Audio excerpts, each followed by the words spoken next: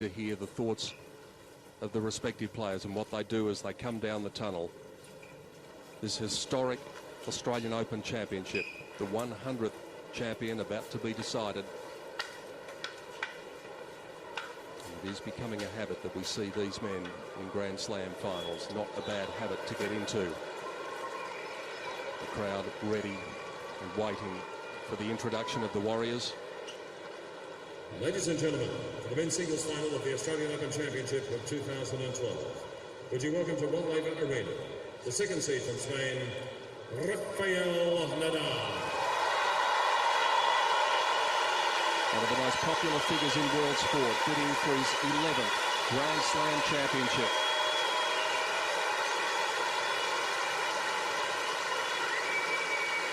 His opponent from Serbia, the top seed is Novak Djokovic.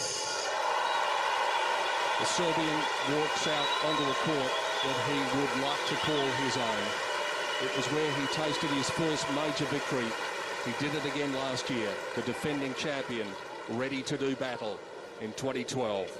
What a match it's going to be. Two men who know all about Grand Slam tennis are with me in the commentary box. Fred Stolle and Jeff Masters.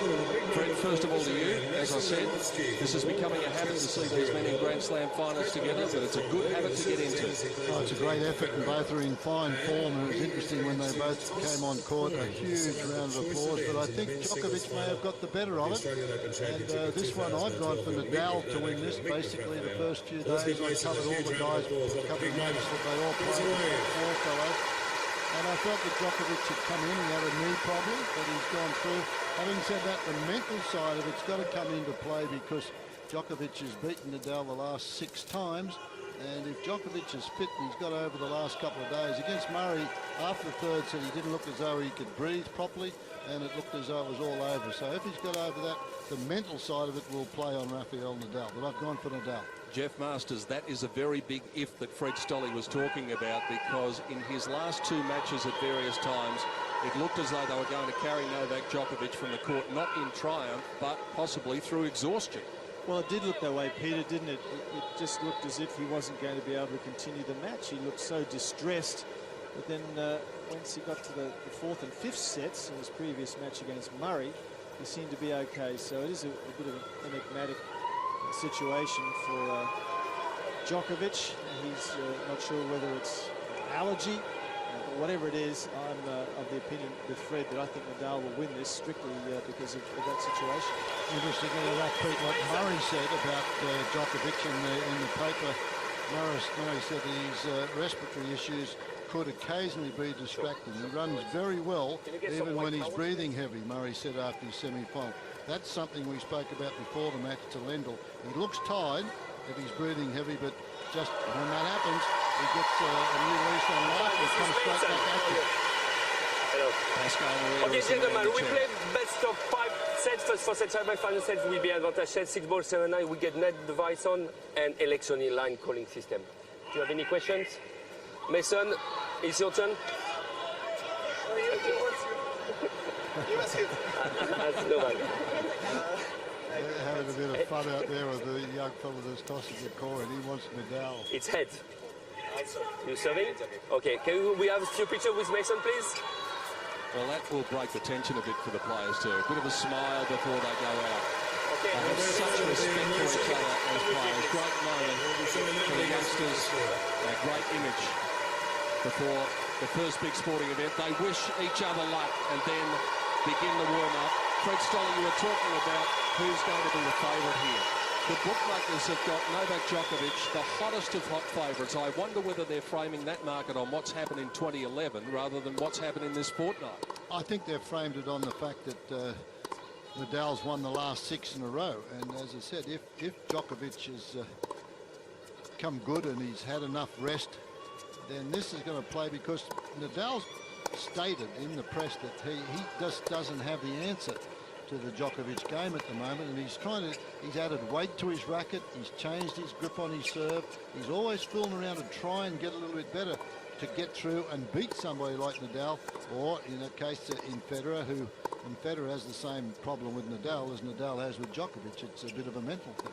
Jeff, Rafa played on Thursday night, Novak played on Friday night. For some strange reason, more often than not, the man who plays second wins the final.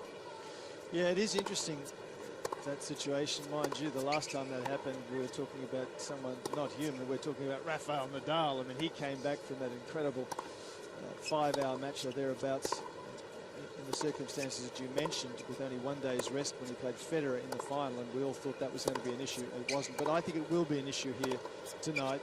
As we've mentioned, Djokovic looked as if he's been struggling physically. He does not look as robust this year, and I think with less time to recover, I think that's going to be a problem for him.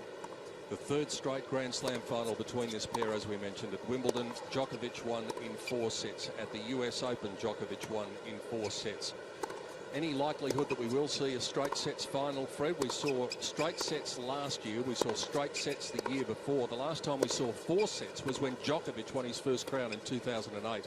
Well, you never can tell with these build-ups. You know, they build it up as being the best Australian men's final for so many years, and they did that with the women's match last night. Turned out to be Azarenka was just too tough, so they can build them up. It just depends on the play of the night. If it comes out where Djokovic has found something that he can do, like the return of serve into Rafa's forehand, that's where he's got to beat Rafa the last few years, is the return of serve into Rafa's forehand, because Rafa always moves across to protect the backhand, to get out of the way of the backhand to hit his forehand. So if that's working tonight, Nadal's going to have some problems. But if Nadal's big topspin forehand is working, then Djokovic. So it just depends. Both these guys know one another's game absolutely backwards. There's no surprises. It's just who's a little bit better and a bit sharper on the night, or who's a little bit fitter. Gentlemen, one thing I do want to touch on was the opening ceremony, the build-up, which I thought was simply magnificent for the 100th final. It truly was, wasn't it? To have 9 of our former champs out there on court being recognised was just wonderful. So then, let's have a look at these great athletes, these great warriors. 25 years of age, Rafael Nadal. He's won $45 million in his career. 7.6 million came last year when he won Monte Carlo, defeated Ferrer, Barcelona, defeated Ferrer, and of course the French Open when he defeated Roger Federer. Also led Spain to the Davis Cup. He's won 46 career titles, and he's been the champion here in 2009, French Open champion 05, 06, 07, 08, 10, 11, Wimbledon champion 2008 and 2010, the US Open champion of 2010. He's playing in his 31st Grand Slam, his 8th Australian Open. He's got a chance of taking the championship here for the second time. There is his road to the championship. He was very good in a quality match against Berdic, and then Roger Federer, well, he went up a level in the semi-finals. He was equal to the task. The crowd simply loves him, and he is very much in the frame to make that 11 Grand Slam championships. The Spanish fans are in. Novak Djokovic at the other end of the court, as we mentioned, the dual champions here. He also won the Australian Open title in 2011. Last year he went on on to to enjoy that remarkable year last year. The Wimbledon champion, Madrid, the US Rome, Open champion. He won 10 times from 11 finals last year, and 6 of those 10 were against Rafael Nadal. The first to win 10 in the season since Federer won 12 in 2006. He too, a popular figure in Melbourne. As Fred Stolle was saying before, Ladies and gentlemen, in the chair presenting our men's singles final of the championship of 2012 from Nice in France, we welcome Monsieur we had the top 4 go through to the semi-finals. We've got 1 versus 2 in the final.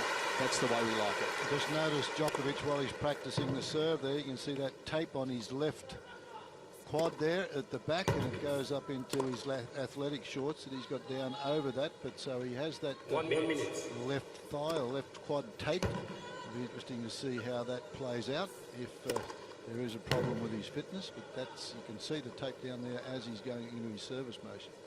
Just trying to remember, Jeff, whether it was his left hamstring or his right hamstring that he clutched at the other night down at the far end of the court. But as Fred said, that's something to be perhaps a little bit concerned about, but not too concerned. The one good thing is that the roof is open now.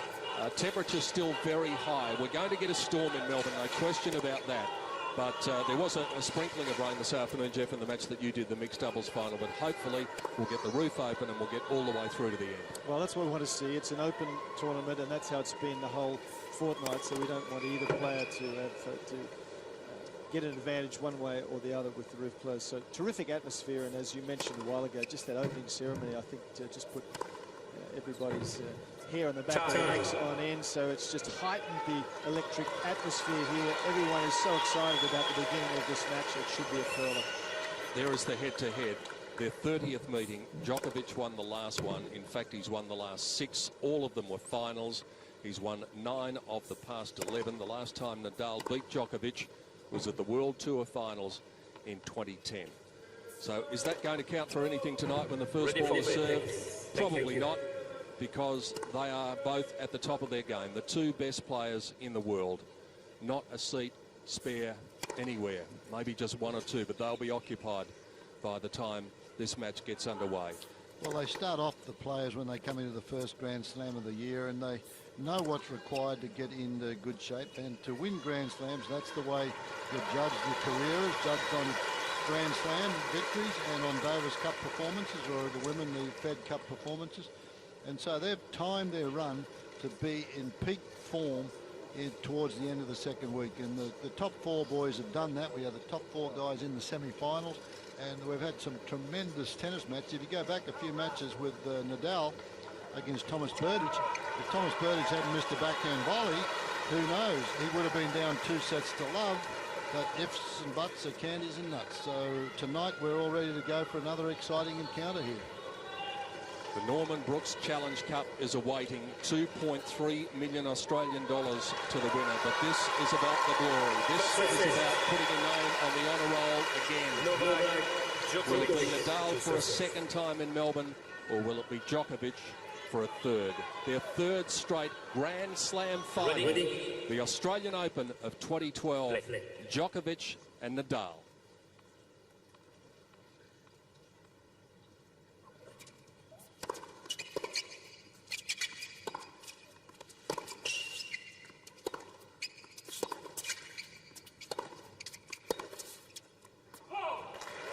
Just reading an interesting fact here, an interesting stat, that Rafael Nadal is bidding to avoid becoming the first man to lose 3 consecutive Grand Slam finals in the Open era. So you know that he wants to get this one in his pocket tonight. Lost 3 in a row, his last 3 finals in Grand Slams. That's unusual for Nadal.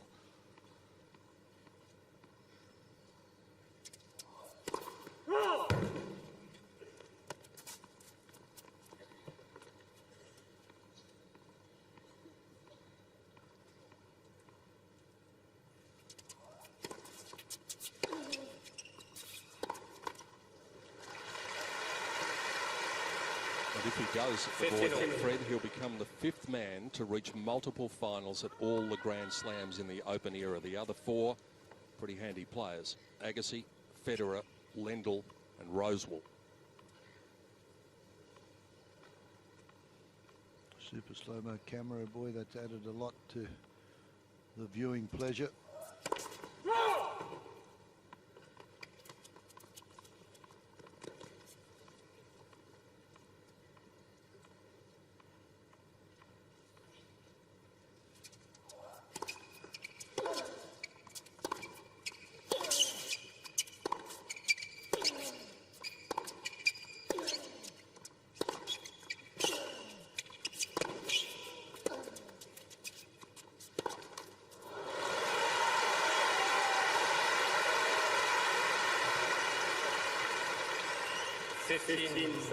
But I'm going to be interested here tonight to see if Nadal, in fact, plays a little closer to the baseline. He's made comments about that in the last few days, that he felt that Djokovic has had the better of him the last few times because Djokovic has taken a lot of time away from Nadal. So he wants to give back some of that same sort of philosophy. But early stages, we'll keep a close look on whether that transpires or not.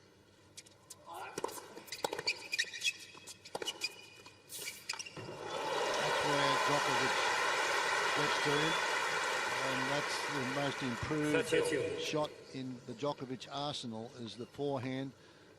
3 years ago it was shot that made unforced errors, but this one, Nadal's not looking for that pace of shot that he can create into that forehand corner.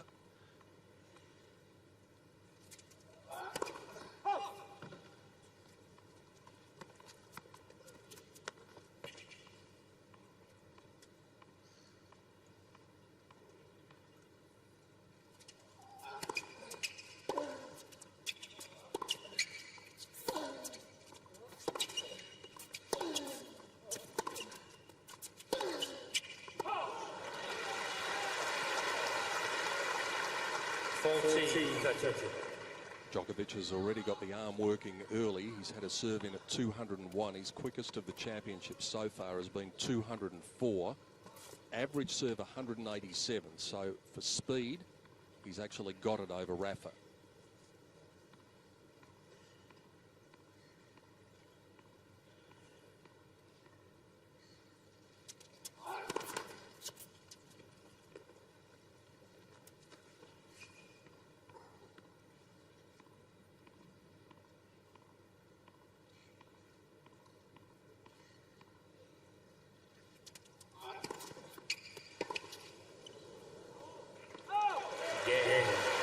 Second serve, you could see Nadal move, looking for that backhand serve, and Djokovic with a good kicker surprised him. Well, you mentioned how much his forehand's improved. I think this has been even the better part of his improvement of recent times, Fred's the serve. He went through a phase there in 2010 where he lost his rhythm on serve. It was being tinkered with a little bit. He's gone back to his own original rhythm, and that second serve in particular is much better. Well, Todd Martin did that when he took him over, changed the entire swing, didn't it? It was a swing that was reminiscent of the old Stefan Edberg thing where you held the racket down there all the time. He had to have too much work done at the top of the swing. As you mentioned, he's gone back to the old swing and he's Rafael, that. We discussed before that Djokovic will have the edge on speed as far as the first serve, the quickest serve is concerned. One thing where Nadal will be looking for an edge will be first serve percentage. His average first serve percentage throughout these championships, 74 compared to 60 for Djokovic.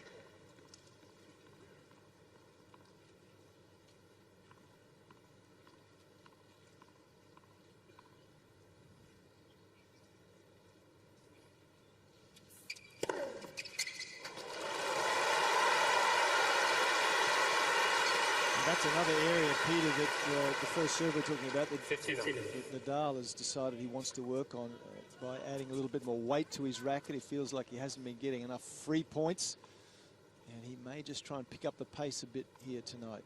Doesn't want to have to work as hard as he has in the past.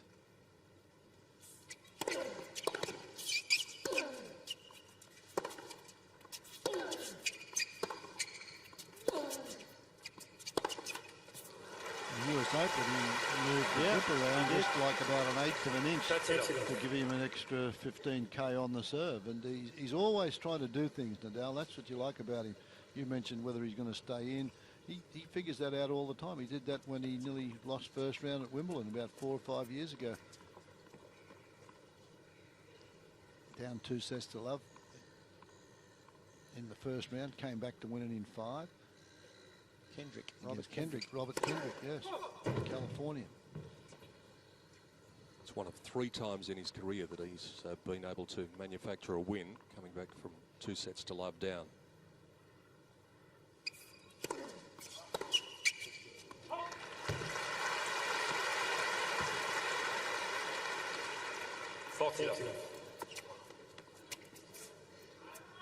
He hasn't done it since 2007, come from 2 sets to love down, as we look at the man whose house we're in tonight, Rocket Rod Laver. Hasn't done it since 2007, but he probably hasn't had to do it a lot since 2007. He probably hasn't been down too many times, 2 sets to love since then. Well, that is just the confidence booster that Rafa would have wanted with his opening service game, holding to love. One game. We haven't spoken about the Nadal knee that prior to the tournament seemed to come from nowhere to the point that on the the night before the championship started. He had to go off to hospital, and he was in tears thinking he may not be able to play. That's interesting. Djokovic obviously feeling the tension that he's used in the racket to start this match is not what he wanted. Sometimes the conditions when they get humid change the flight of the ball. He might have decided that it's humid, a little bit heavier. He wants a racket strung perhaps a little bit looser.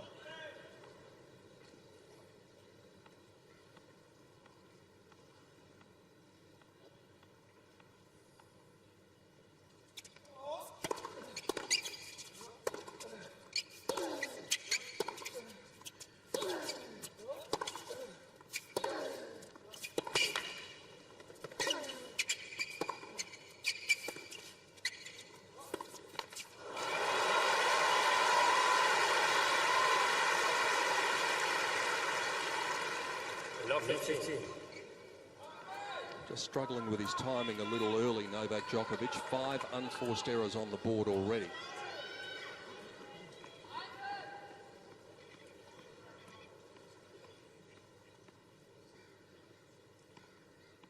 Gives it a bit of effort, doesn't he?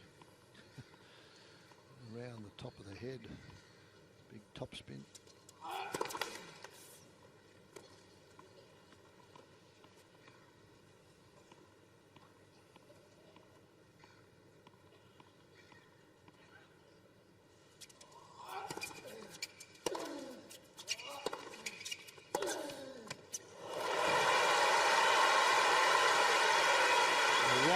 Djokovic a little ginger on that leg, chasing that one. Did not move for it. See if he can pick it up here.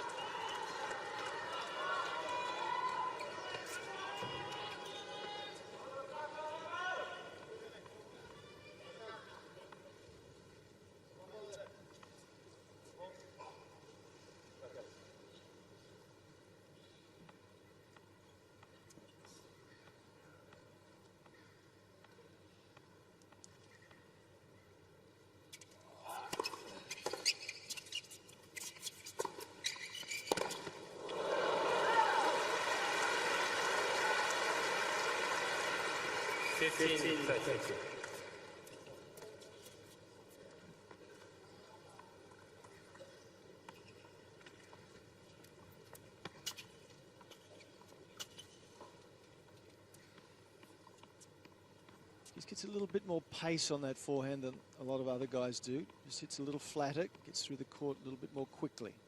Djokovic we're talking about.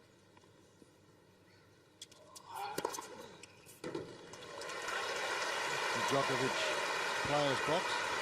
Gonna have a look at it.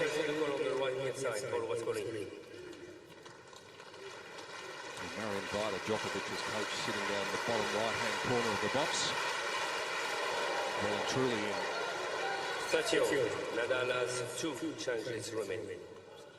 I haven't seen Djokovic's parents. I thought they were here at the start of the tournament. I haven't seen them. I don't think they are, Fred. Yeah. I don't think No, any they of the haven't been there families last here. week. Yeah.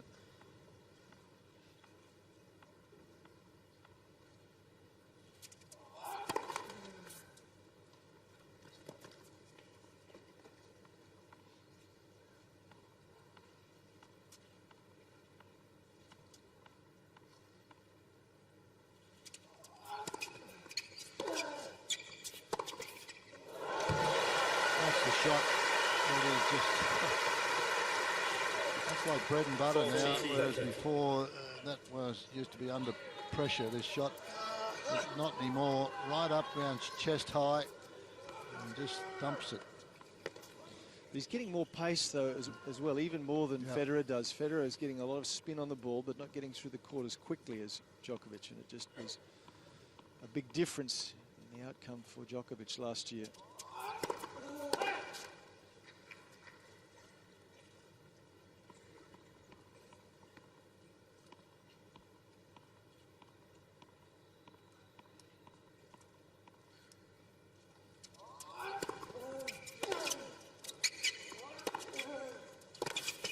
There's that speed again. It's that same shot again into the forehand though. He's looking for it over the backhand wing. We're on serve early in the final. Djokovic leads by 2 games to 1.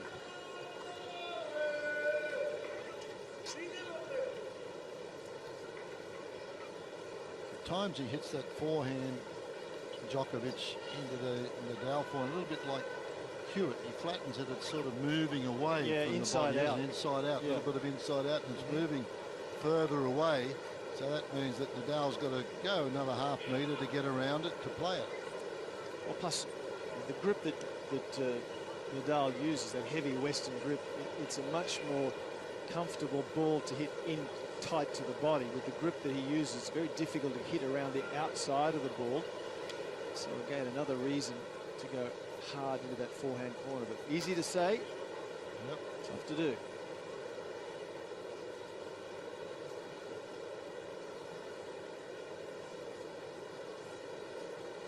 Arena-like. Time.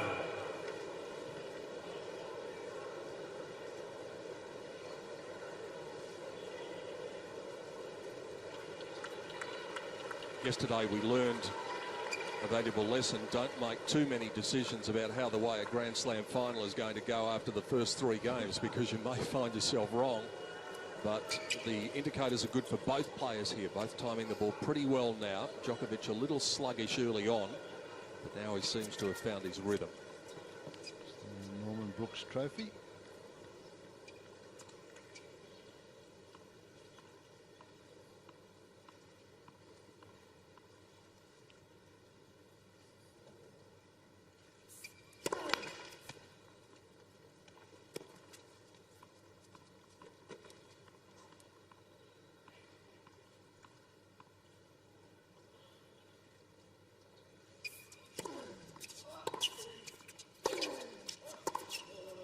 Djokovic challenge the call on the right baseline. Ball was calling. And I think this is long, unless it's a lot of topspin. You never can tell with the strings that Nadal uses. He gets a lot of dip on the shot. It's long. Well, good judge, Fred, because that margin is 2 millimetres. Love 15. Oh, he's had a good eye, didn't he? Well, apparently he's got 2 good eyes. No, I've always been one-eyed.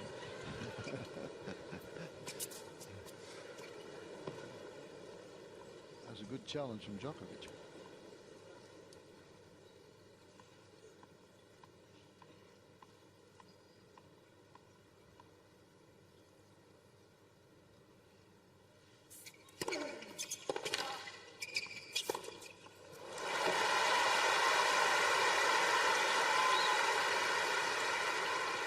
It's the reason that Nadal's got such a terrific record at staving off break points.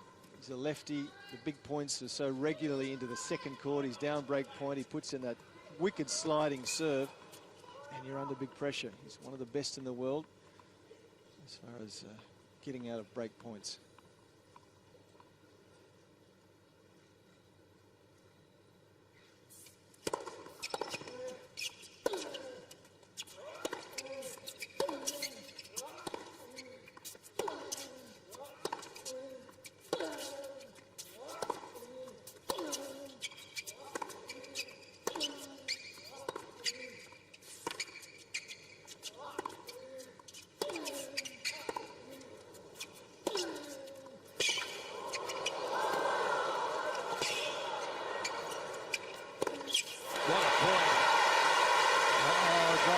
Down,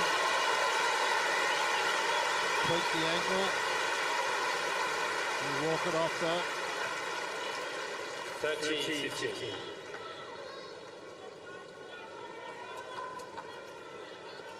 Just after this, just here, it was rather back. innocuous. Yeah. Oops. Just there, the right ankle rolled just a little.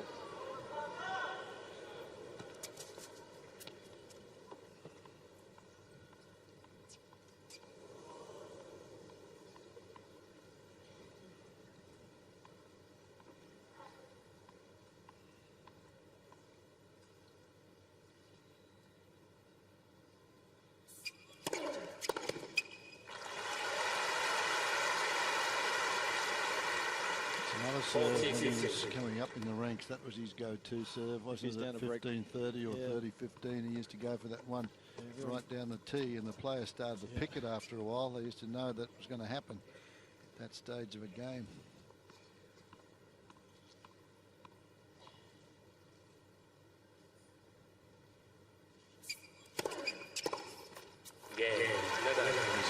serve very convincingly at present. Rafael Nadal has just dropped the 1 point. 2 games. Djokovic just flexing that leg at the other end of the court. There's the women's champion, Victoria Azarenka, in the crowd looking on. And it's one of those ones where you roll an ankle. Gentlemen, you know it. You've probably done it many times out there on the court. When you do it immediately, there's a bit of shock about it. And you think, I hope I haven't done it badly. Doesn't appear to be the case with Djokovic, but he's got it in his head now. Yeah, I think he's going to be okay. He's just loosening it up. It would be more noticeable by now if he'd done some serious injury. So he's had to put the weight on that 15 left foot and drag the right one through. That showed you the last one when he drags his toe through. His tennis shoes don't last him too long.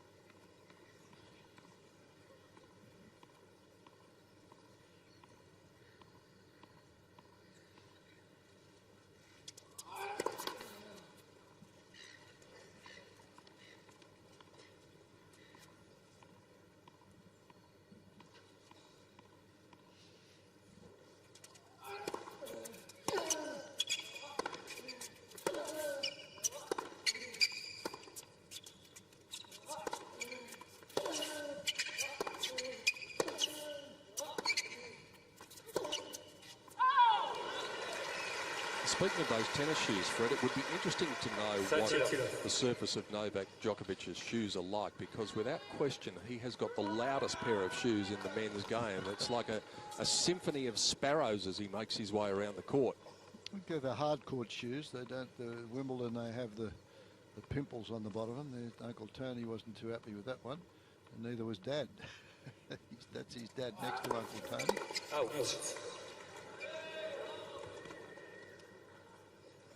He looked up to the box and it was signalled out.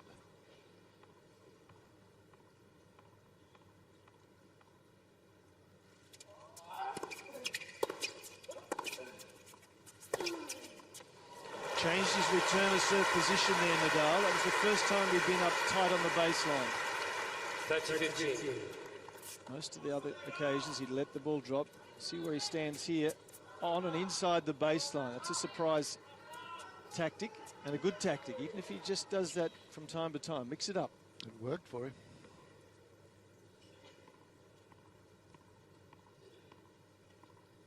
See the felt come off the ball. Super slow-mo. Whoops.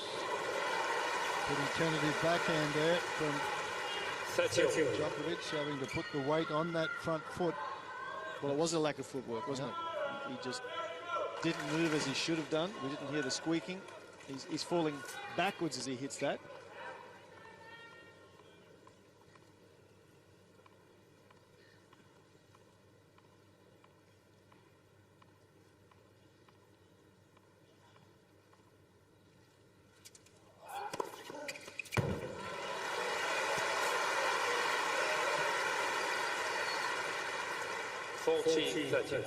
Third ace.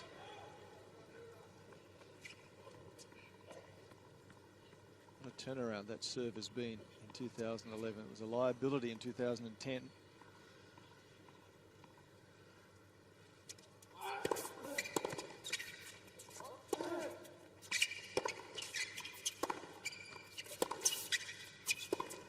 It's out. Djokovic's high ace count in these championships, 15 against Hewitt in the round of 16. He's averaged about 8 aces a match. People coming to clean the court for the bird sheet, please. Thank you. Pascal Maria probably unaware of the fact that we could hear what he was saying, but looking to erase the calling cards from the birds. That's the translation of what he said.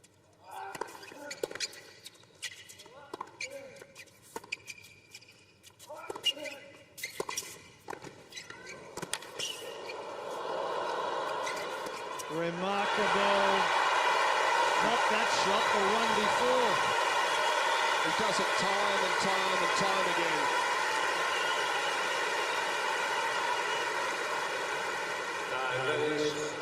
Nadal.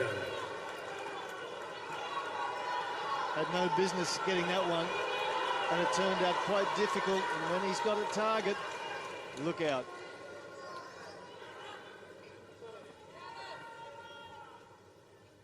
Brings up the first big moment of the final. Break point.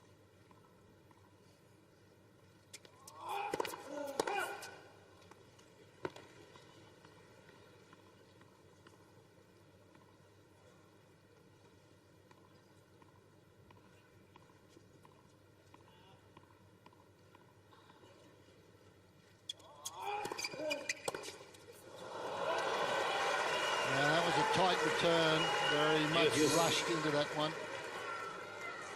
How eager both these men are to get an early break.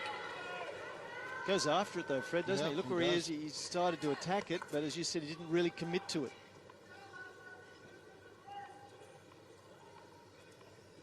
You look up to Uncle Tony and say, now, if I was another 8 feet back there, I'd have made that return. Now you're telling me to step in.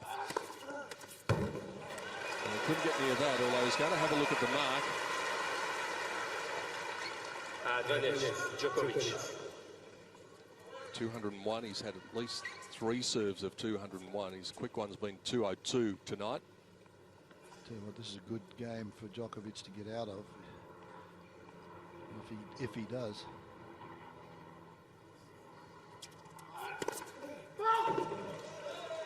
Djokovic channel call on the left face. Ball was called out.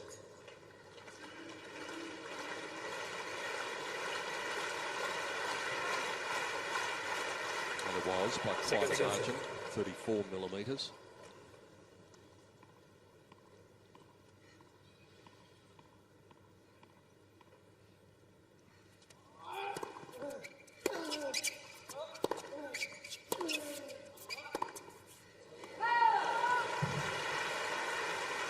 Yes, Djokovic has 2 challenges Then on that remaining. backhand side, when he's got to put weight onto that right foot.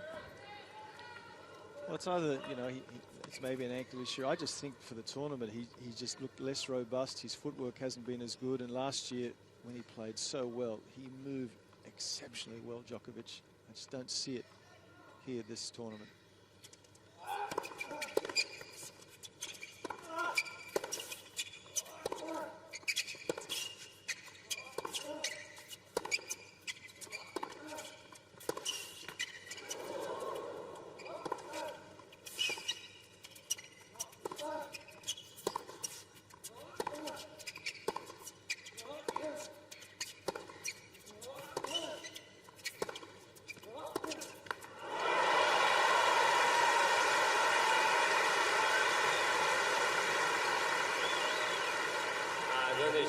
Nadal. Last rally was 20 strokes. Another break point opportunity.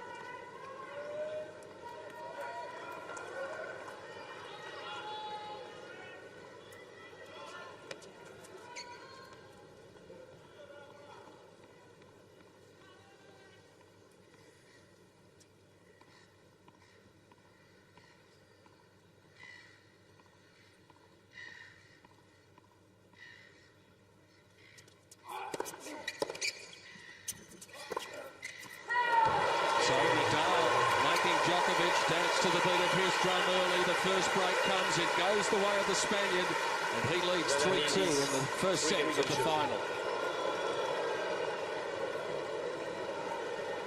Well, I mentioned that was a good one for Djokovic to get out of if he could, but he got back from 15-40, did a super job, but then it was Nadal that made him pay.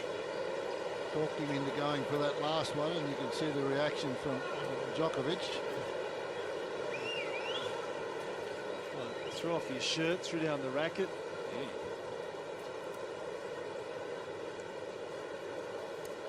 Well, that is an amazing sign of frustration early on. I wonder if there's something else behind that. Well, there has to be, hasn't there? I think it's his frustration at the way he's been feeling.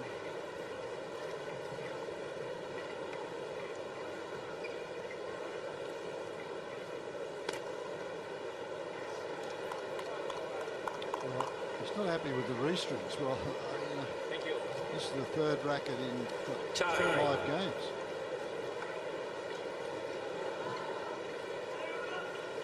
All sorts of changing going on for Novak Djokovic. He was very frustrated as he went to his chair. He's changed his shirt. He's changed his racket again. And he's seen Nadal jog out, which is a wonderful psychological ploy from Nadal. It's 91 degrees and he's put on a black shirt. That is curious. Especially for a man who's looked the way he has in his last 2 matches.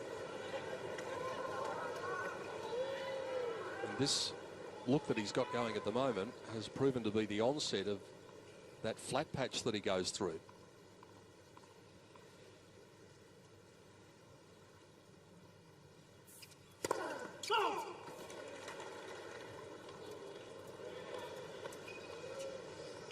Challenge or not. Nadal is challenging the corner on the left center side. Ball was called out. Well, the question is that challenging in a timely manner? Well, they all seem to do it. They see a mark. And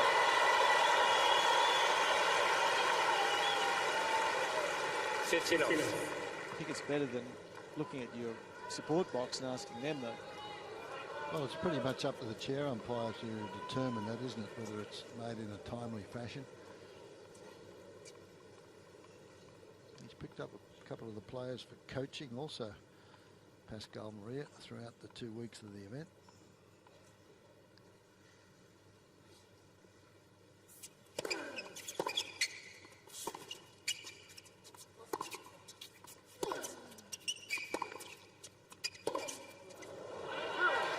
Two players that he picked up were Burditch and his coaching staff, and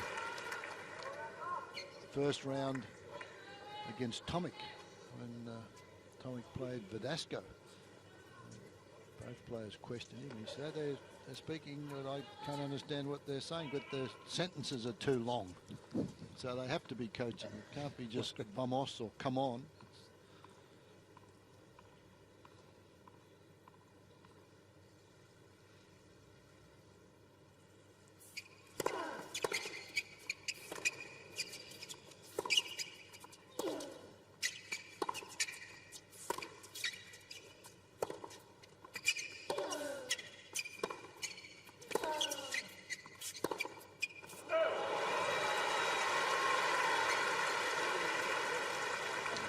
But on there, Jeffrey, he's just working on his footwork. He's just not in position at all. Even with that backhand, his forehand, any questions where he was, the feet.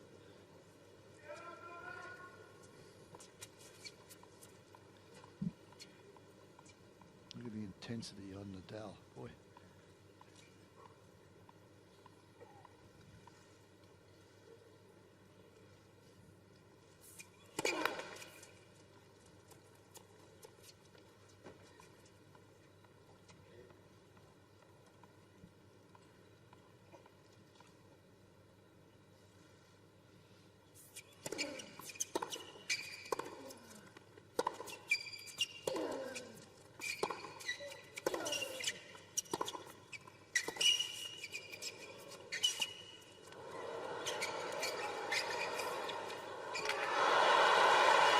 Good.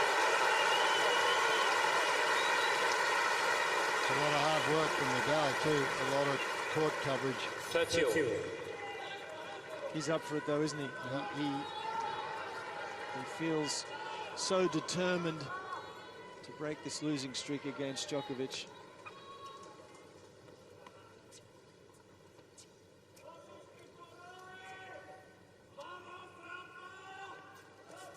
Thank you.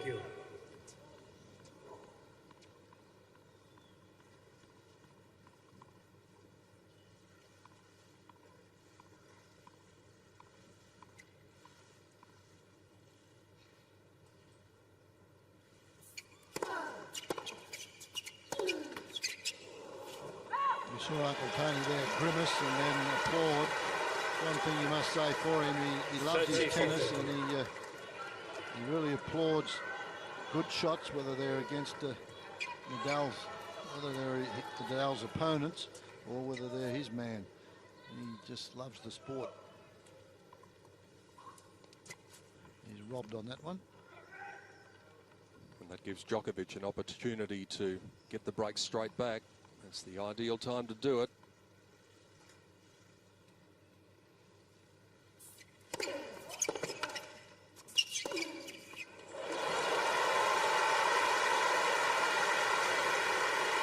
That's what we mentioned before. Break point down, he goes the wide slider that you can do nothing with.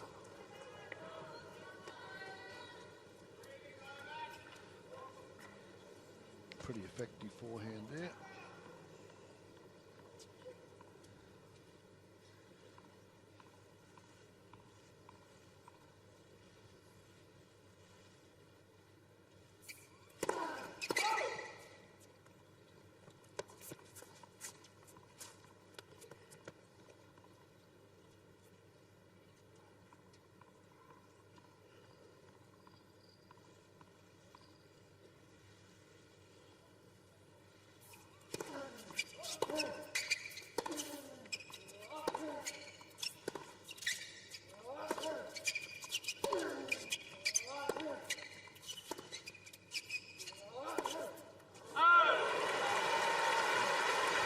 There's up to a dozen unforced errors now. Nadal. That is a very high count for 6 games. That's twice as many as his opponent. Nadal's made 6, Djokovic 12. And this last forehand misses by a good couple of meters. That's a bad miss, nowhere near it.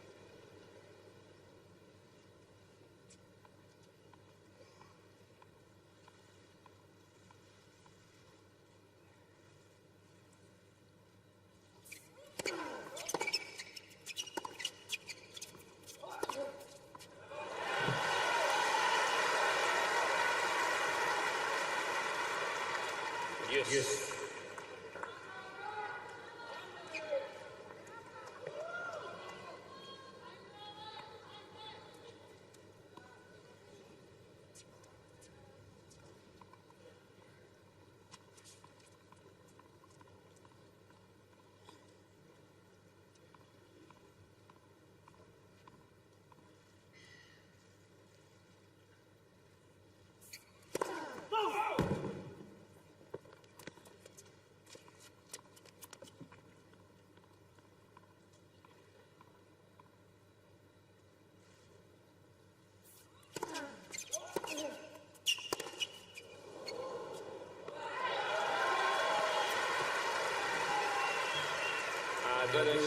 Djokovic. He complains about a missed forehand, then he comes up with 2 very good returns that are very deep and hit firmly.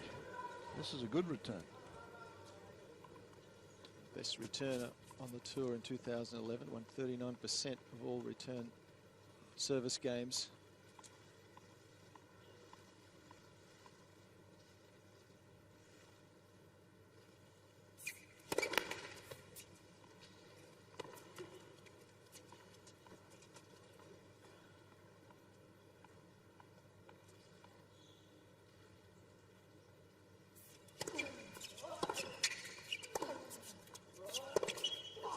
Another wild one. Well, again, that's just footwork. He wasn't to the ball then. He finished up reaching for it just marginally.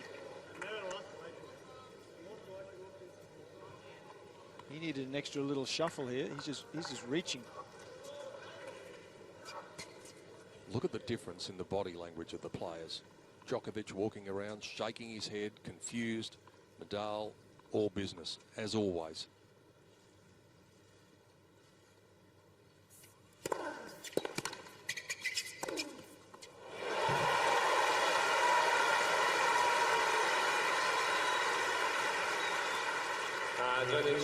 Nadal.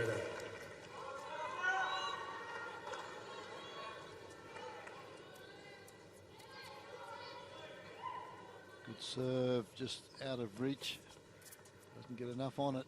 You can see right up on the top of the frame, barely gets it back into court, and he just doesn't have time to recover for that forehand right into the forehand corner.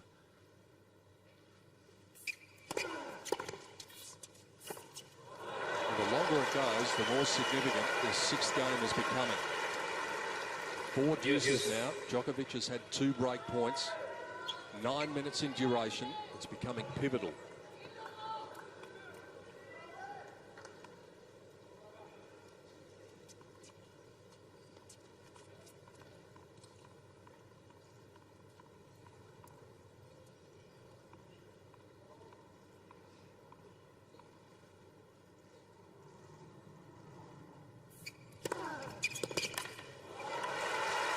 point out, you'll see that serve's been good on the juice court, right down the middle. Again, this one moving away, just out of reach once more.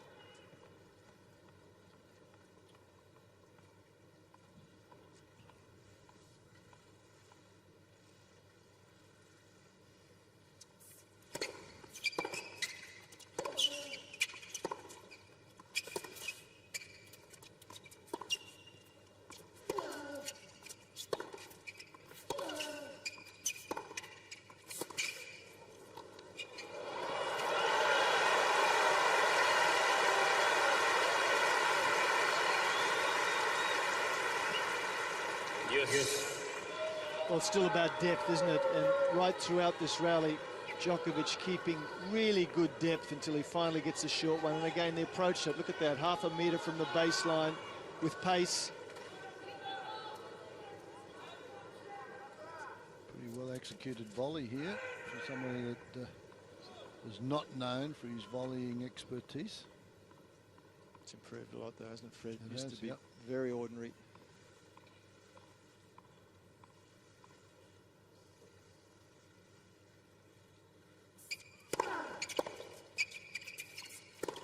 Jammed him with the body serve, and that was it.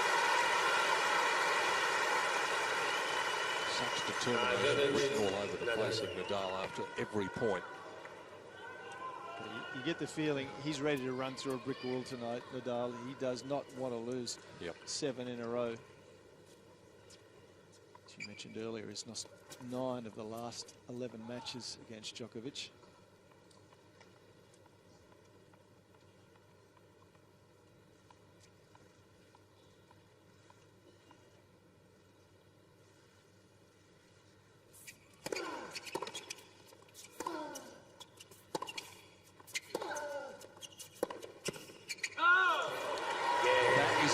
Big hole from Rafael Nadal.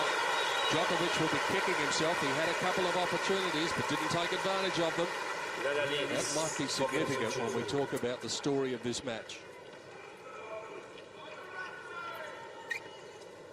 The crowd in Garden Square packed out there, and also at Grand Slam Oval, just to be here to enjoy the atmosphere of the first big worldwide sporting event of 2012. The Eureka Tower standing like a beacon above Melbourne's skyline. Ball boy, the ball, please. On a cloudy and perhaps, and hopefully later on, stormy night.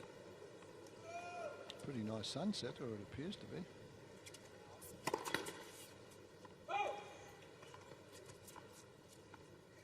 Djokovic facing a storm of his own at present.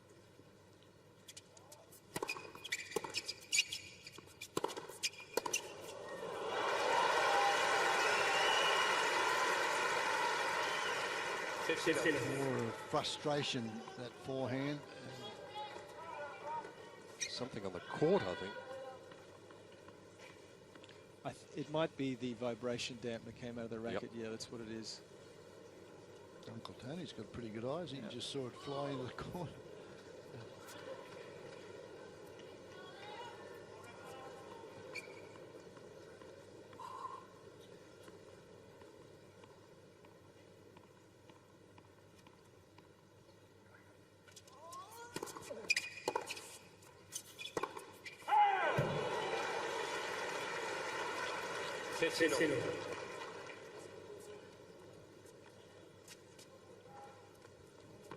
The defending champion needing to be very vigilant here. Otherwise, the first set could be gone before he knows it.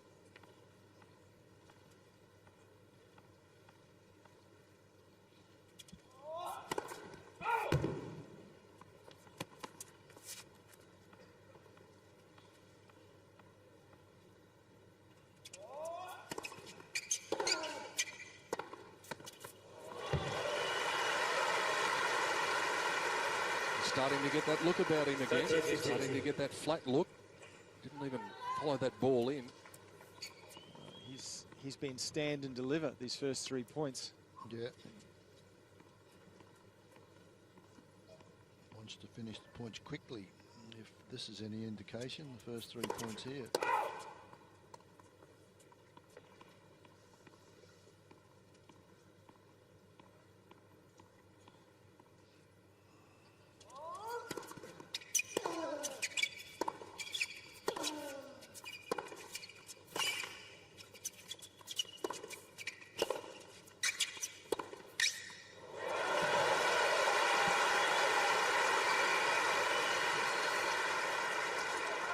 40-50.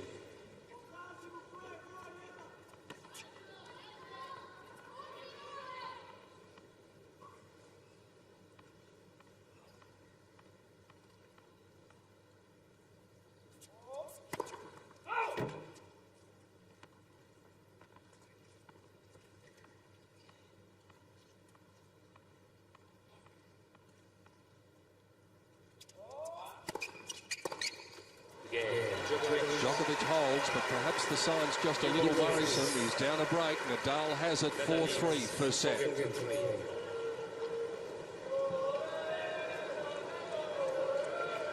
Well, it looked as if he'd made his mind up that game that if the ball was within reach, he was just going for broke.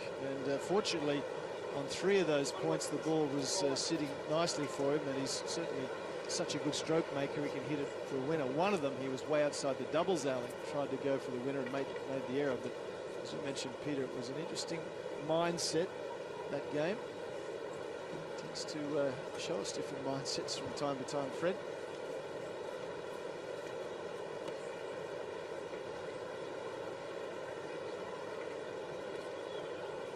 Good look at the intensity of the Nadal serve.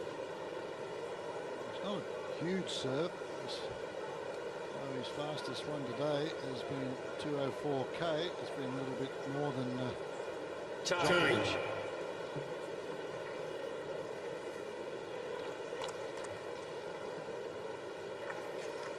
There's that sunset that Fred Stolle was talking about, looking towards the west beyond Eureka Tower, the tall building in the Melbourne Central Business District, less than a kilometre away from this great tennis centre.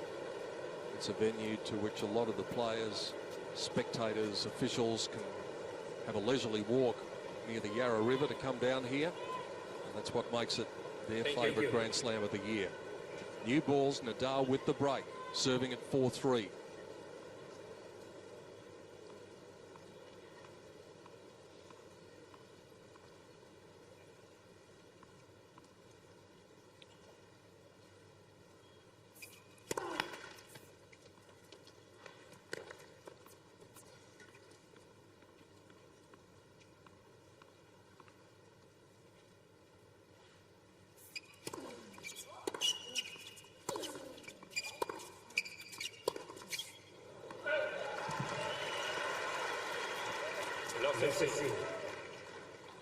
The 204 km/h fast serve that Fred Stolle was talking about for Rafael Nadal is in fact his fastest of the championship so far.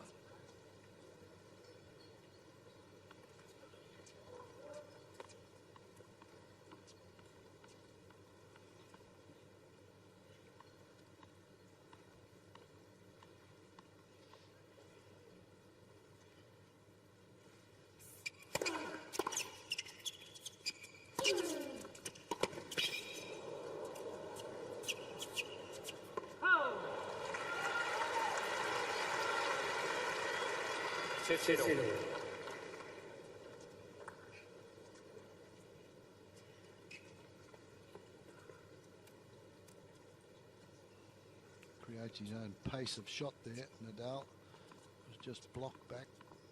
That one could bring rain if it gets up any higher.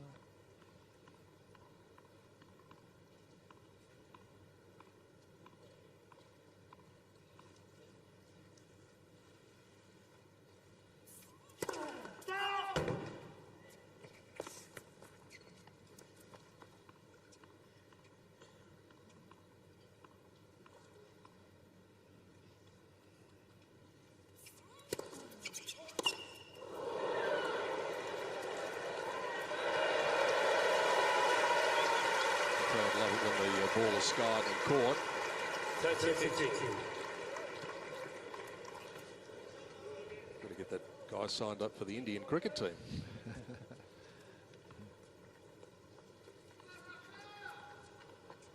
think I'd rather be signed up to be the Indian cricket coach. Look at what his salary apparently is.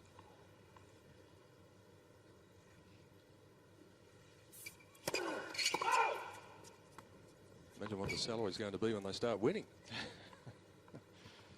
Yeah.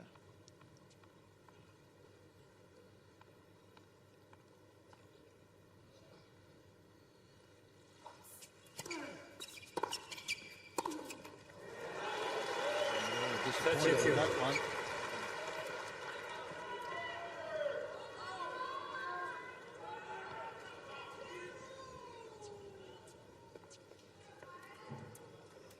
It's all about winning the close games, isn't it? And that's something that Djokovic did so well last year. So far tonight, it's been Nadal that's won the close games.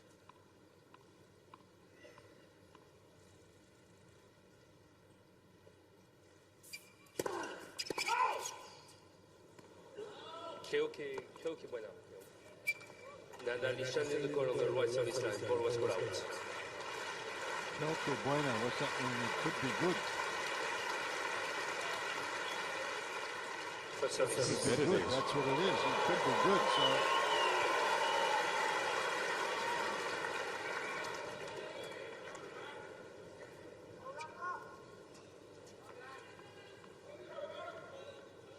annoying for Nadal after coming up with such a good serve.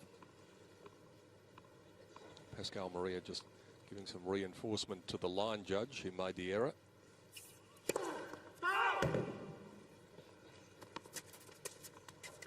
Don't realise what a hard job they've got until you sit at the side of the court and see the speed that the ball is moving.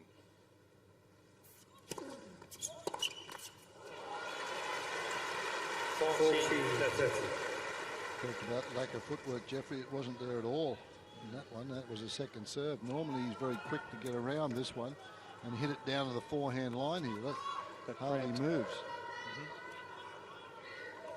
His cramps, see how tight the elbow is into the side. The ball chased him and he didn't move.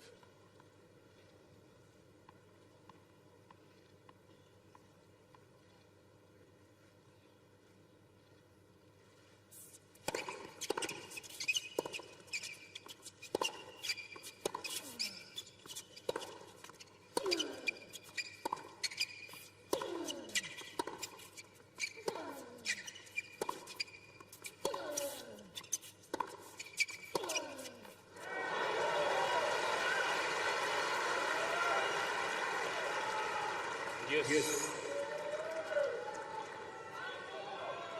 Remember the last game, Nadal's serve was an absolute marathon. Djokovic had 2 fully blown chances and couldn't take any advantage of it. He's got half a chance here.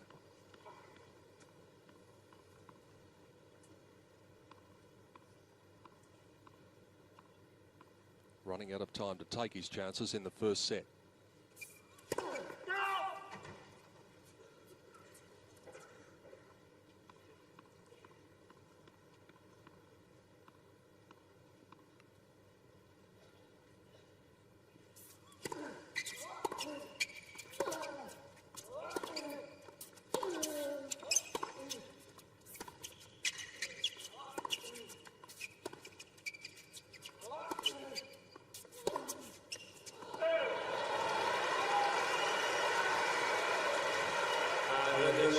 This is where the mind games come into play.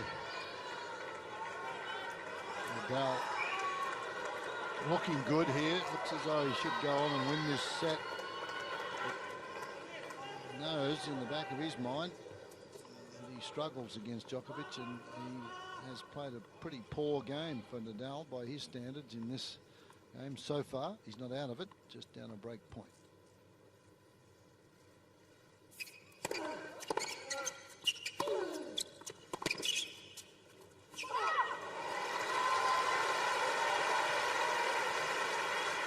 Yes.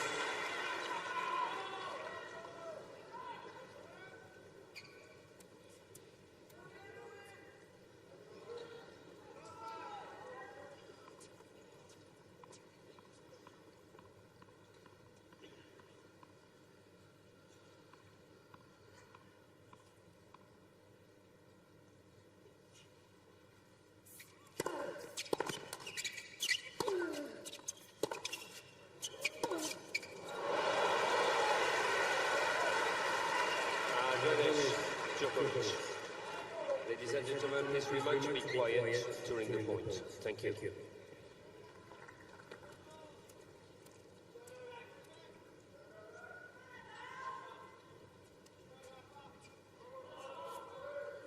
Marion Vida, reinforcing that point.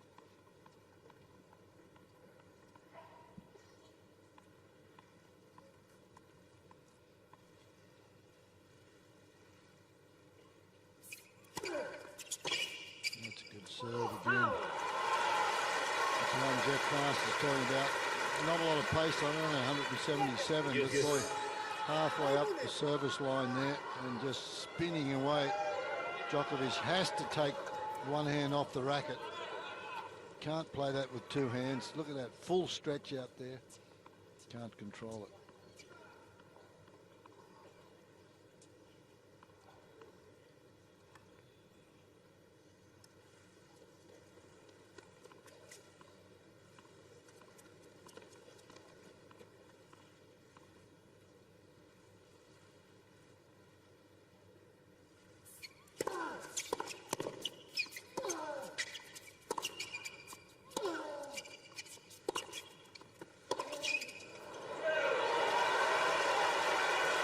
That is the shot when he plays against Djokovic, against Nadal. Djokovic, that forehand, that is the shot that does the damage.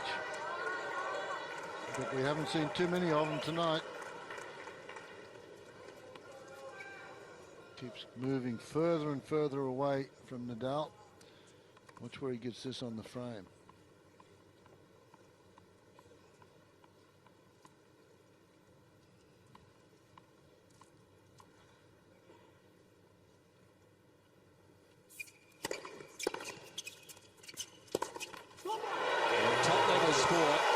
Certain number of chances, and finally Djokovic has taken one. It's taken him 5 break points to get the break back, but that's exactly what he's done.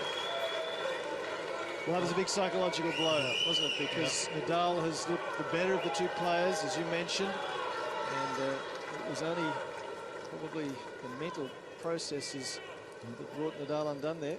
Not a good game at all. So, back to square one. There's the very expensive watch that he's got, Nadal, and a good look at the ball bounce. And the serve, he gets all that motion, jumps up in here.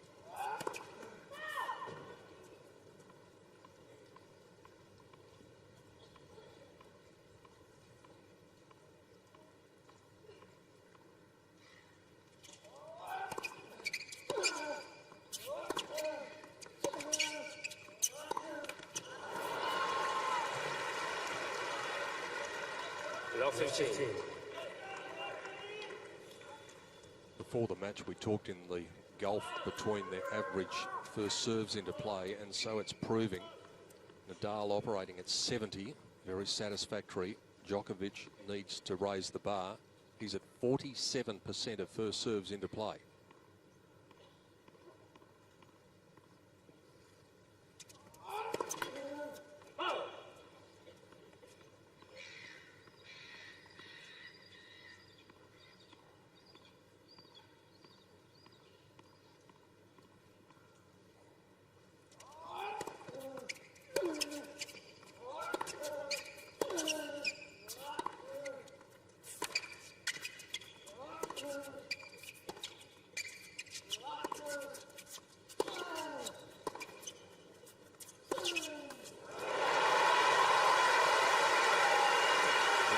Looked a little tentative in his footwork.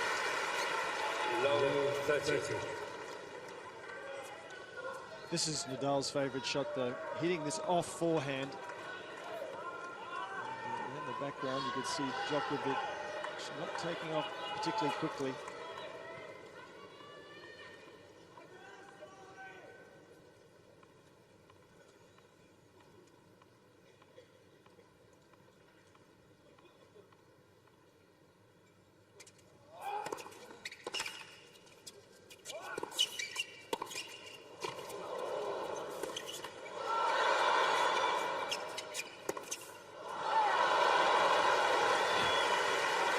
Got a jail-free card there from Djokovic. 15.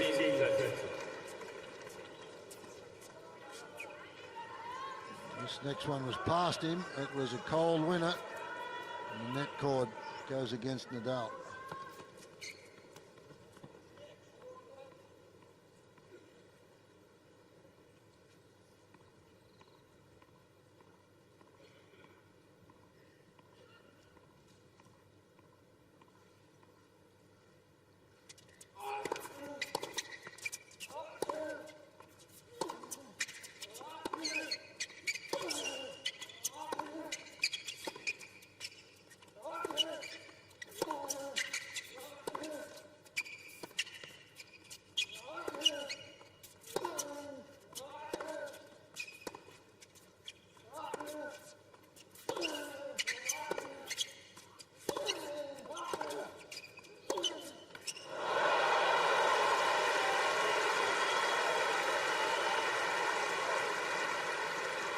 30.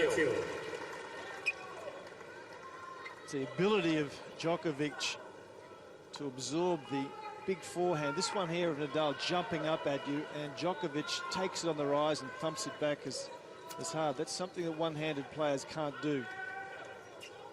People like Federer struggle with that shot. He runs into trouble with Nadal, isn't it? Exactly the same.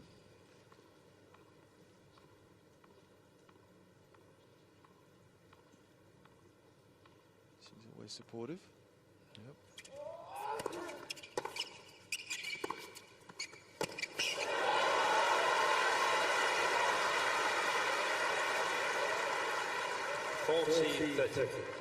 Whereas he looks as though he's out of it for a couple of games, and then suddenly gets a break of serve, and he's like a new man. Well, as we mentioned, that 2-4 game, he just was stand and deliver without really too much thought about what was going on. Now he's very mindful. Djokovic we're talking about.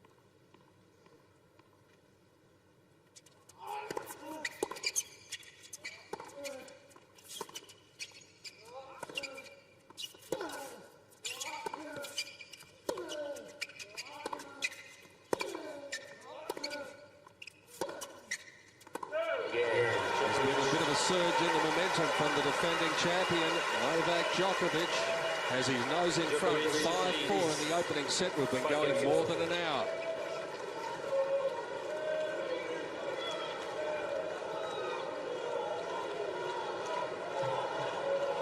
And the cheers of Nole, which is Djokovic's nickname. But at 4-2, you wouldn't have given a Zach for his chances in the first set, would you? He certainly was making far too many errors. At one stage there we commented on the fact that he'd made 12 unforced errors to Nadal's 6. Certainly that's improved. He's now made 17 to Nadal's 14. Nadal sort of presented him with that game at 4-2 though, that 4-3 game. To get to 4-all, it was a very poor game with lots of unforced errors and a little bit of not believing in oneself with Nadal.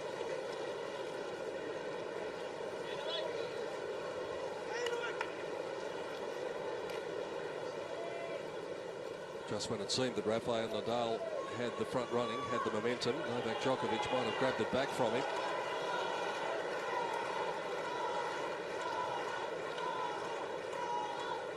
Five games to 4 in the opening set of the 2012 final.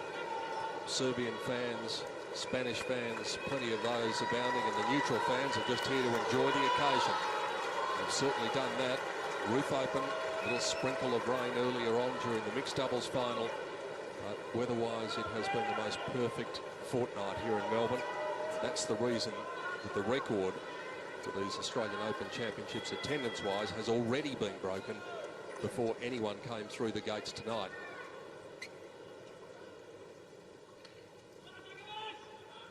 Rafa just needing to find a spark again at 4-5.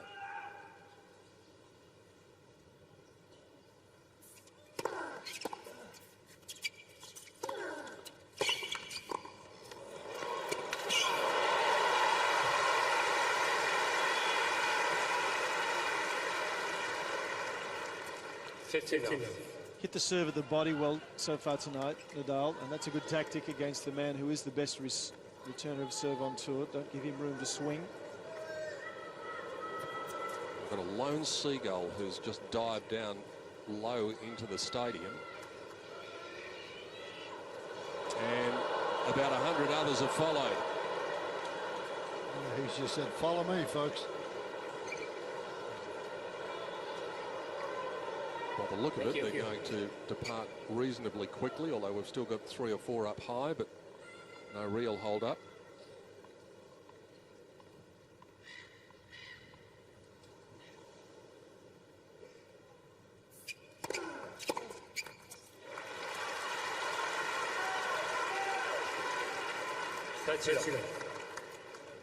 Jeffrey, after the other night, I'm not saying anything about seagulls. Wise decision.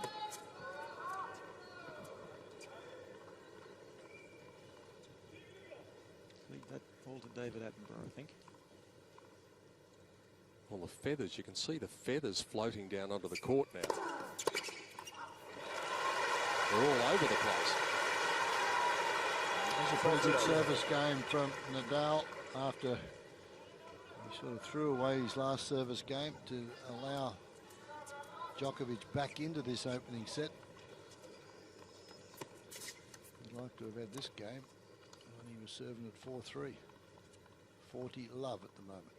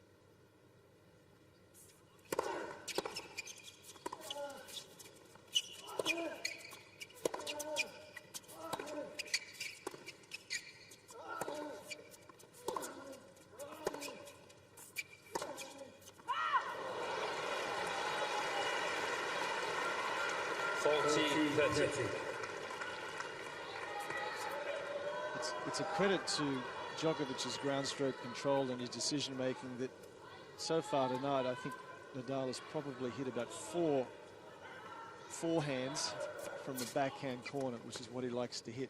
He's just been prevented from running around the backhand and hitting those off forehands by the accuracy of the Djokovic ground strokes.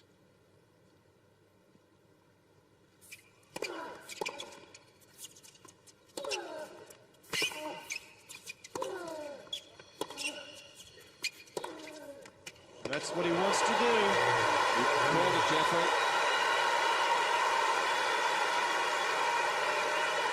It turned into a tough hold of serve. 5 games. But a good one and a vital time in the first set as this set rolls on. It's not going to be a quick match, even if we have straight sets tonight. We've been going an hour and 7 minutes already.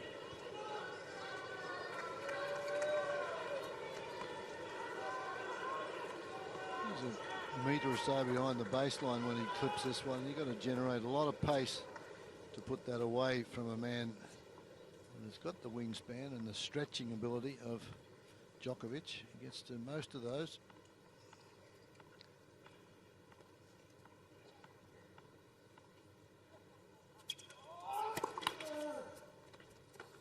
5-all, heading towards tiebreak.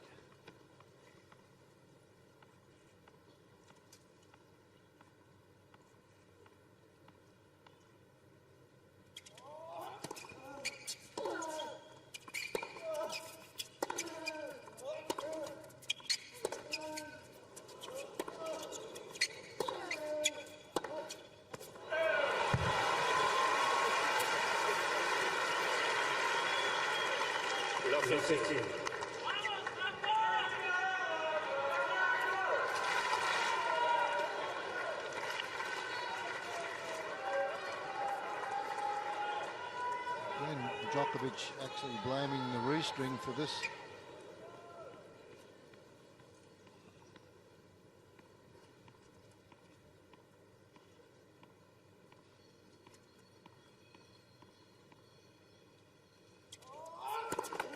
Let. So.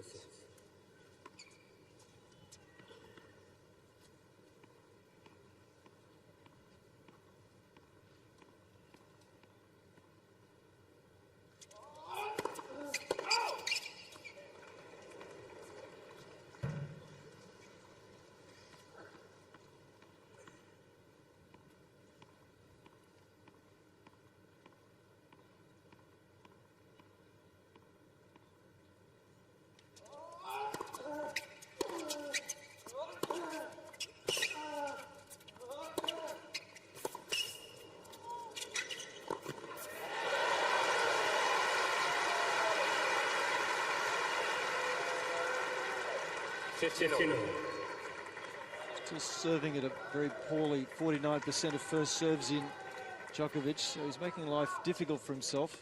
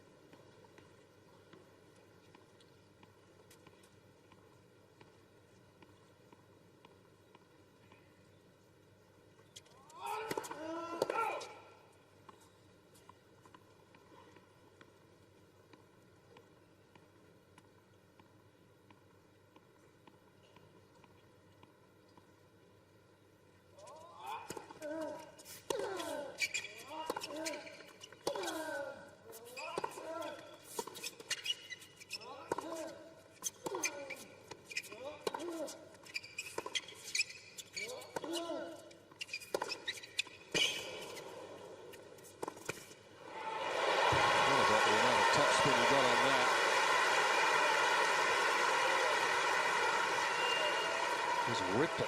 32. It's his backhand that does the job. He decides to really go after it. And that's the first time, really, off the backhand side, off a neutral ball, that he's really gone after that shot, Nadal. He's only hit one backhand winner so far in the match. Biggest point of the match so far, right here.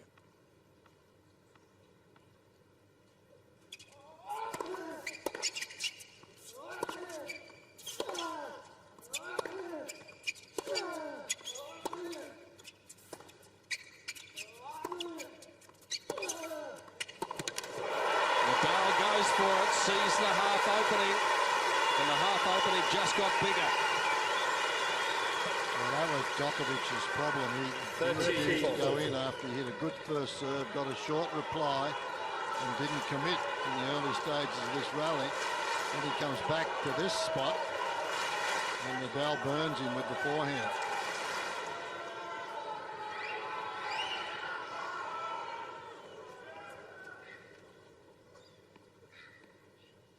Break point for the Spaniard to go 6-5 up deep in the first set.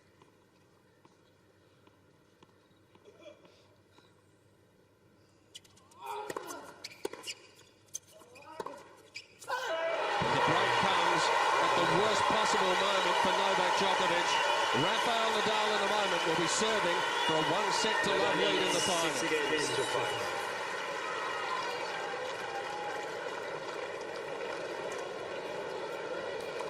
Well, credit to Nadal there. I think at 30 all he came up with a big backhand, and to get himself to 30-40, he then came up with another big forehand down the line. He'd been playing to a pattern, he'd been hitting that forehand back across court, had the courage to go for the opening. So we may well see what we thought we were going to see earlier, Fred, and that is a first set to Nadal. Yep. Yeah, well, he's had enough opportunities to win the first set, and it'll just be up to his mental application now, serving for the set. He lost it at 4-3, which would have put him in front 5-3. Both players know the importance of this opening set. Time. I think Nadal wins this first set, he can go on pretty strongly.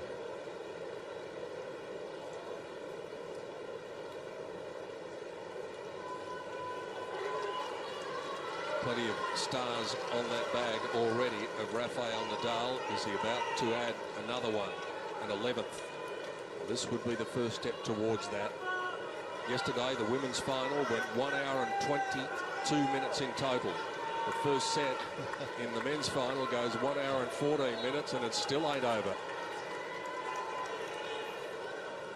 It might be in a moment, though, if Rafa can come up with a solid service game in the 12th game. Otherwise, we're off to the breaker.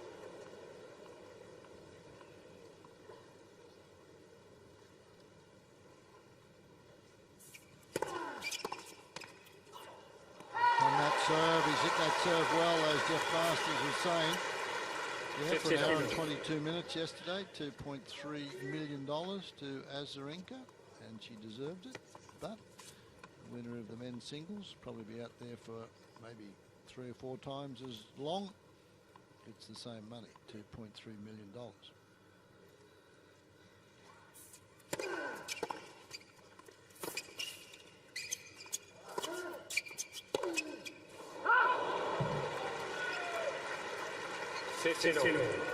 Well, it was worth the percentage play. Djokovic had him stuck in that corner, and he's 15 love. If he pulls the trigger on this forehand, which he does, he makes it. He's 30 love, but it went wide. But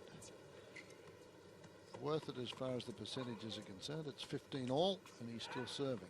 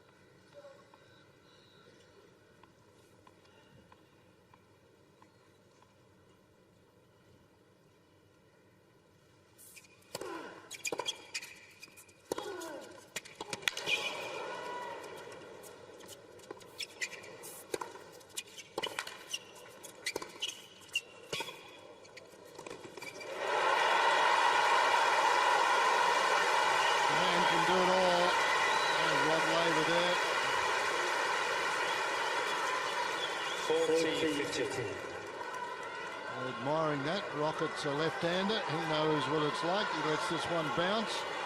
Doesn't overplay it. And moves in behind the next one. Plays the little sliding volley and plays the angle to take him to set points. Beautifully executed. Moving forward.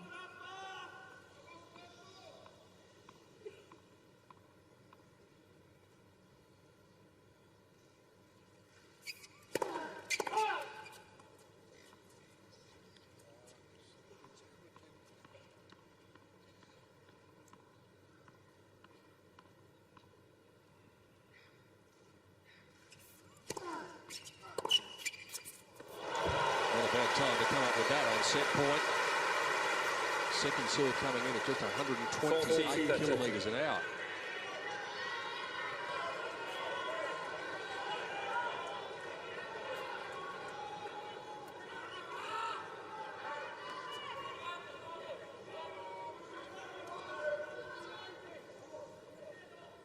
One set point remaining though for Nadal.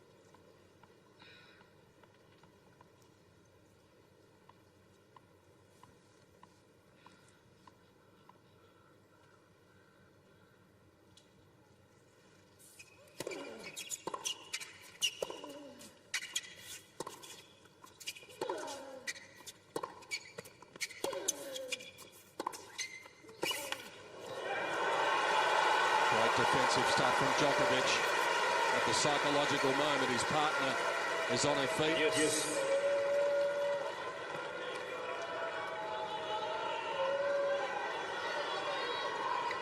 Irrespective of what happens here in this particular match, Djokovic still remains #1 in the world because by way of his performances last year. But this certainly would help Nadal's mental approach to what he can achieve against Djokovic.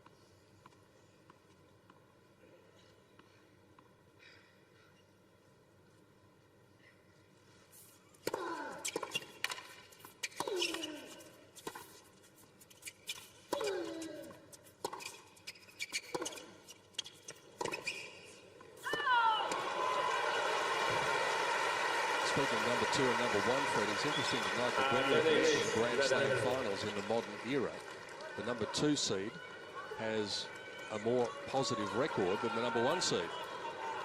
20-17. That's the way it may work out tonight. Especially if this next point goes the way of the Spaniard.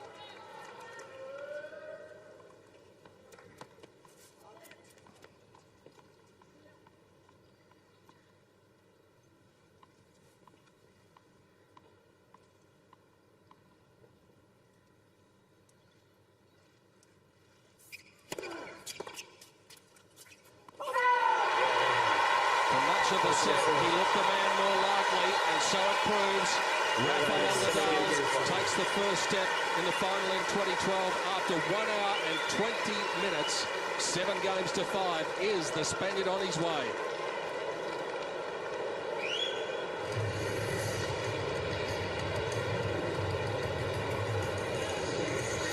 Nadal's going to be pretty happy with his performance to wrap that one up, and he's 1 step closer now to winning this title. That will take, in my opinion, take a fair bit of the wind out of the Djokovic sails, and performances on the serve. Djokovic not too good. Nadal very good. The unforced winners pretty even. Unforced errors rather even. But it is 49 points to 43. But the net points won rather even. But Nadal has been able to do the job on the break points, and Djokovic has had 5 of them and only converted 1. And that was the downfall in this first set. Let's look at some of the highlights. Well, he served, well, it was almost a low light there, but he seemed to recover okay, Djokovic. Just didn't serve well enough, Djokovic, either. First serve percentage, 51%, that's not quite good enough. The last part of the set, I think both players playing pretty close to their best. Wasn't the case at the outset. Djokovic seemed to be not moving as well as he needed to be, and you can see Nadal he's desperate to win tonight. Absolutely desperate. More so than ever, if that is possible.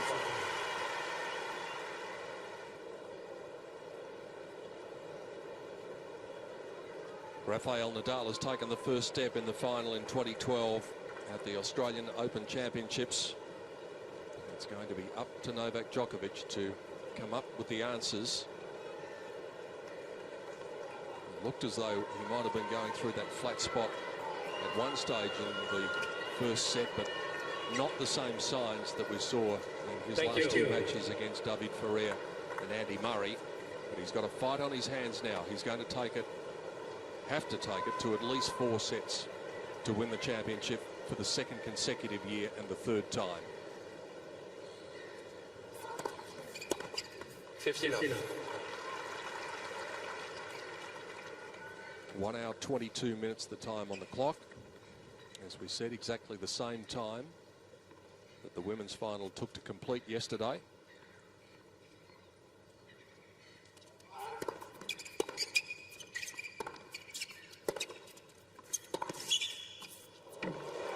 Right on the paint.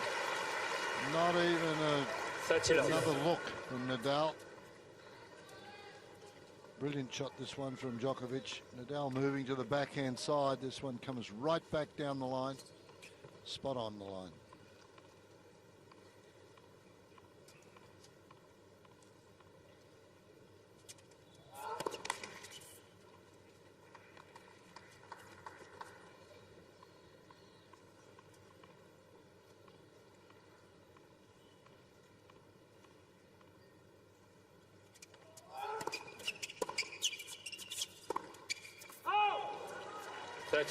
Incidentally, Fred, after your comment about Victoria Azarenka earning $2.3 million, I got my long division skills from school going again and worked out that it's round about $28,000 a minute that she earned yesterday. A rate of pay rivalled only by your good self. I thought you were going to say, well, I won't say who I thought you were going to. I'll get myself into trouble.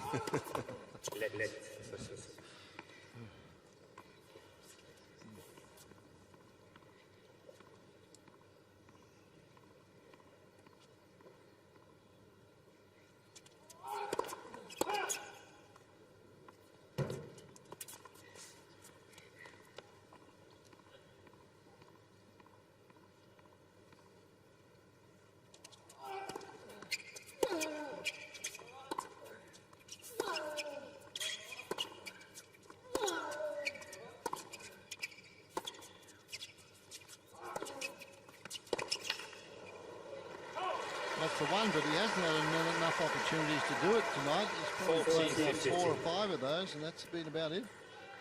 Hasn't been able to get in position. The good news, though, Fred, after that first set, good news for Djokovic supporters, he just put his head down, walked straight to the chair with a positive frame of mind, no histrionics, as if he's ready to go whatever he needs to go.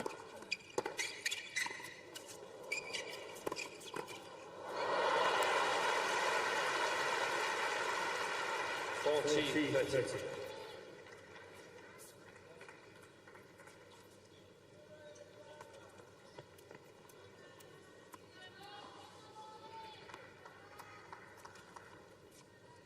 thought Djokovic, Nadal might win this one tonight, and I think he might win it in straight sets right now. We'll see. Bit early to go sticking your neck out like that. But service game, first one from Djokovic. First game, second set. Trying something different there as well. His first serve and volley point for the match. Now, let's take a look, first of all, at Rafael Nadal and the rally hit points in yellow, the winners in red. Okay. Well, most of his winners have gone into the Djokovic forehand corner, because that's the shot that we've mentioned so often that he loves to hit. He loves to get into his own backhand corner and hit his off forehand into the opponent's forehand corner. So there's must be a dozen there, and the majority of them came towards the end of the first set.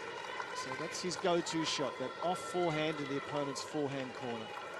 He's ready, Nadal, though. Look, he's jogging back out there on court.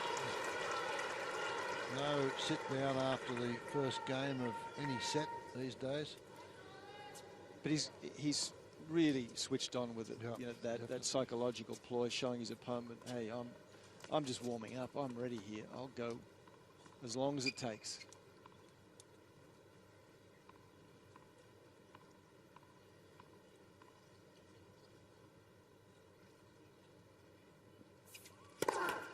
Interestingly enough, it was reported when they had saw it on the news, when they had their warm-ups earlier in the day, Djokovic was closed to the public, and Nadal let folks in to watch his warm-ups. Second serve.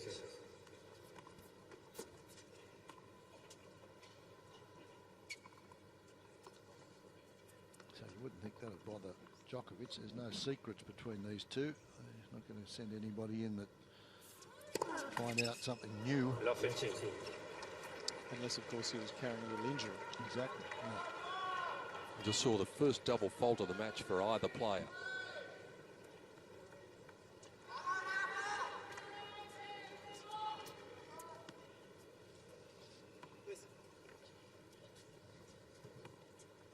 The most double faults Nadal has served in any match of the championship so far this year has been 2. He served 8 in total before tonight.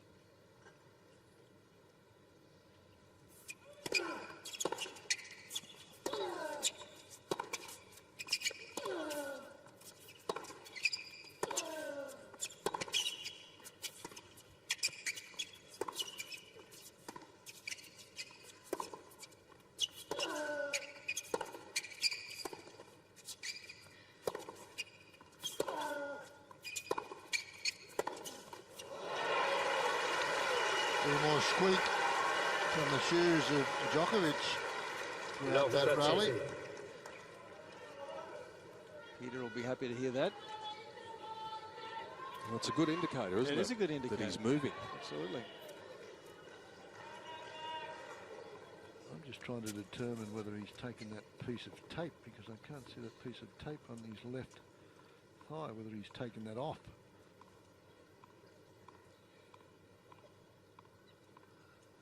Left quad. Actually, I think he has.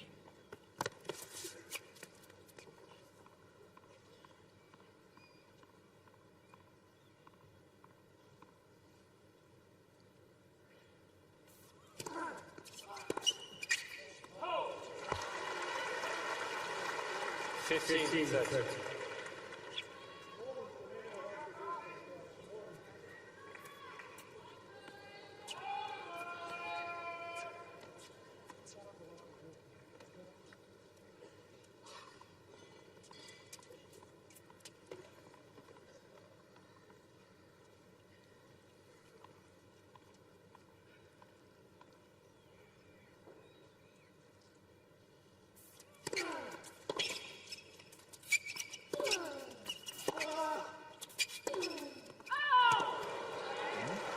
go. 15-14.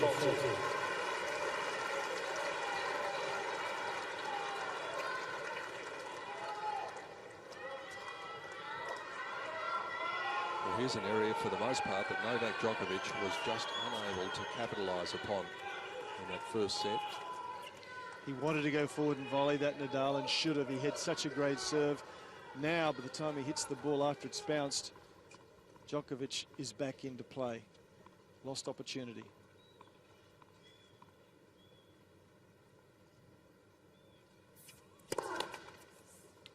Seconds between points with that one, with Nadal. Getting pretty close to the limit.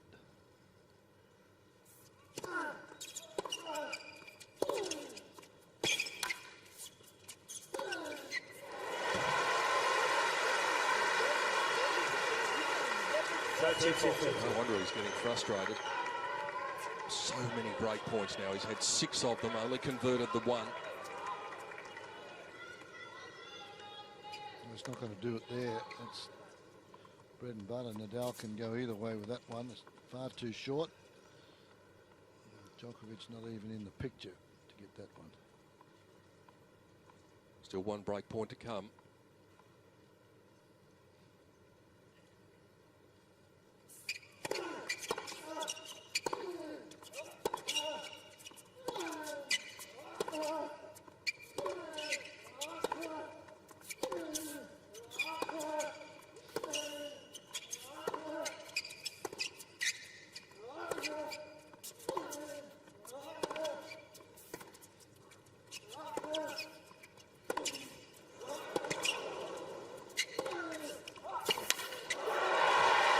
Just manufactured one there. He found himself in the wrong position and was still able to conjure one up. 21 straight rally. Yes. One of the better rallies, probing to try and find a weakness. That one looked as though it might go long. The top spin kept it in, and then that thumping backhand and taking a risk. Traveling some territory. We'll have about 200 60-metre sprints before the night is out.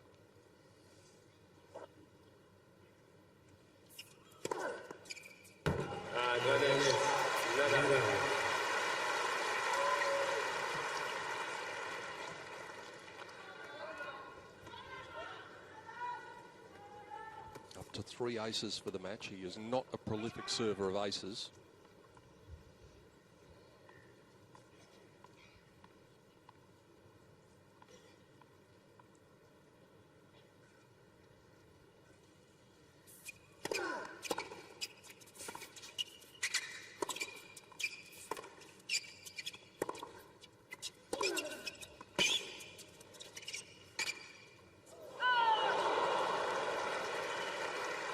I think he changed his mind there. I thought he was going to play a drop shot, and looked as though Nadal anticipated. I mean, Djokovic anticipated the drop shot. He was on his way forward,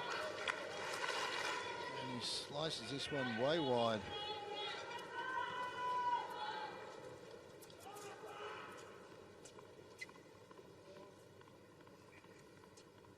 Looked like there could have been just a fairly large gust of wind during that point as well. Can get a bit swirly down there at court level.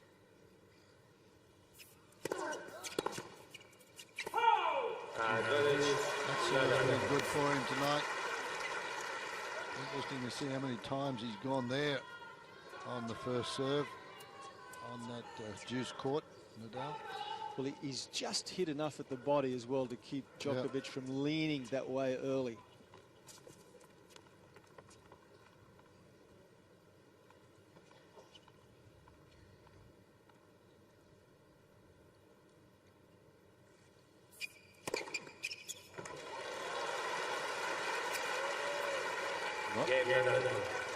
It's a very good hold, but it's one that's got away again for Novak Djokovic.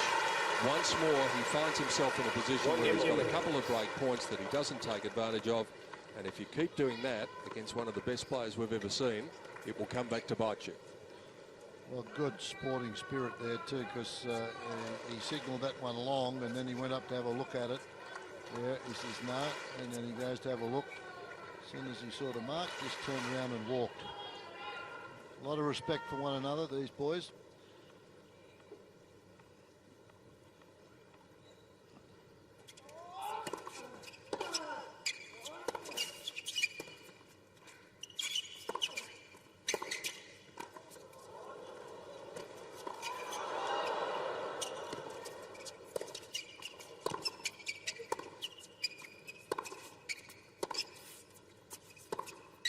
That's super stuff from both players.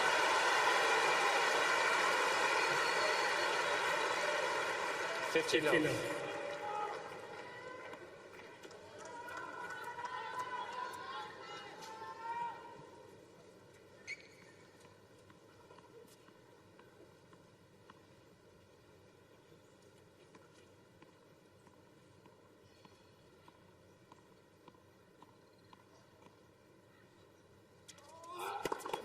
Let.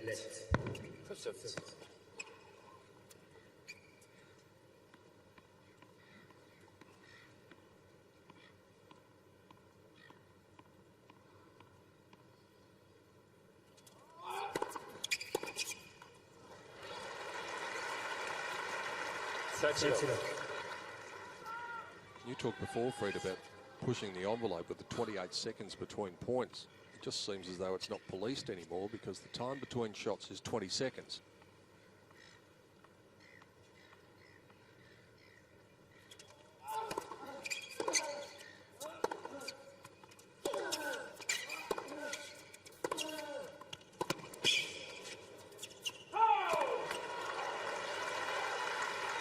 The great Bjorn Borg used to take precisely between 12 and 14 seconds between every point. He used to play very quickly.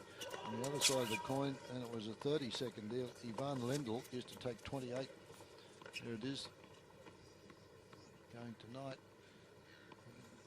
Lendl used to take, when it was allowed to be 30 seconds, used to 28, 29, by the time he got rid of the sawdust and wiped the grip.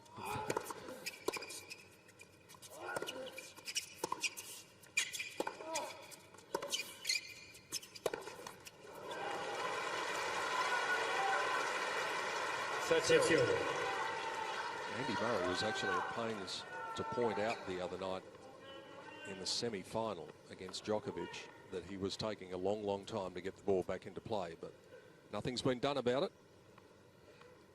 We saw that they're both more than 50% over the acquired or the allotted time. Let. For service.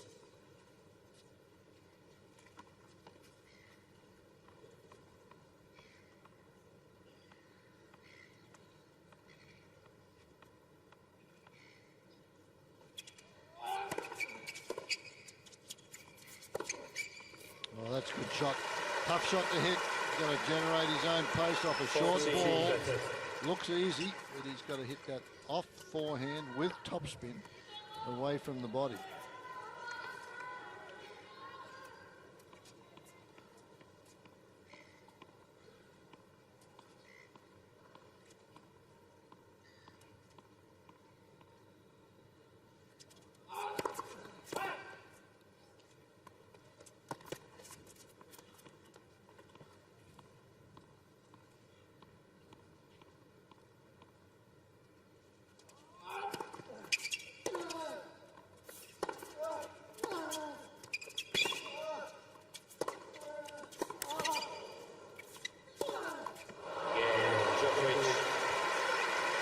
We've been going 19 minutes now in this second set, and we are on serve. Djokovic leading 2-1.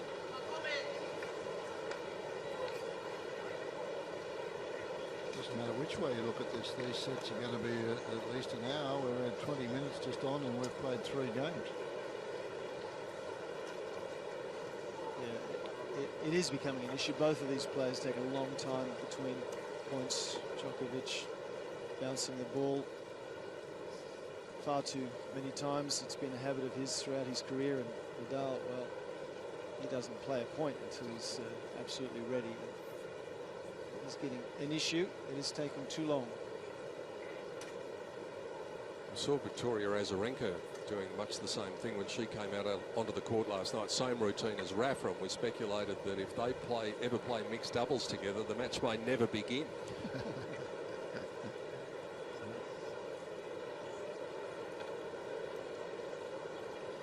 Time.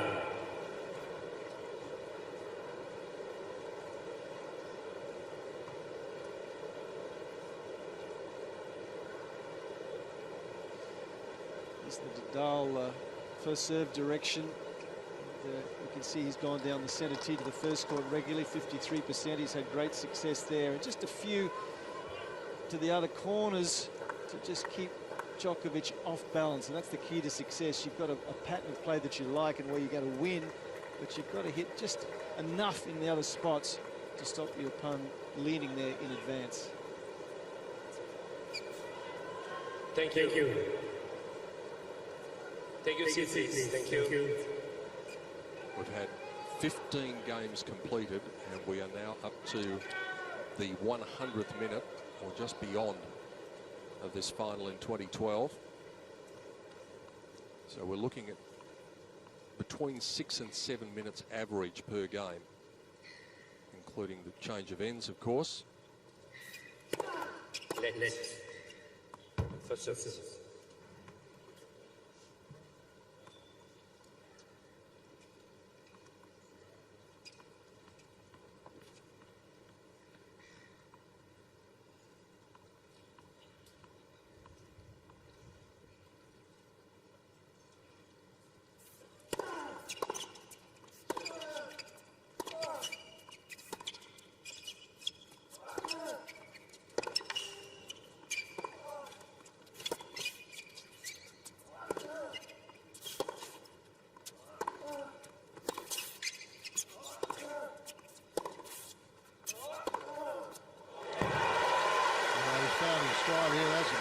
Constructed point from Djokovic. Again, where Nadal is trying to compete here.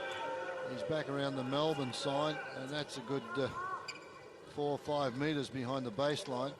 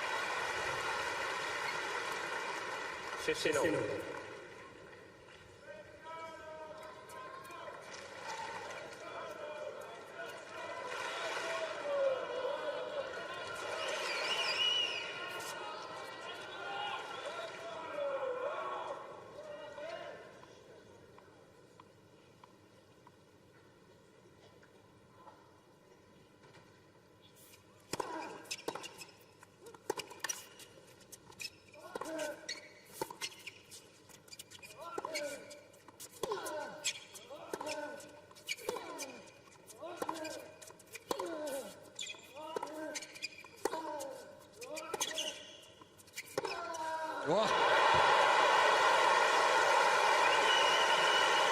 He knew that one was on its way.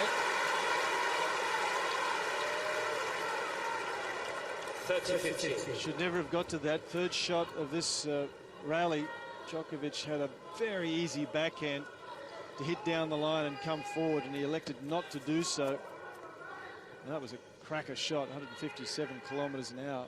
It just shows you that Djokovic is just loath to come forward. They all have such respect for Nadal's passing shots, but you've still got to come in from time to time when the opportunity is sitting right there for you.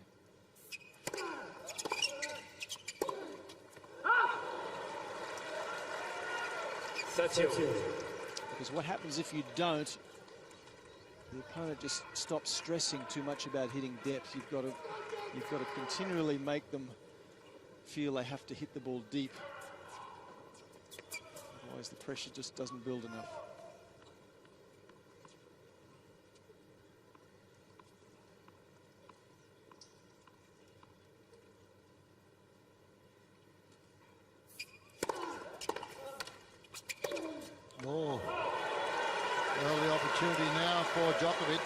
30-40. Again. He's got to start taking them, doesn't he? He's had 7 so far. The only one came in the 8th game of the first set, where he was able to get the break. It took him 3 goes to do it then. Right up on top of the frame. That super slow-mo camera catches that. Not in the middle of the racket at all.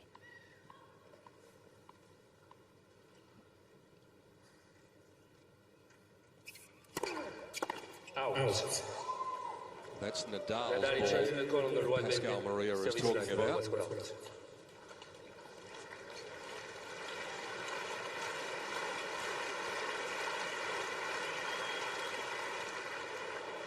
Second set. Good call from the chair.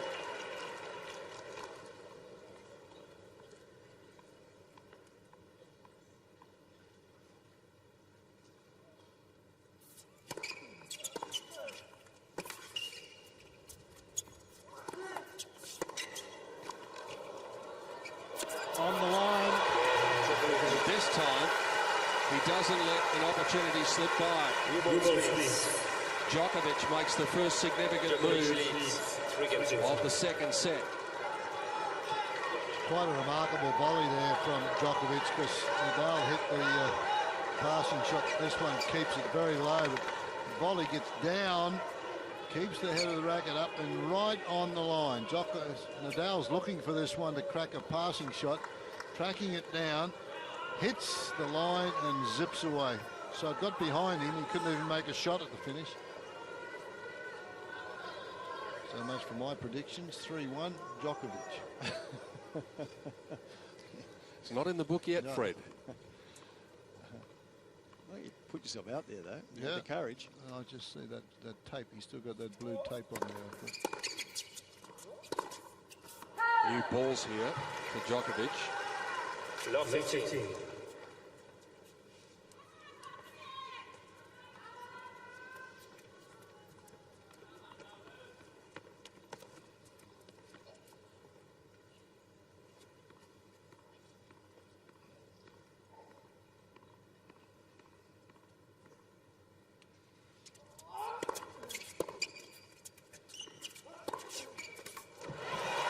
Djokovic stopped complaining about his rackets the last few games. 15. Well, Mentally, he's probably got to help him. yeah. Since the end of the first set, he's been all focus, Djokovic.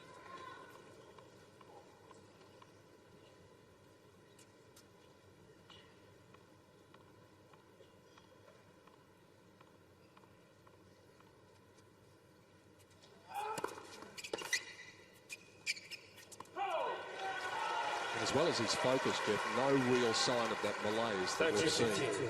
in evidence in the Ferrer and Murray matches. Yeah, absolutely. Save for perhaps the first 2 or 3 games, he was a little leaden-footed, perhaps, but certainly the facial expressions haven't displayed any exhaustion.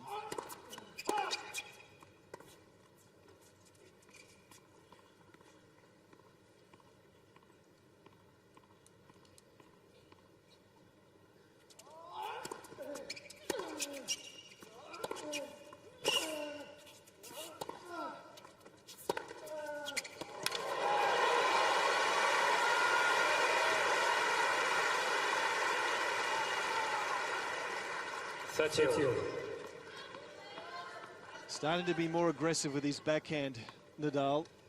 He'd only hit 1 winner 3 games ago off the backhand. He's now up to 3. He's had about another 3 that were forced errors. Be a lot more proactive with that shot.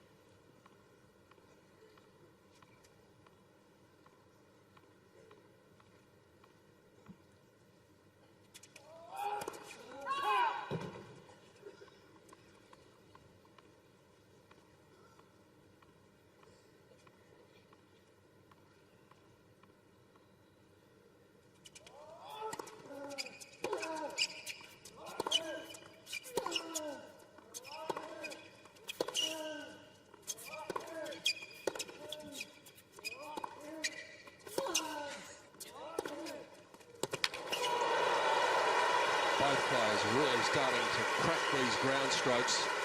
The final is lifting.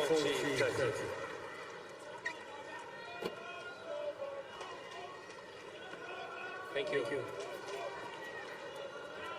Djokovic continuing to play on or very close to the baseline, taking these heavily topspin balls on the rise,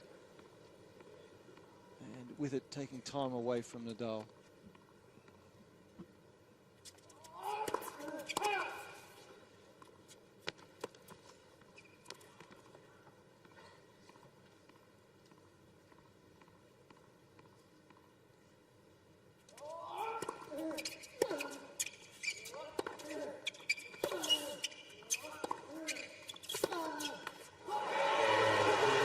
It's been about the most self-assured that Novak Djokovic has looked since the second set against Leighton Hewitt the other night, and he has the second set in his keeping at the moment, 4-1.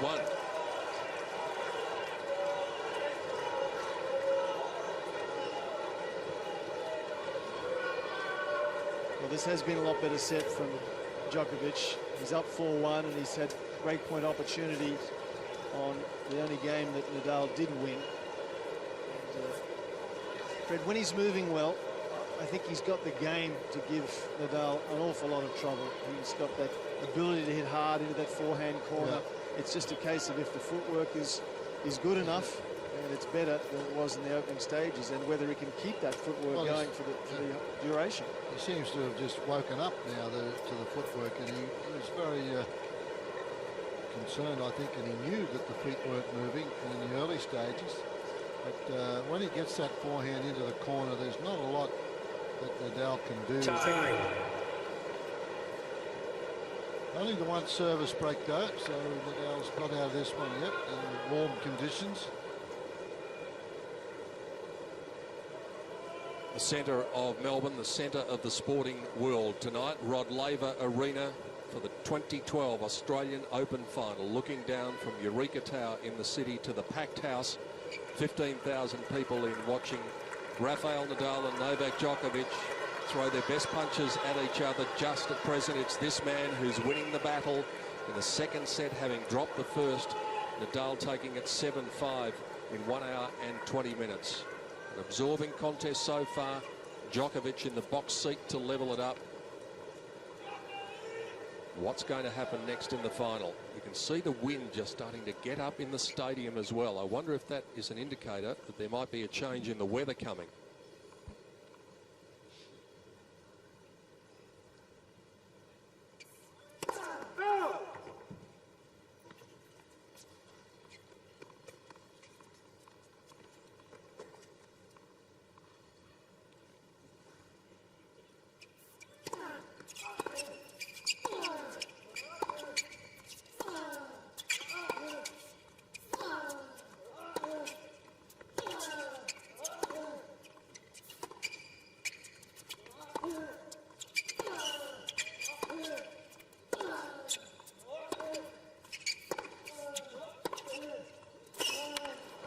This match has come alive, folks. These boys are playing a lot better quality stuff in this set than they were in the opening set. Certainly Nadal Djokovic making Nadal cover a lot more territory.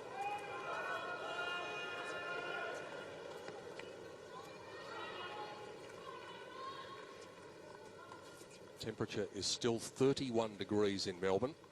No real sign of any troublesome weather on the radar at present.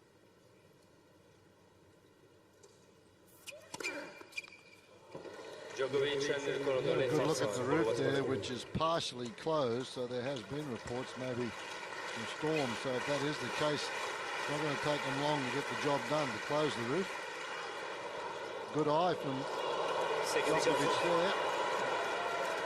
2 millimetres.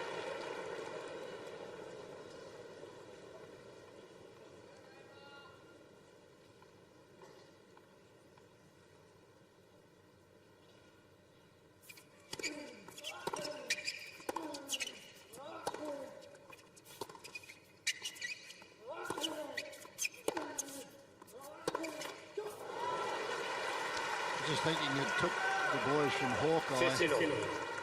2 or 3 years to really get their job done, and they went around trying to sell it to the Grand Slams and couldn't do it. And then they got one court here and one court there, and boy, what an innovation it's been. Now it's at all the majors. It's on 3 courts here.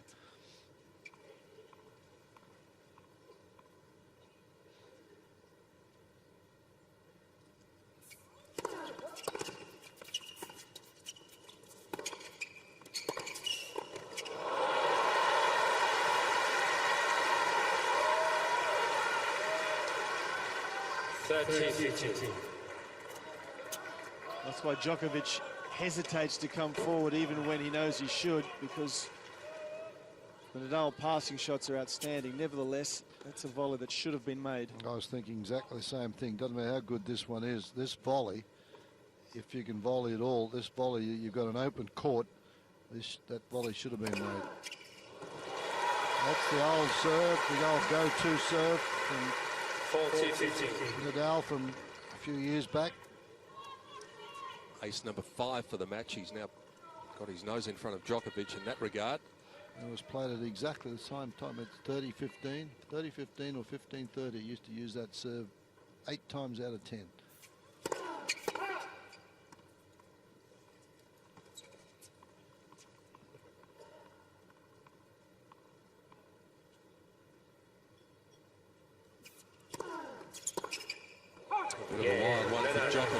Nadal conserves a bit of energy in the 6th game of the 2nd set. Prepares for the battle ahead to try and get that break back. He's running out of opportunities.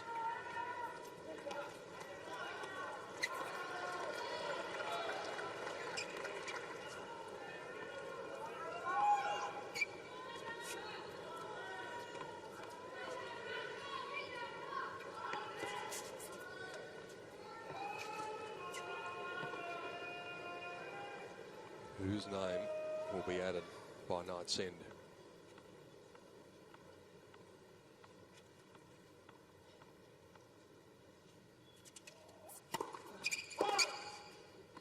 It's very close. Djokovic ended the court on the right service line. Ball was called out. When the chair umpire says very close, that's sort of a code to say that it could be in. There you go. That's the code. It's very close. That said, well, that means they should challenge. It's the unofficial law.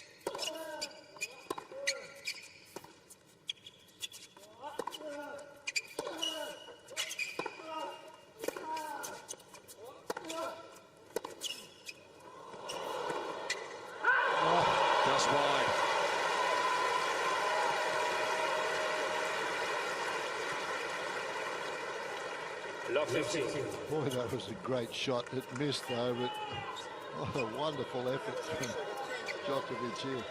Round the outside of the net post.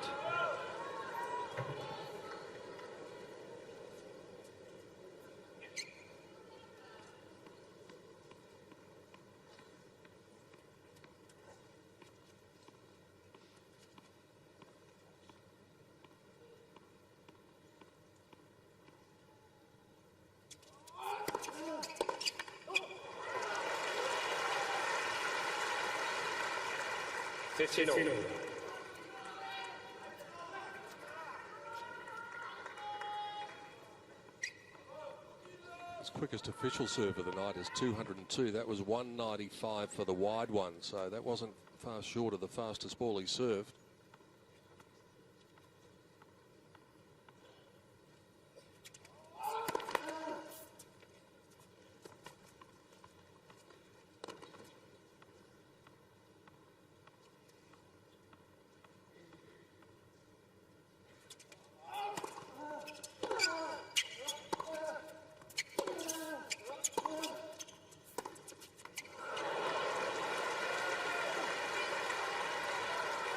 30-15.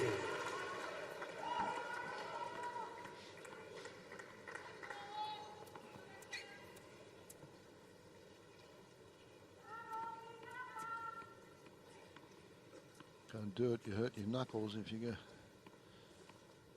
Do it with the other hand.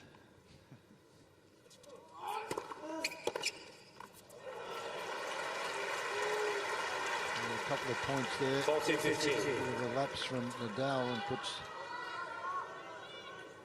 Djokovic 40-15, seventh game.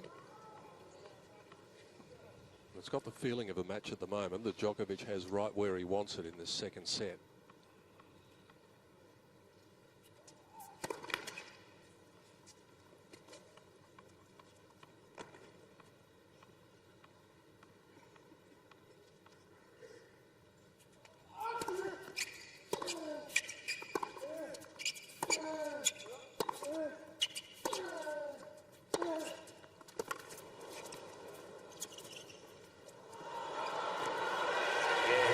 Cheeky. And when he plays that way, you know that his confidence is sky high. 5-2. Djokovic getting closer to leveling the match. 5 games.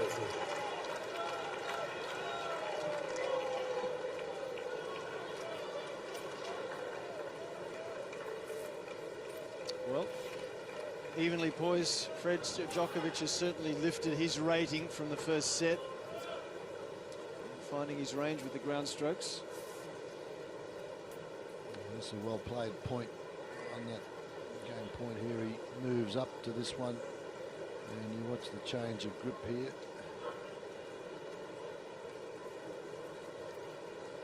Does he? No, doesn't change the grip. Plays it with the same forehand grip, just lays it back a little bit. It's well done. Opens the face of the racket. Over 2 hours now, this one, and we haven't played 2 sets. Time.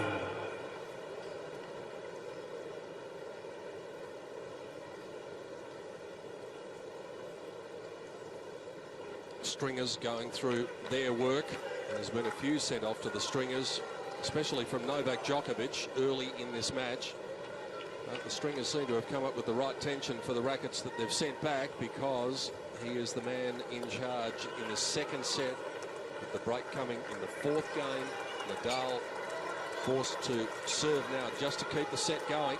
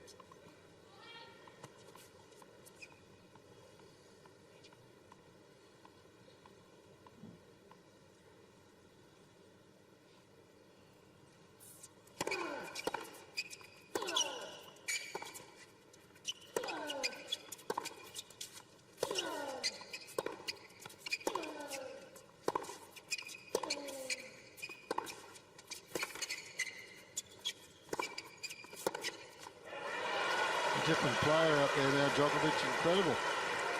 He's standing on the baseline and just controlling pretty much everything at the moment.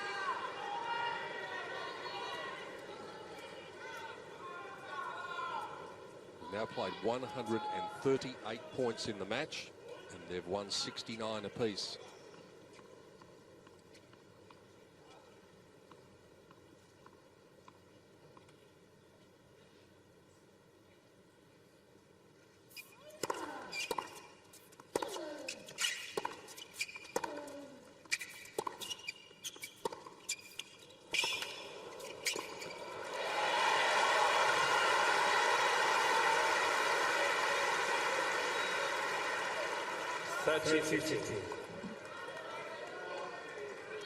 Winners at 22 each, unforced errors at 25 each.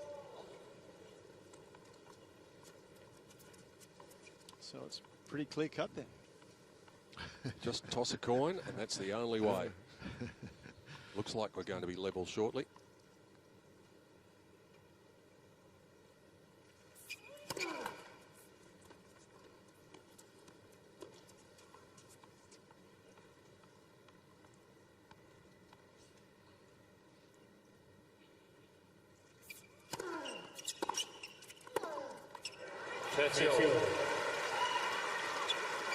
I just noticed with that last shot of the roof that we saw, gentlemen, that maybe it is closing a little bit. Yep. And the indicator seems to be from the radar that the rain is closing in.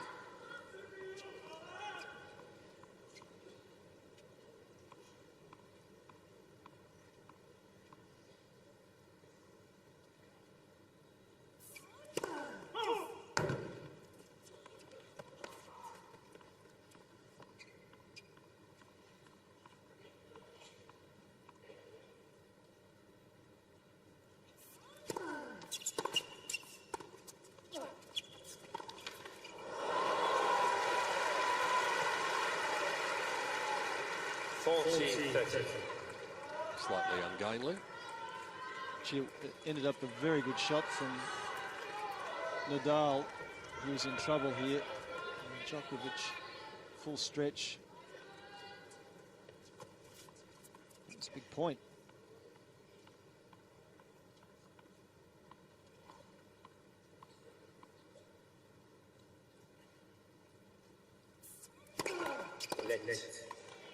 First service.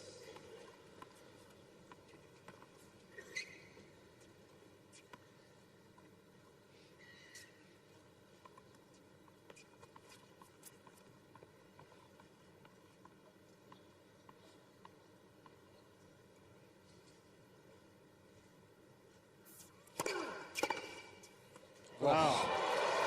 I think Now's got to challenge that anyway. Just for his own satisfaction. He can do that. He can do that. Yeah, but he feel the ball is out.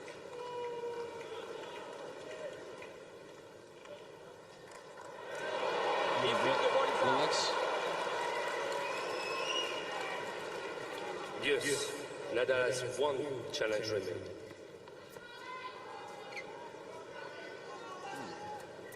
All a bit curious, all a bit confusing. Feels the ball is out.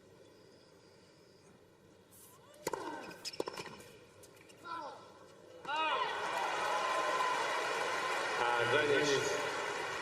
Nadal.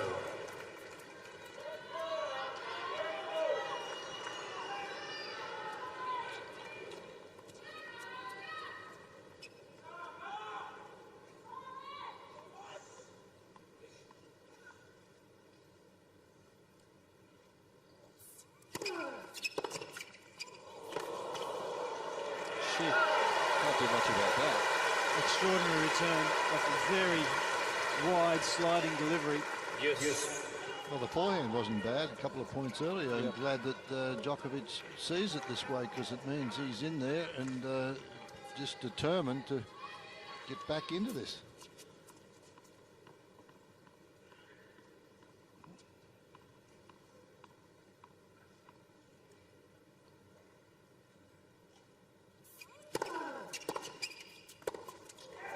Another terrific return of serve. His reactions, his footwork, everything has become more heightened in this set. First set, he was just blocking the return back. Now he's reacting more quickly and hitting it back. He struggled to convert break points. It would be a good time to change that here. Set point to level the match.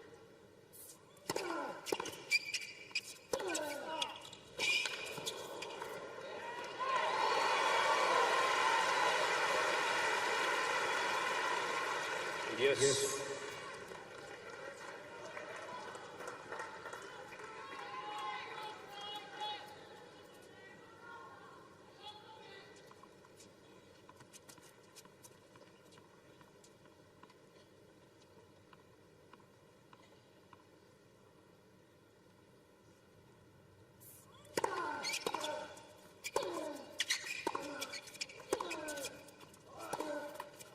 certainly employed that tactic of the body serve a few times tonight. Advantage Nadal. But again, an indication of Djokovic's better movement is he's getting out of the way now more quickly and thumping it back. This has been a terrific game from both players.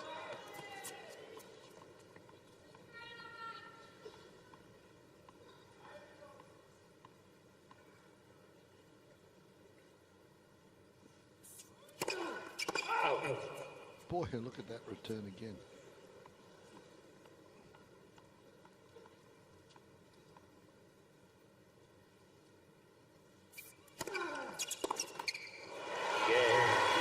Another big one, not this time. So another break point is squandered, but the difference is that this time Djokovic has the chance to do it off his own racket.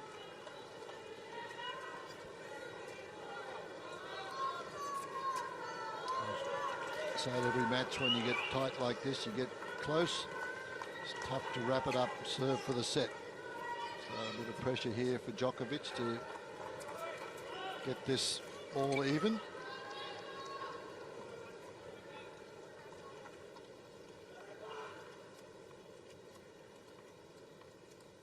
Nadal will be looking for the first point here.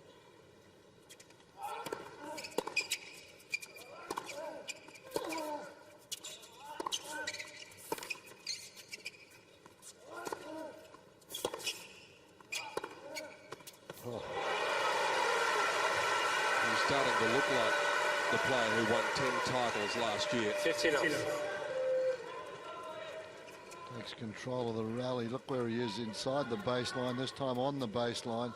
Finds the angle deep into that forehand corner. Great camera work once more. Beautiful follow through.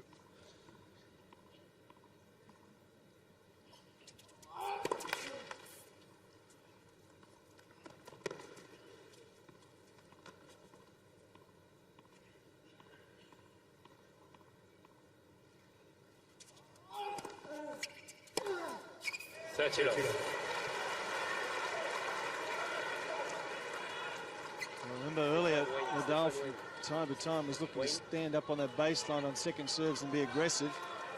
Look how deep he is. The ball's dropping. He must have been 4 meters behind the baseline there to take that second serve. And when it's 138 kilometers an hour, it takes a long time to get to you.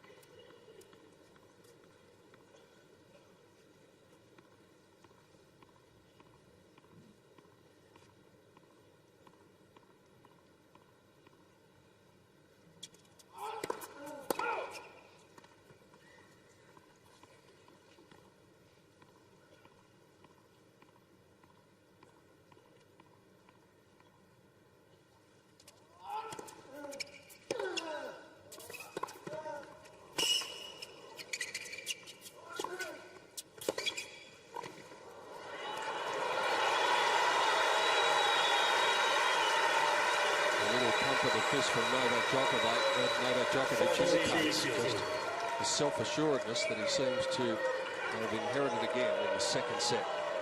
Well, they know one another so well. When he hits this one down here, he sets up the short ball and then knows that this one's going cross court. He goes down line occasionally with it. But Djokovic just sitting right on that volley.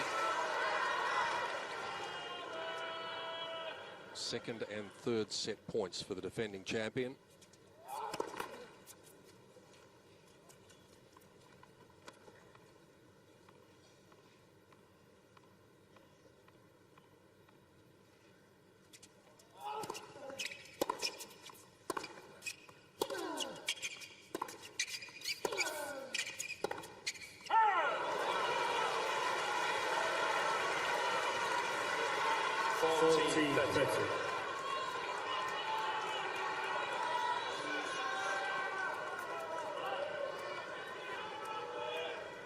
Uncle Tony's seen it all before.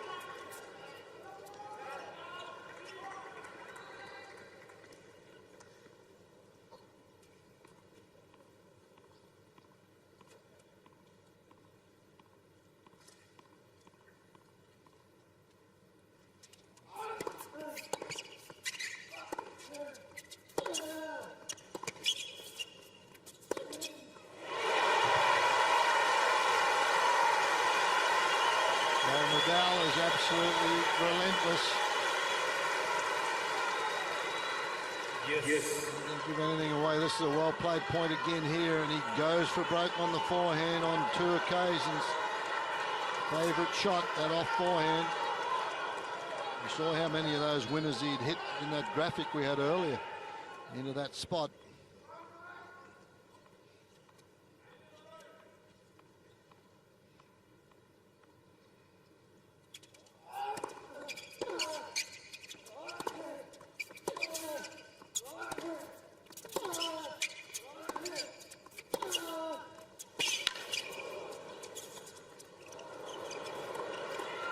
Can you believe it? He got away with it.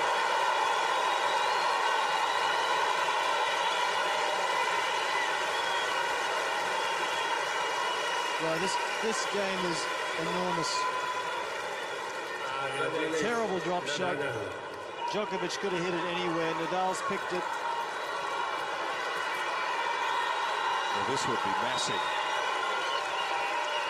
Save, a couple of set points, Nadal.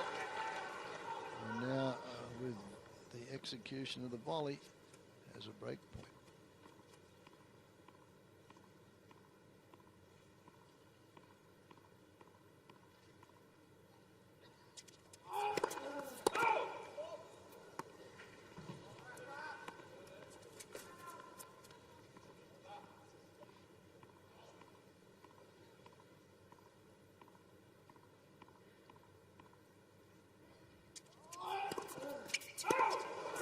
Double fault. Djokovic has got a challenge from the look of it. So his hopes rest on Hawkeye. A wry smile. I think he knows. Is he going to get some luck? No, he's not. Rafael Nadal simply does not know when he is supposed to be beaten, and he breaks back, and we're back on serve. 5-4, second set.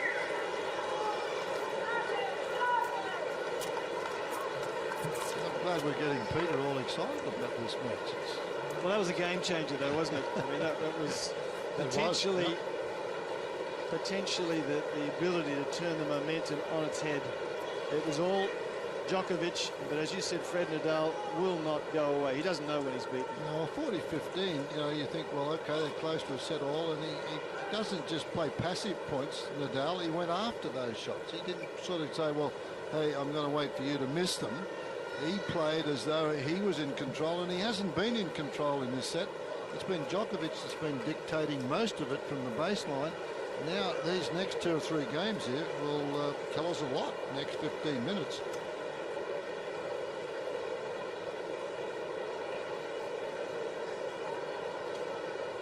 Poor kids are doing a pretty good job with the seagulls down there.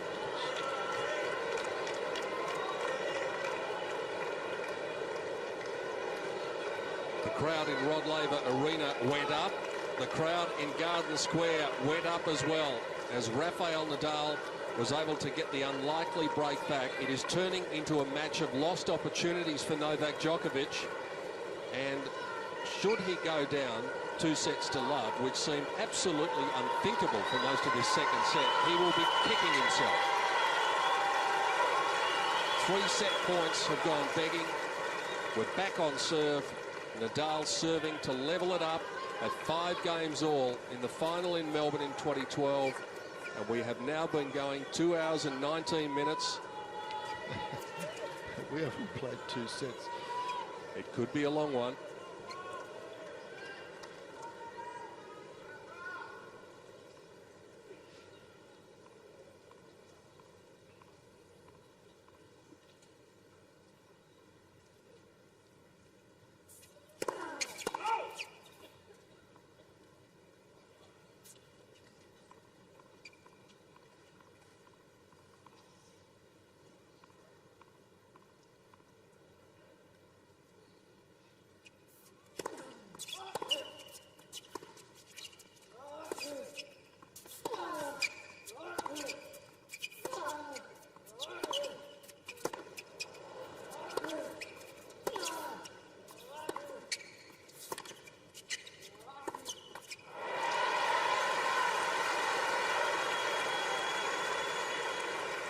15 now.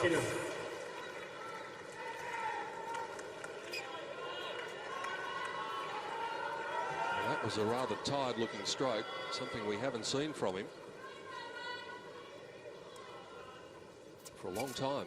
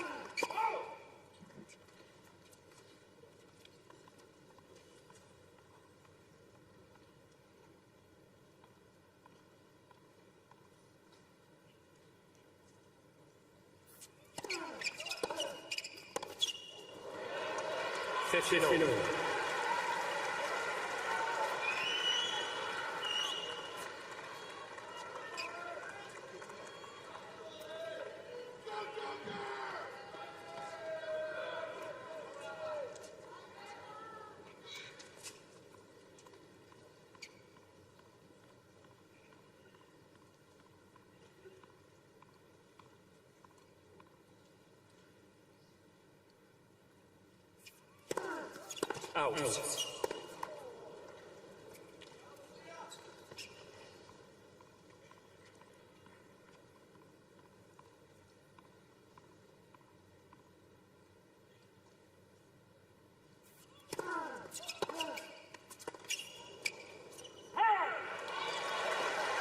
there another turn in the tail? 15, 13.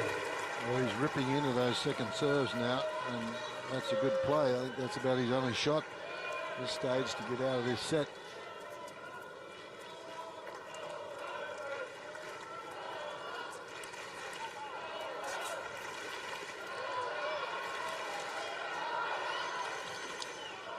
Nadal's first serve percentage in the second set not as strong as the first. That's what happens when you can land one. 32. And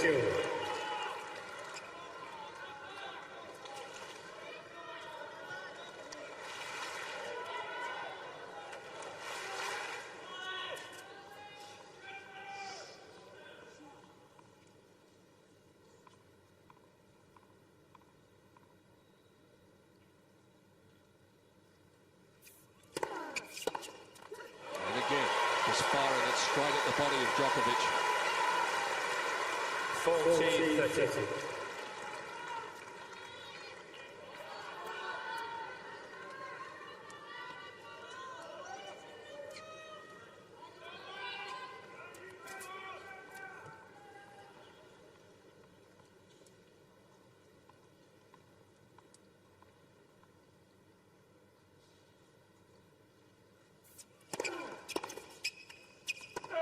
Pressure.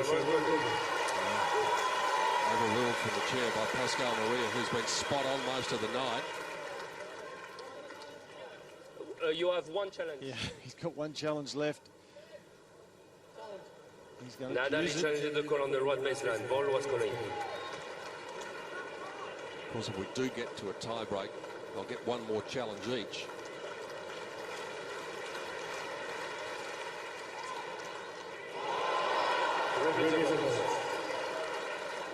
Nadal has no challenges remaining.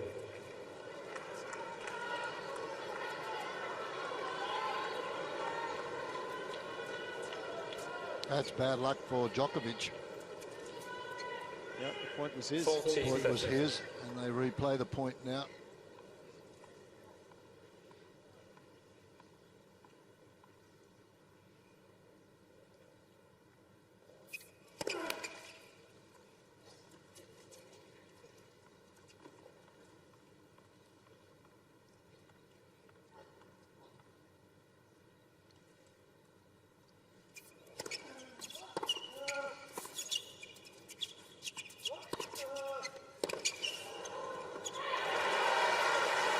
Second serve, just 132 from Nadal. Yes. Well, the 3 points that he's won here, Djokovic has been on second serves. This one was a good reply, but there's the forehand. This is the one that does the damage all the time. It gets Nadal way back behind the baseline. But at this stage of the match, it hasn't happened enough for him.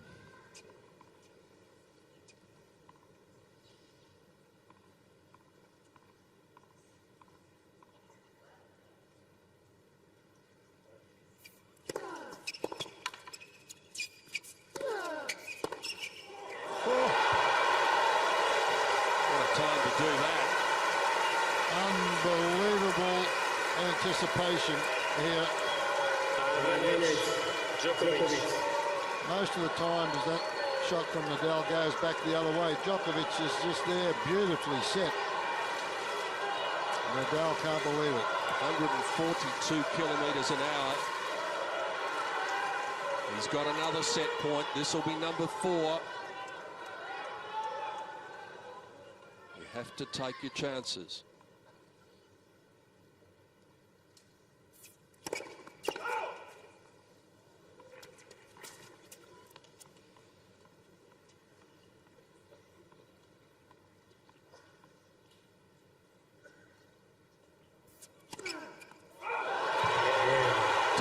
Have decided a couple of big points.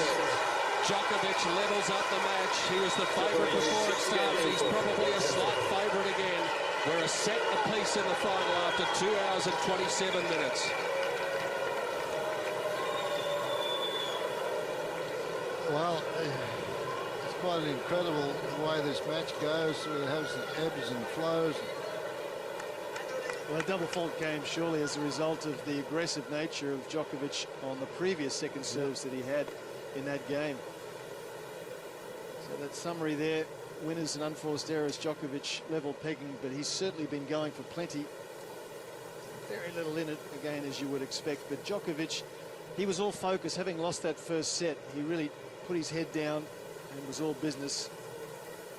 And Nadal wouldn't go away, but gee, Fred, Djokovic did well then to come back and most break definitely again. So, yeah, highlights of the second set after being down or having those match points and then set points. Set points and Nadal really taking it to him, and then Djokovic comes back and anticipates that backhand down the line could be the turning point of the entire evening. This one was a bad miss. Good anticipation again from Nadal. This one, though, here is the one that's done the damage. That set up the set point and got everybody jumping up out of their seats. And that could be the turning point if this one is won by Djokovic.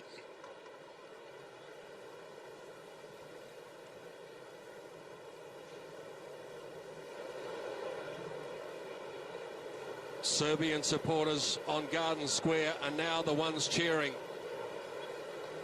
But all that's happened so far is that the match is levelled up. Unquestionably, though, after Novak Djokovic was the favourite going into the match, just by virtue of the fact that he's the one who's taken the second set, he's got the momentum on his side, and he's probably a slight favourite now. But one thing you know for sure is that Rafael Nadal will give it absolutely everything he's got. Jeff Masters, he's had that look in his eye ever since he walked on court tonight. Yeah, he has. He's mentioned that his goal this year is to be more passionate, if that's possible. He felt he lost a little bit of passion in 2011, and he certainly lost to Djokovic regularly in 2011. So those are his 2 goals in 2012, and he's certainly got the look in his eye. I know it's a long match. I'll talk to Rafa to watch out the time, please. Thank you. Right, so there you go. It's finally been said by Pascal Maria that they have to watch the time between points. They've both pushed the envelope to a degree where they've been transgressing.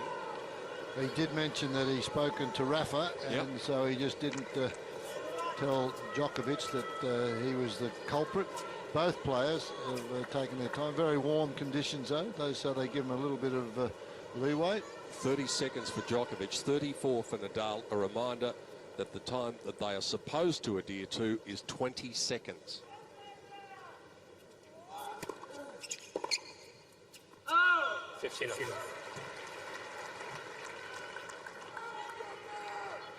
Well, we'll see what happens, because I think Maria has done the right thing, and he's warned them both privately. Will someone get a proper warning, a legitimate legal warning at some stage?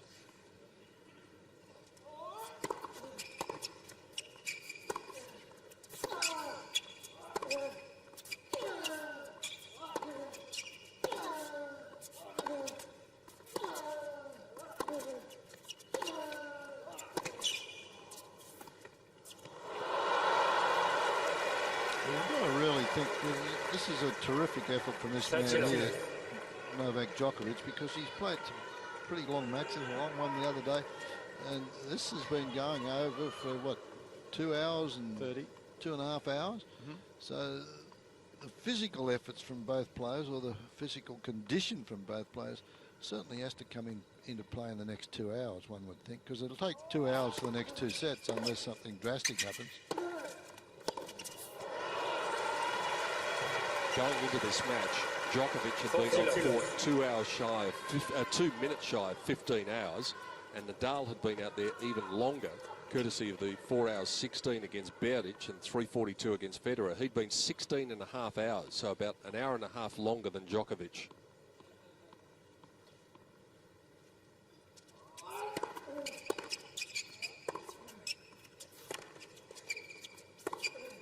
We talked about it earlier. It was Djokovic who played the last of the semi-finals. And 3 out of the last 4, Fred, have been won by the man who played in that second semi. Well, it's interesting, isn't it? We spoke tonight about how Nadal wanted to play more aggressively, and tonight he's been less aggressive with his court positioning than he was in the US final of 2011. So in other words, he's playing deeper behind the baseline. And this is a look at Djokovic tonight. 64% behind the baseline, 36 inside. So he's very much taking the aggressive part of the court, which is what we'd expect. And it's paying dividends. Just 3 balls inside the service line for Rafael Nadal. A love hold for Djokovic, making a big statement at the start of the 3rd set.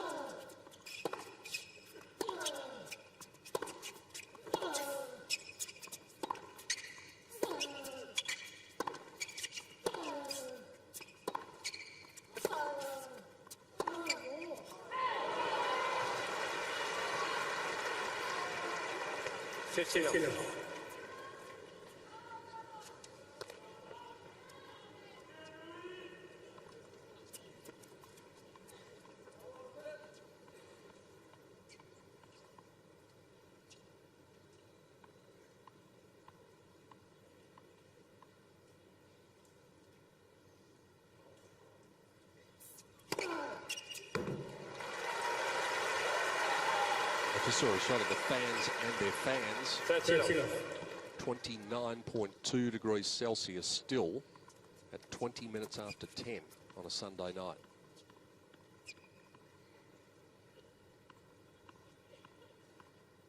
Making this even more grueling physically.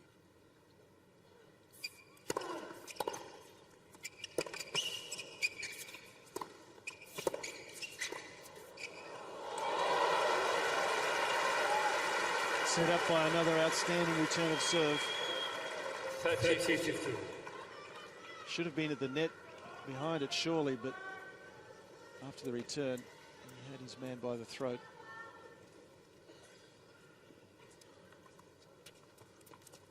Wasn't exactly the volley that he wished he had. That was pretty close, wasn't it? He didn't mean it to be that close.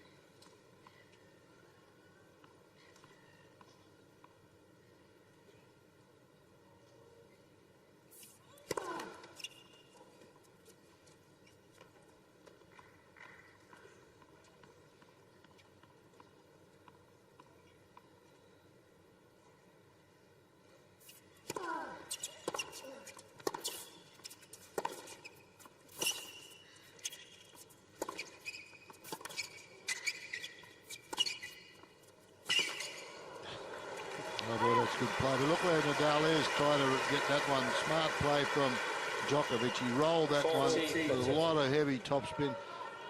Comes inside. That's the deep one. Now, Nadal retreats. He gets this one. It bounces on the service line there. And look where Nadal is. He's 5 meters behind, trying to track that down.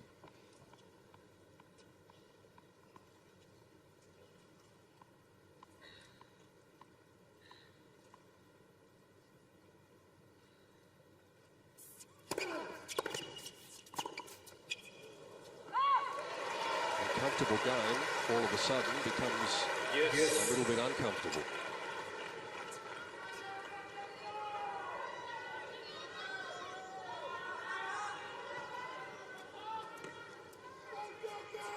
Again, he's just showing us here why he had the best return of serves statistics last year. It's been phenomenal returning the last set, early in this third set.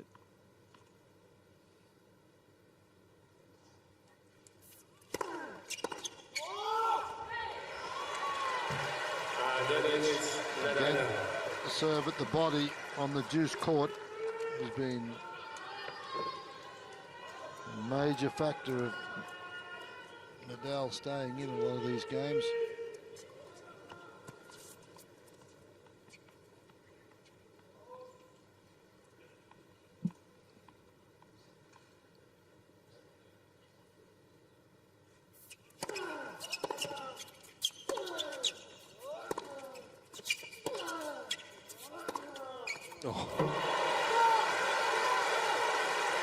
Starting to rifle those forehands up the line.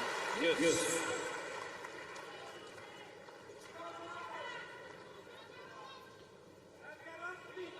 Well, the ball from Nadal too short, and if your opponent's standing on the baseline and you present him with a short ball, you're giving him an opportunity to punish it.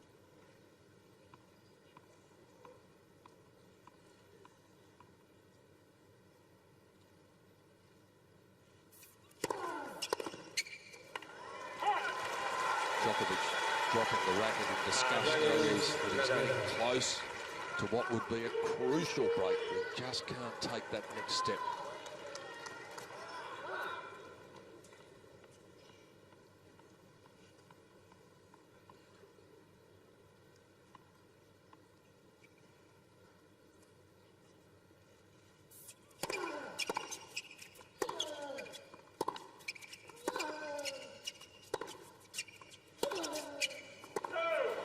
Yes.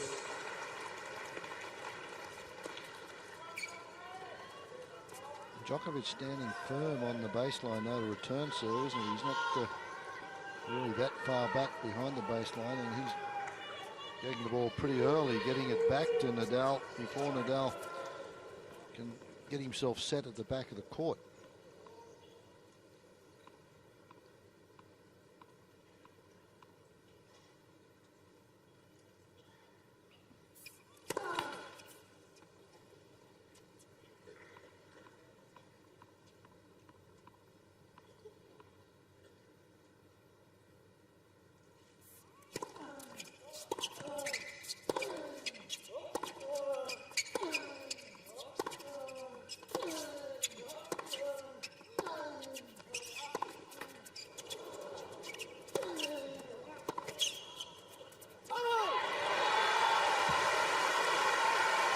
Contrast in the opening service games in this third set. Djokovic, of course, holding to love. This will be the 12th point of this opening service game for Nadal.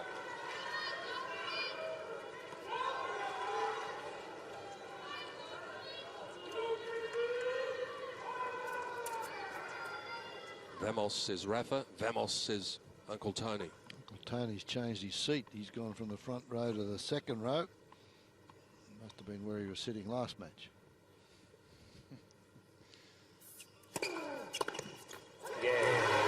Another big hold for Nadal, under pressure. One game. If the pressure keeps coming, though, even a player as brilliant as he might eventually crack.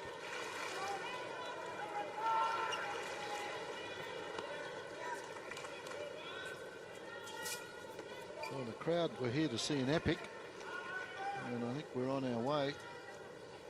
2 hours and 41 minutes with just over 2 sets of tennis played. A bit better value this evening.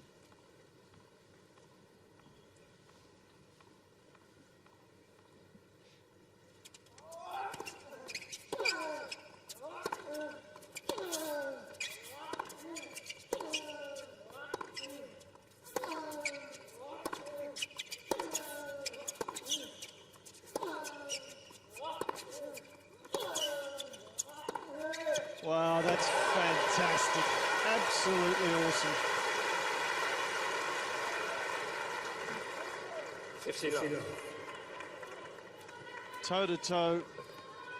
And look at this, top of the bounce. Half a metre from each line.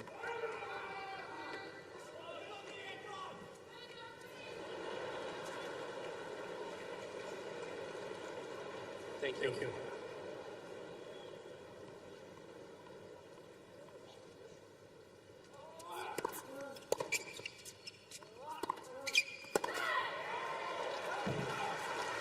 Just to give you some idea of how slow this match is, comparing it to the Querrey-Tomic match earlier in the championships, they played 2 hours and 13 minutes, 4 sets, 237 points.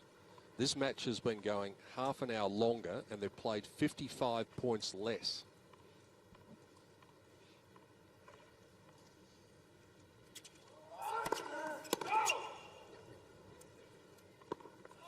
Mind you, Querrey and Tomic do play as though someone's hit the fast forward button. Yeah, not too many rallies.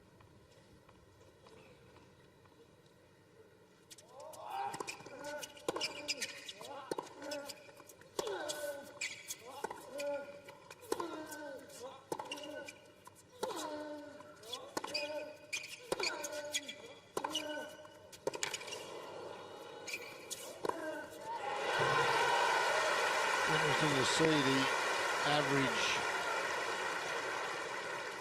strokes in the rally tonight. There's got to be quite a few. Because there's 12, 14 strokes in this rally. Some of them have been in the 20s. Right in the middle of the frame, that one.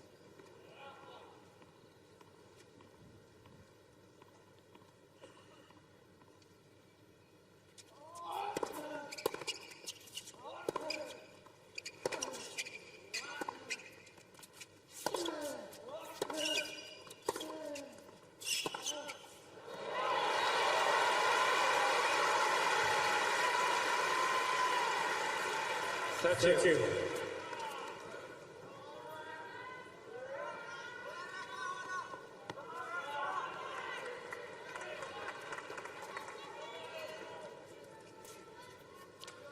Toe to toe again.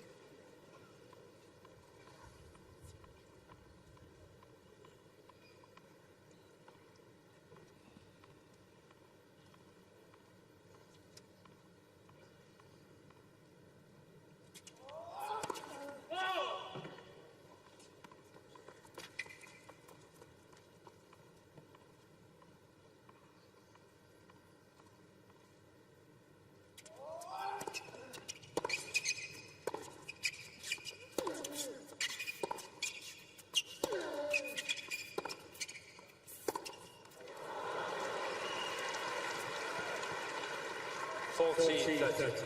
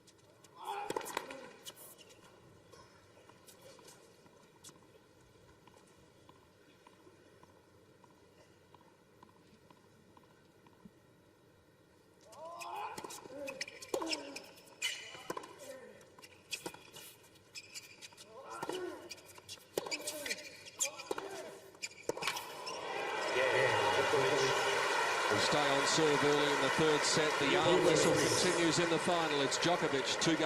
Djokovic leads 2-1.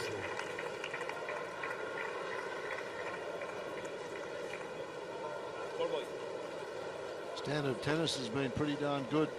Pretty shaky start the first set though, but towards the end of the first set now this is very intriguing stuff. It's almost like it's a battle of wills at the moment. Yeah.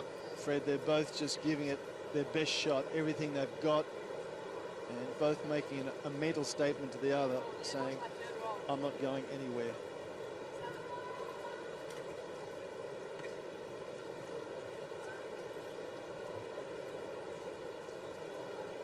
He's quite a remarkable athlete, Nadal, some of the stuff he gets to. So is this Djokovic. I think when he gets there, is probably on even more better balanced than Nadal when Nadal gets there. So intriguing contest, and it's a long way to go yet. Time. The last match of the Australian Open Championships of 2012. 665,000 people plus had been through the gates before the first one entered today. And we are seeing a fitting conclusion to what has been a magnificent fortnight in Melbourne. And it's still no clearer who's going to take the men's championship and have his name inscribed on the Norman Brooks Challenge Cup. Rafael Nadal having to play catch-up in this third set. Djokovic on serve leads 2-1. Match has been in progress 2 hours and 48 minutes. Rafael Nadal played in the longest ever singles match here, and that was the semi-final against Fernando Verdasco in 2009, which went in excess of 5¼ hours. We may be on track to break that.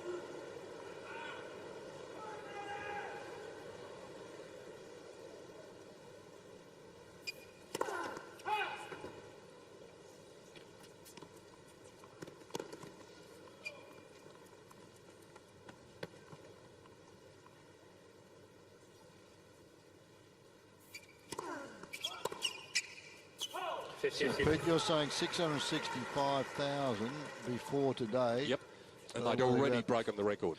15 here. There's got to be 7 or 8, maybe even more out in the square. So they're closing in on 700,000 folks then. That's terrific. Very close. The Sunday record is just over 22,000, and it'll be close to that today.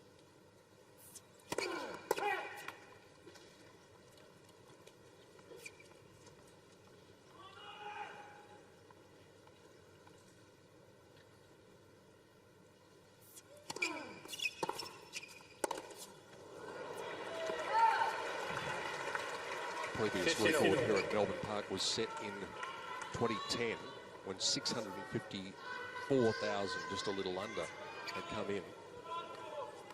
So even allowing for 1 day less, the record had been broken by more than 11,000 yesterday.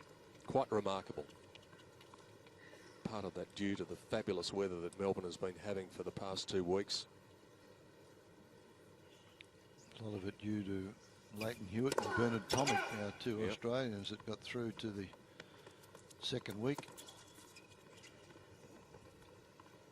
Assured packed houses in the evenings. Uncle Tony looks a bit edgy.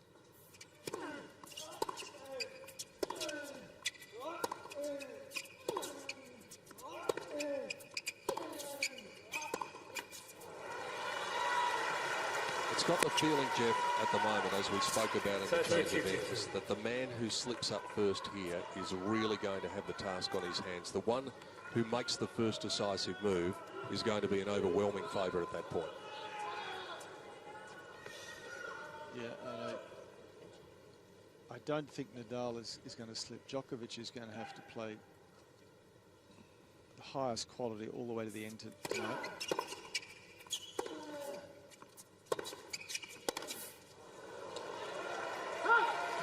I think this match tonight just means so much to Nadal.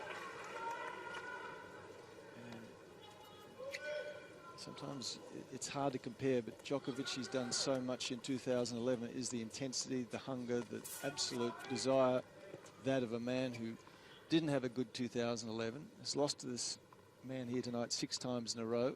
Has he got the most hunger and passion here tonight? Well, we'll see. Djokovic unhappy, had a perfect return. You can look at that the other way, Jeff, too. If Nadal is, wants this one so badly, and he's played his heart out, and he loses this one, this could, you know, be tough on the rest of, or the start of his year. It's certainly going to be the start, but it could knock him around mentally. Absolutely, but again, big time. But this is why I think he wants this so badly. It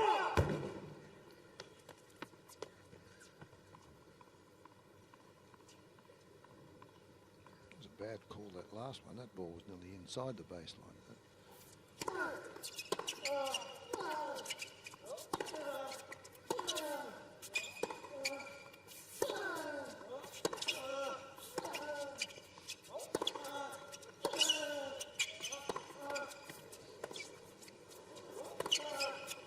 Here's trouble.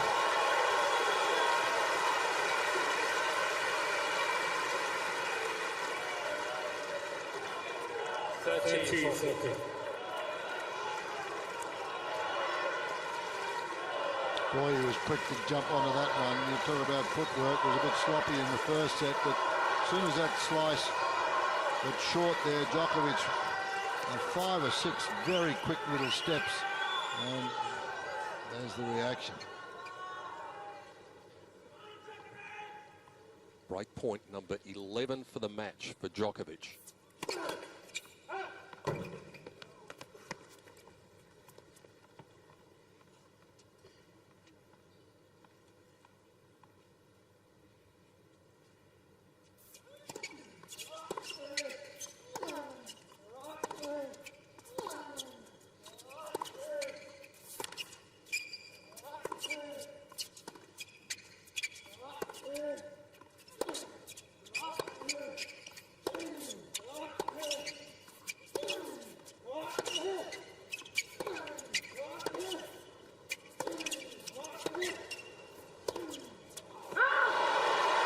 Is this the moment where the balance of power swings?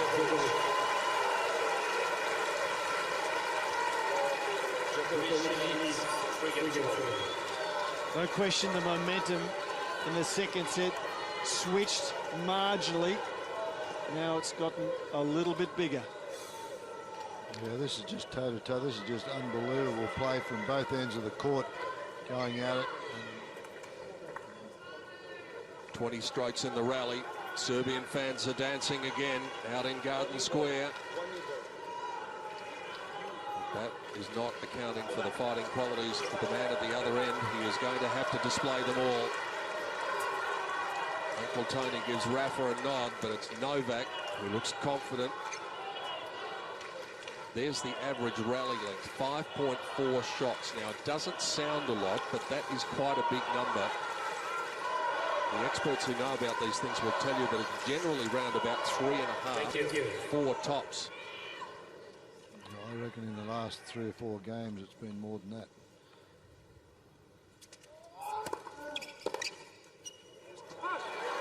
Well, that brings it down. Points like that bring it down. This is a danger time for Nadal. This brings doubts into his mind. And the demons that he's lost 6 in a row could do some damage here.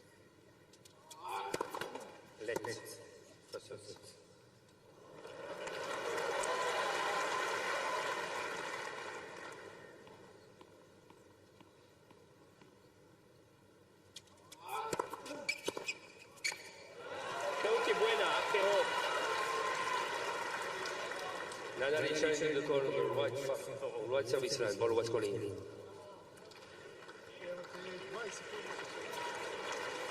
Bueno, I think it was good. Yep. Touch it off. Nadal has 2 chances. Hasn't been too good with the challenges tonight, Nadal. He's Missed a few pretty close ones.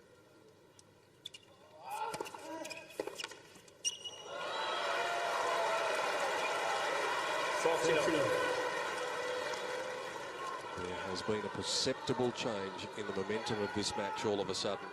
Now it's Nadal on the back foot. Sometimes when his back is to the wall, that's when he comes up with his best stuff.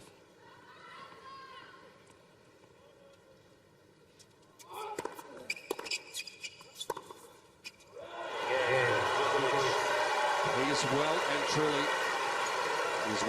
truly in control. Djokovic 4-1 with the break in the third set.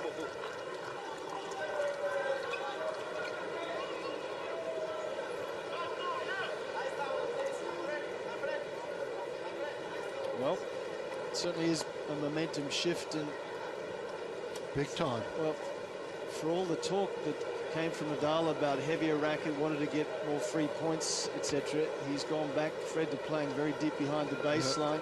The first set, there were some signs that he was looking to turn that around. We saw him go inside the baseline to take some second serve returns. It dropped back to do what he's done all his career at the moment, and that is play deep. And that's... You can't do that with the Djokovic forehand when he's in the rally mode that he has been for the last set and a half. It's just been pretty competitive, pretty good stuff from him in the last set and a bit. He's very, very confident right now, and he should be.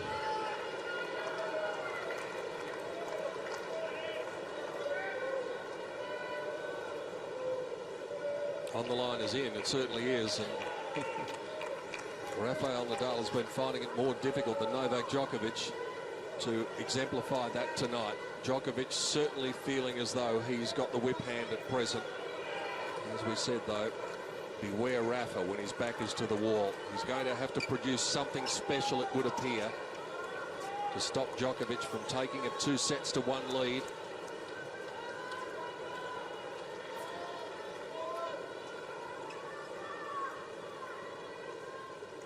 One 4.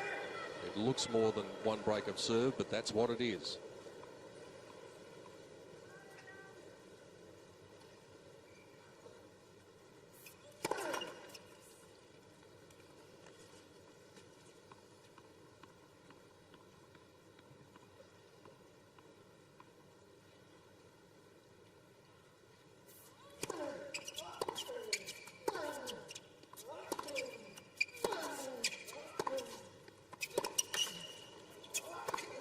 That's the shot that gets him again. Opens up the court, and boy, he's improved that now tonight. He was missing them early. This one here.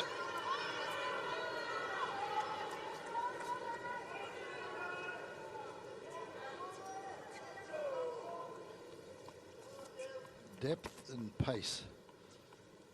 If you can get them both together, you're in pretty good shape. 3 hours we've been out there.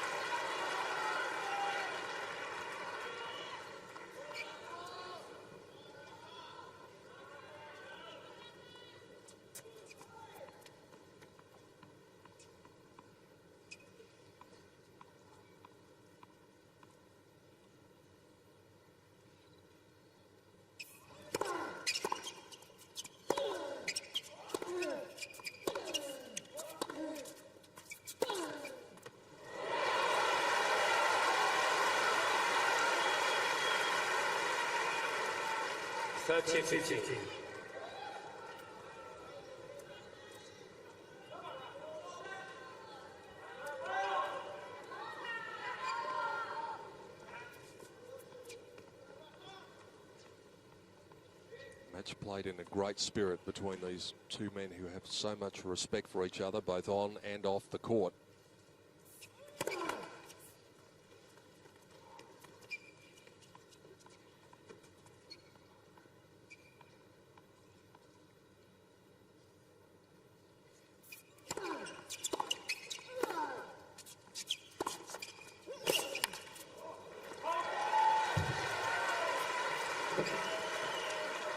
Fred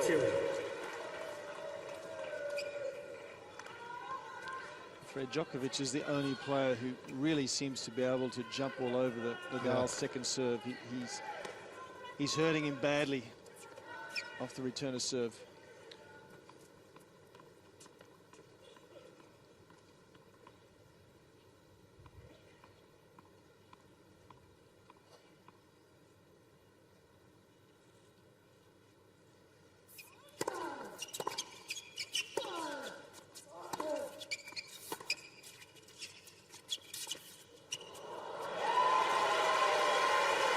Well, that's a sign of confidence.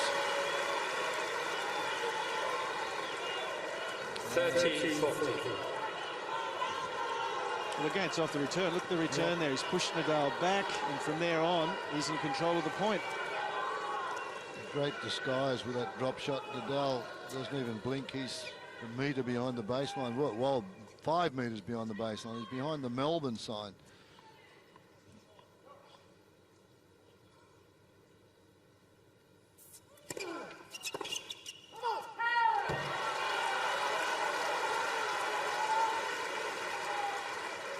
Yes.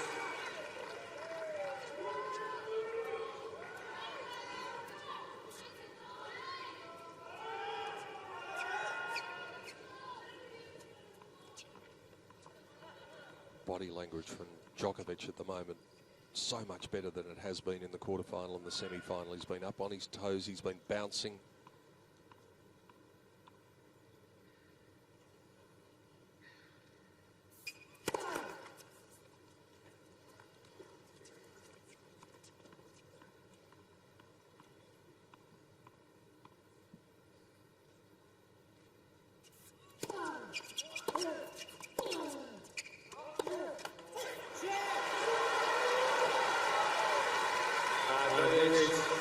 Nadal.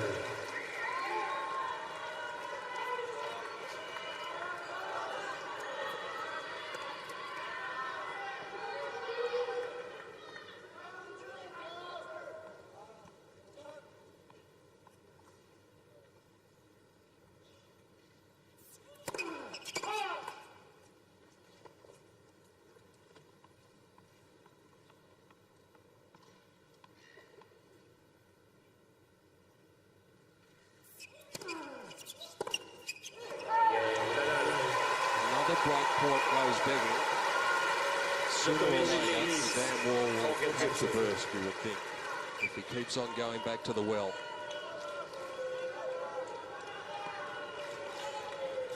Well, an opportunity now is as small as it is for Nadal. He's just down that one service break. He survived a break point there. He could have been out of this third set at 5-2.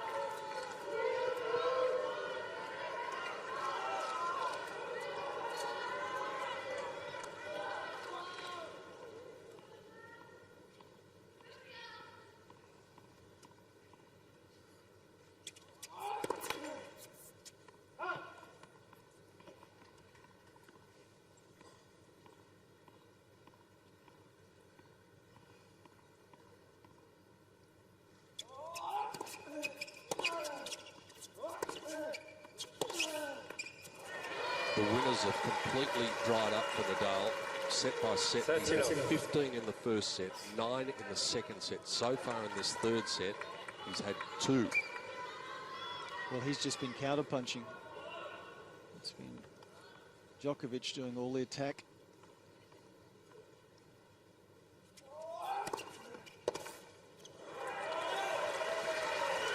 Use that serve well now.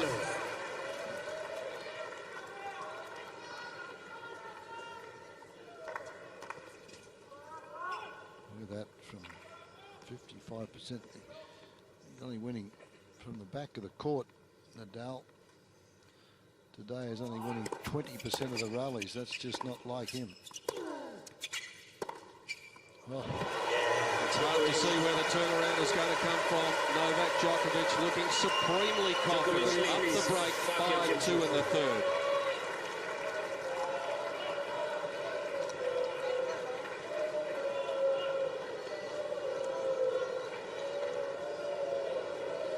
well, at this stage, Jeffrey's made a believer out of me. I thought he would be a little tired coming into this one tonight. And the first set, the footwork was not good.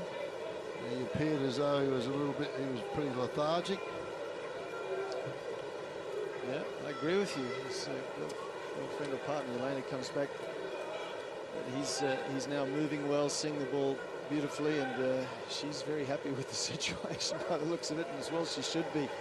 He's just gradually turned things around, Djokovic.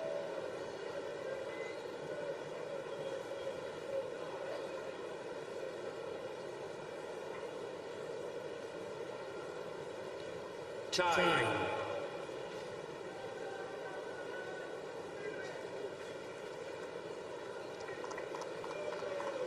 All of Novak Djokovic's support staff starting to show the confidence that he is showing. The final twist is going the way of the defending champion and the #1 seed, the man who won 10 times in 2011, the man who beat Rafael Nadal in 6 finals, well and truly on the way to adding to that list. A long way to go, but the signs, if you're a supporter of this man, are very encouraging. Nadal serving to keep this third set going. 3 hours and 8 minutes. All the Spaniards' fighting qualities are going to need to be called upon tonight.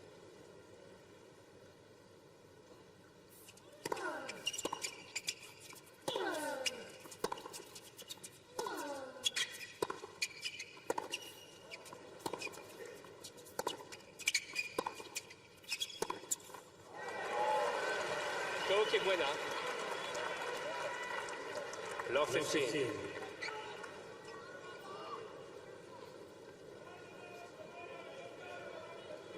Coqui Buena, he said that 3 times, and that's the only time Nadal hasn't challenged, so it must have been him again. Sorry? It's not frustration, that's a sign of, isn't it? It is, and he doesn't know where to go to from here. It's not something we see from him a lot.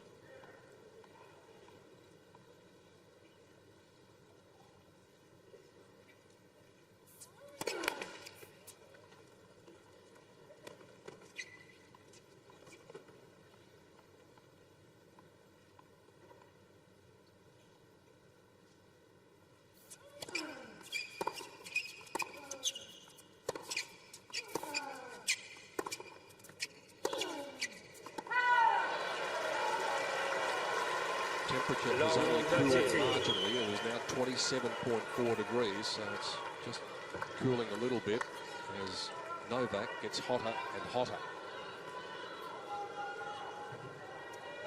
Right now, you can sense that Nadal's thinking, this is deja vu. This is all that happened to me in 2011, and he's emotionally and mentally lost at the moment.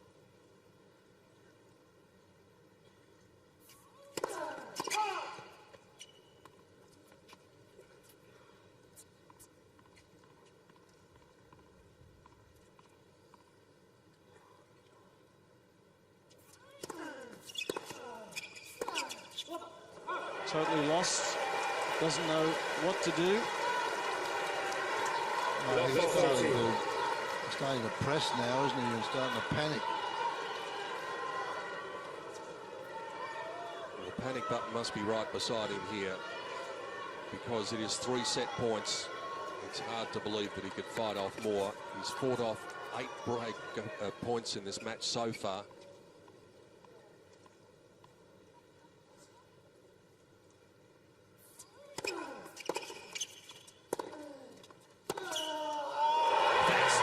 Looking at the moment, the roar goes goes up from Djokovic and his supporters, and seemingly he's on his way. 2 sets to 1 after 3 hours and 11 minutes.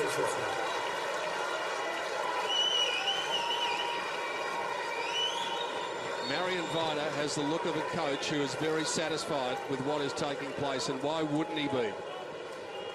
Well, he's also seeing it as a case of deja vu. He saw it all last year, and his man seems as if he's about to do it again. Look how much he's improved his first serve percentage as well, Djokovic. It was 49, 50% barely first set, raised it in the second, and he's elevated it even further in the third.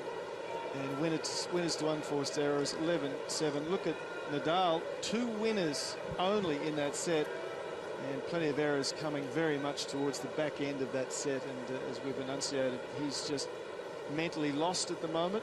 He doesn't know what sort of style he should be playing. Nearly twice as many points, 32-16, as we see some of the highlights. Nadal, very few winners in that set.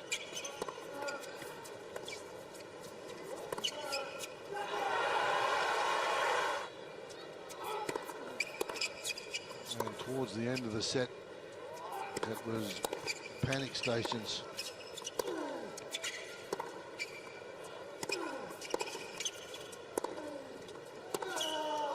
Not a bad forehand to finish the set off with. It was ripped.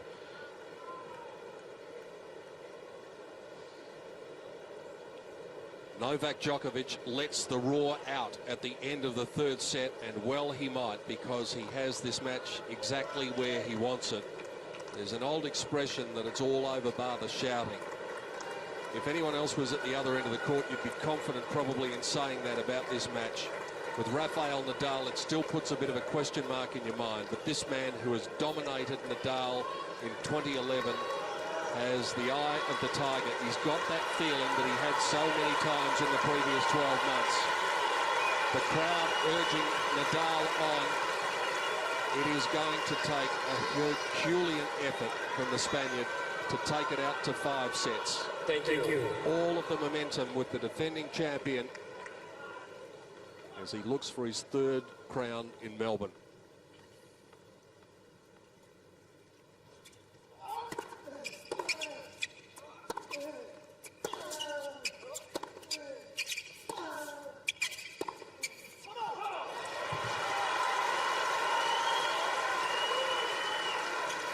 Now 15. Well, that come on that came from Nadal is as much for his opponent as for himself, letting the opponent know, hey, I'm not going anywhere. Don't think you've got me beaten.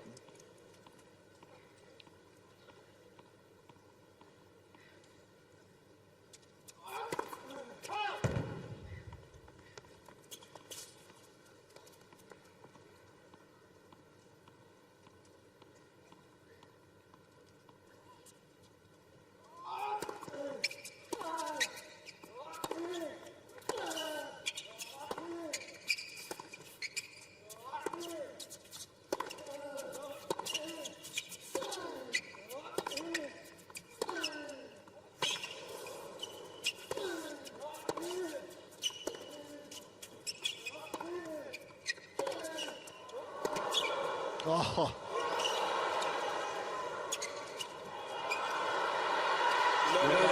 Unbelievable stuff. How good is that?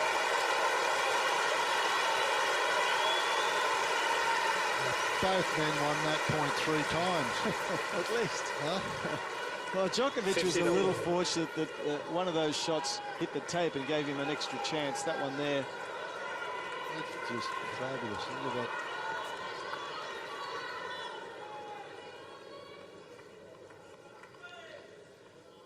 Every rally like this, though, that's the extra distance Nadal is running, an extra 10-15%, because he's playing deep behind the baseline, so he's covering more of the court.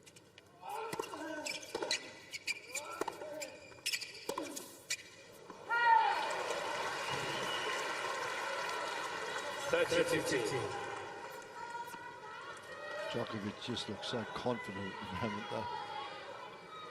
In contrast, the look on Rafa's face there told a lot. He's not letting Nadal get set at the moment.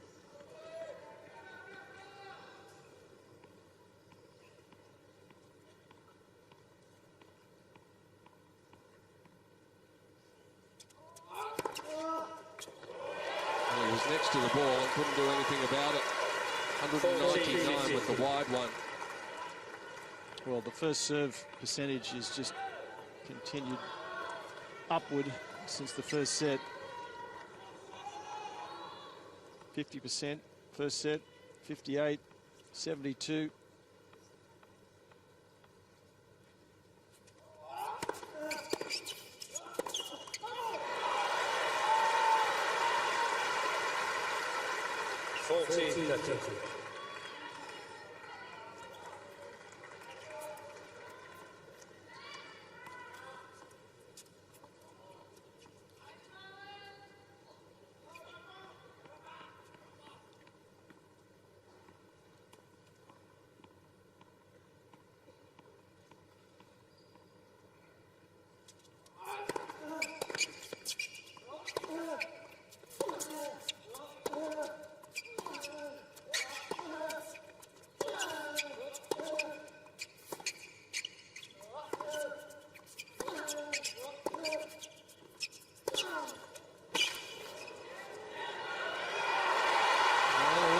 He's got it to Juice.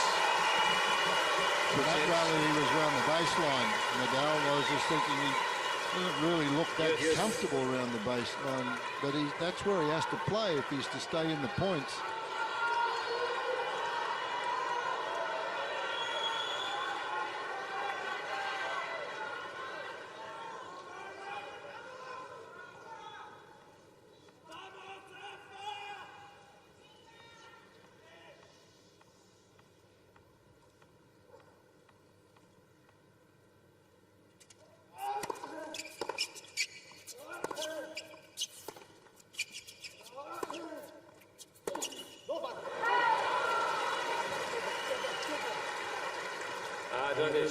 Djokovic.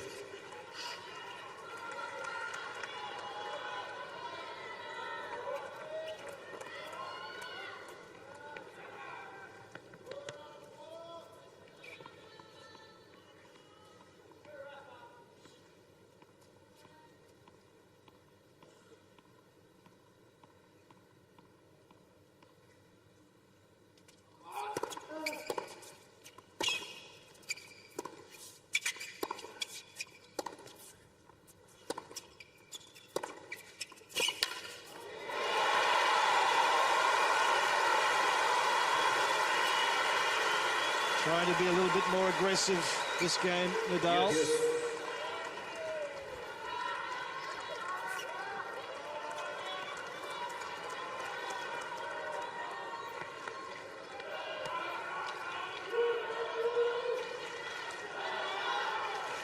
Anytime anything gets a little short, gets thumped from either end of the court.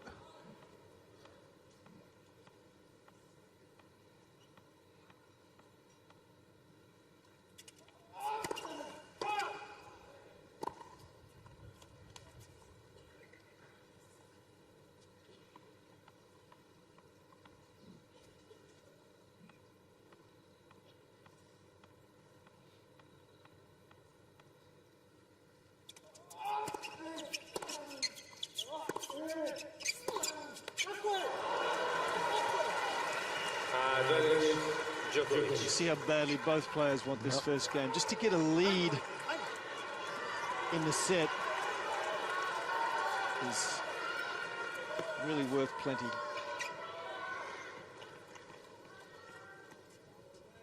Especially for Nadal if it comes with a break of serve.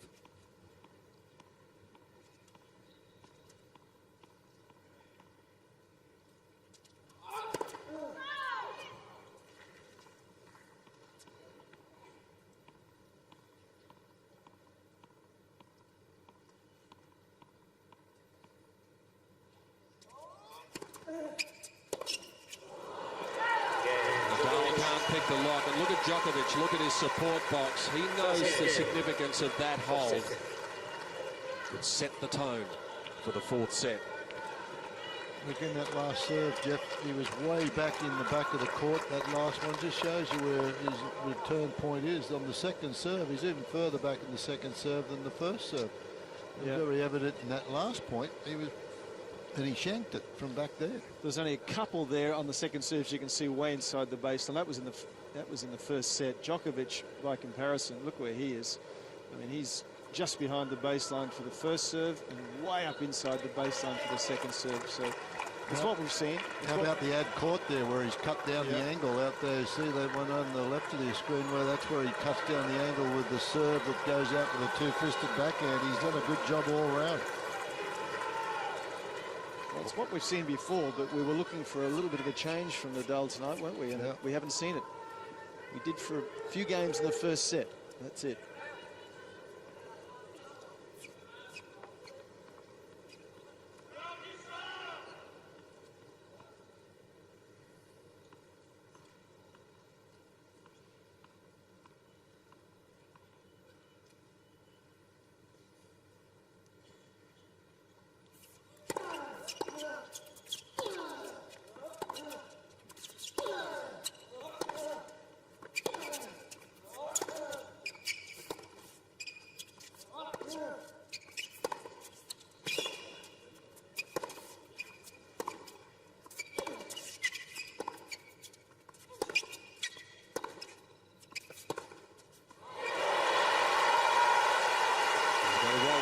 He has to.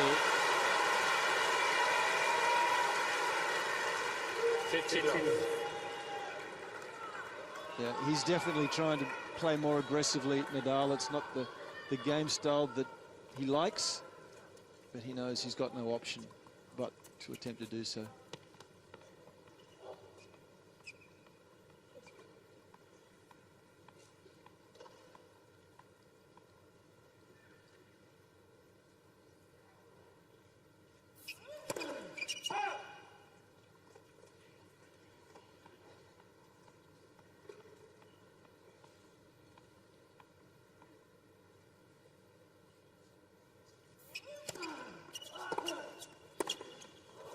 Pace of shot. And that's exactly what you were mentioning, Fred, how on this ad court he moves in to cut the angle of that serve off Djokovic. And you saw it in that last graphic. It's the way to deal with it.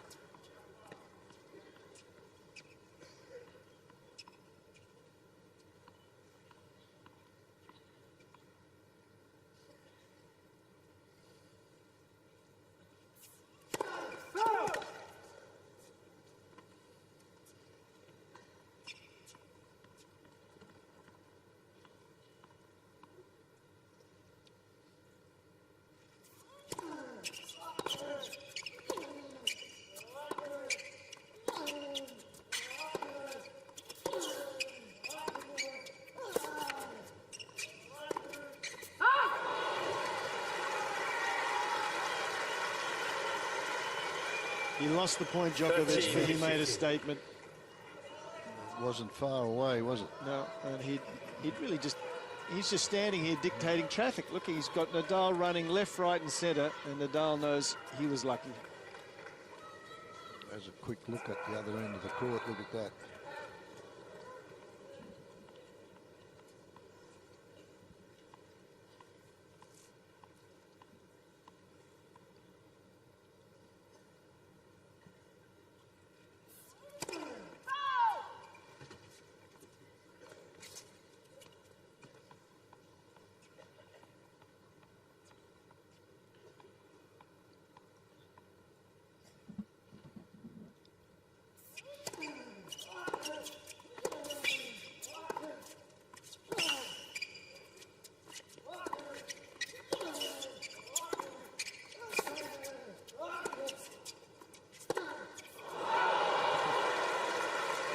There's another point that goes begging when the second delivery has been called upon. We saw a very interesting stat before. Second serve points won. Djokovic 66%, Nadal now 43. He went in with an average of 56, so he's being thumped in that regard. Nadal, they're having to go for a shot that he just doesn't want to have to do, but got no option. In that last rally, Djokovic wouldn't have moved more than 5 metres total. Djokovic must have run 15. You mean Nadal? Sorry, reverse. Yeah.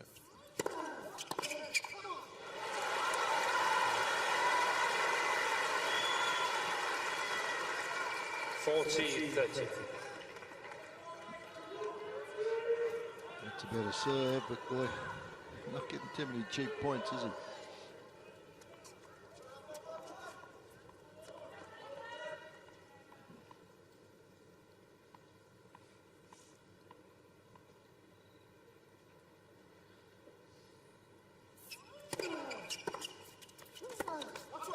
Just unbelievable return of serve again. That one into the body. Yes. Would have trapped him in the first set, but he moved out, but he thumped it. It was, look at the depth and pace on this return.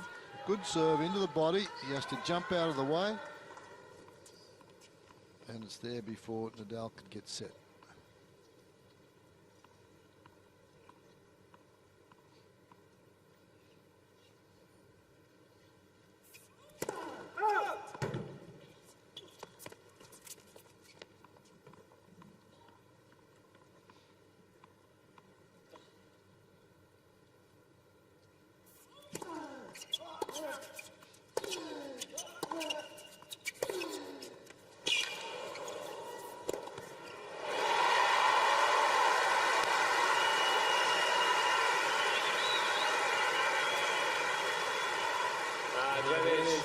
Nadal.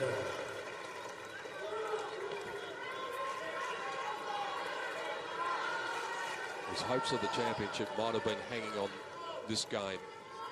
He went down a break in the second game of the fourth set. It could have been pretty close to curtains.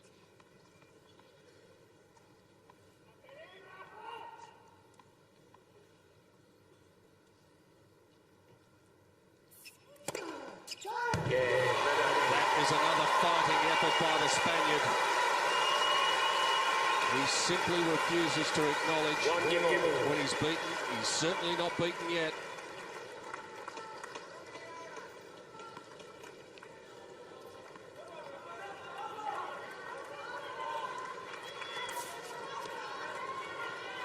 This is the big serve to go to down the tee.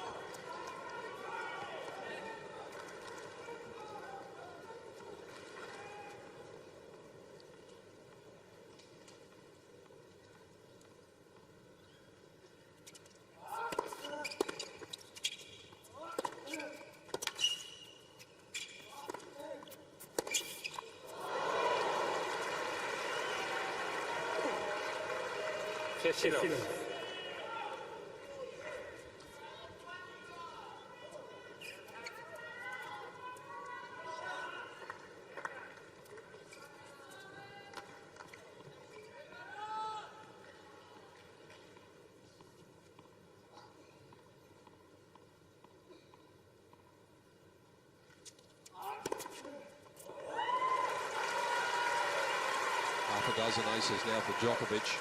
30 love. Serve is certainly coming good at the right time. 3.5 hours and going now.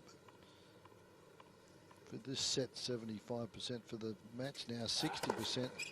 40 love. Well, it was down 40 something after the first set, just on 50%.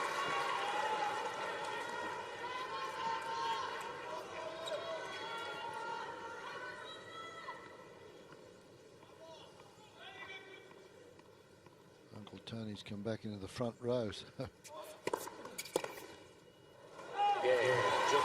As convincing a service game as you'd want to see from Novak Djokovic. A couple of aces thrown in there. He has the lead on serve, 2-1.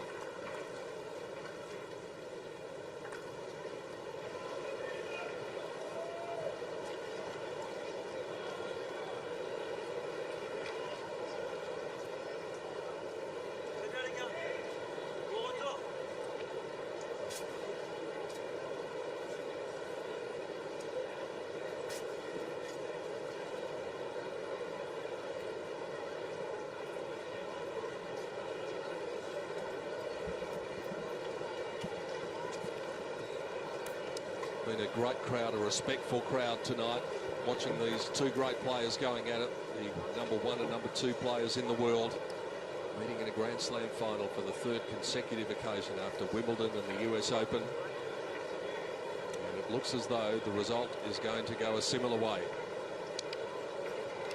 But it's certainly not in the book yet.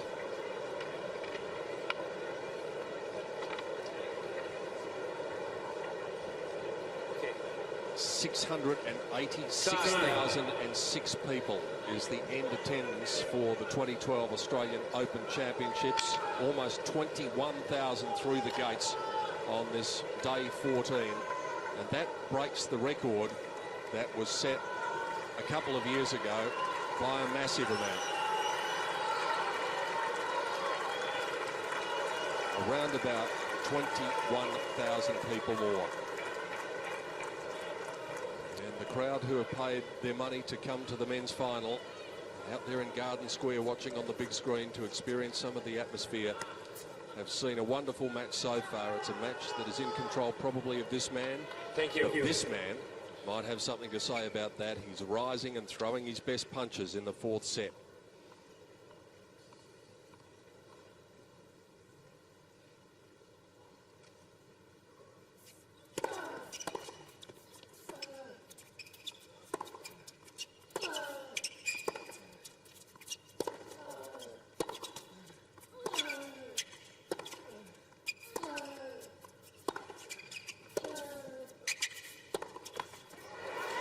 Garden Square is all grounds passes, aren't they?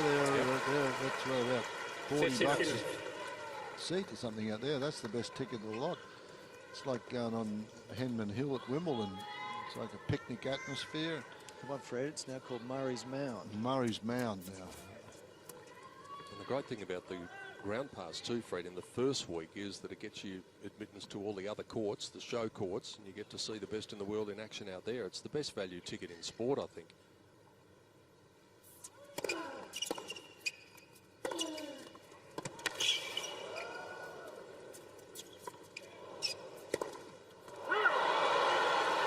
Great defensive skills. We've talked about 15.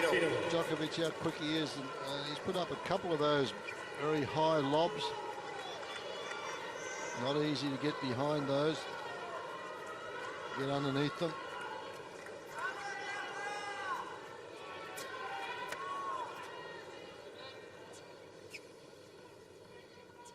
Novak's partner seemingly on pretty good terms with the way things are going.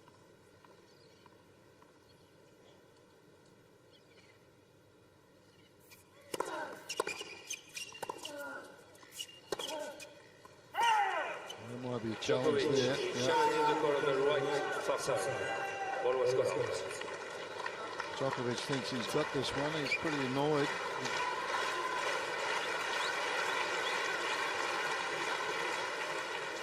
Well, he missed. 30-15. Djokovic has 2 challenges remaining.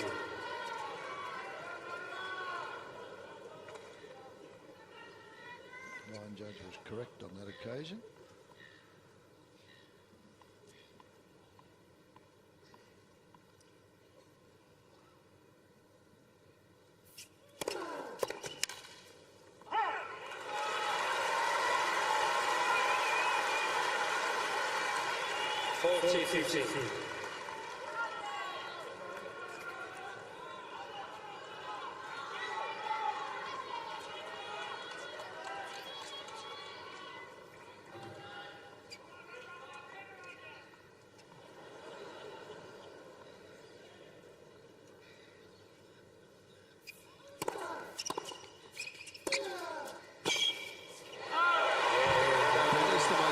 Hold of serve that Rafael Nadal has had since the 6th game of the 2nd set.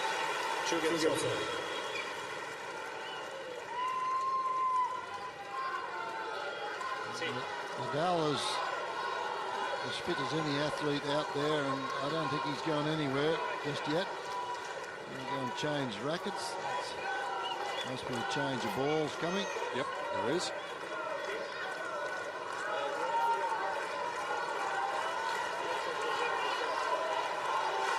Crowd are getting involved here.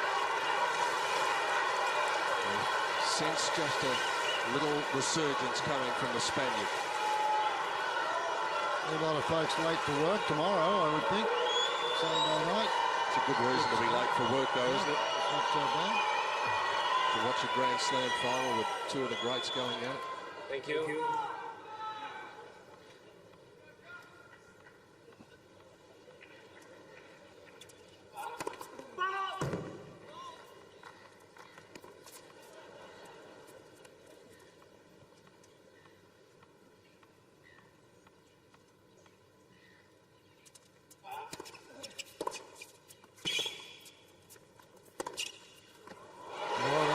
It wasn't in until it bounced. But how about the return, Freddie? He was on the baseline and went after it. Haven't seen that since the first set. Love 15. Just a bit of pep in his step at present, Rafa, the way he's moving around the court, a bit more energised. Well, he's now got a plan. He's trying to play more aggressively. At the end of the third set, he was lost. At least now he's got a plan. Let. First service.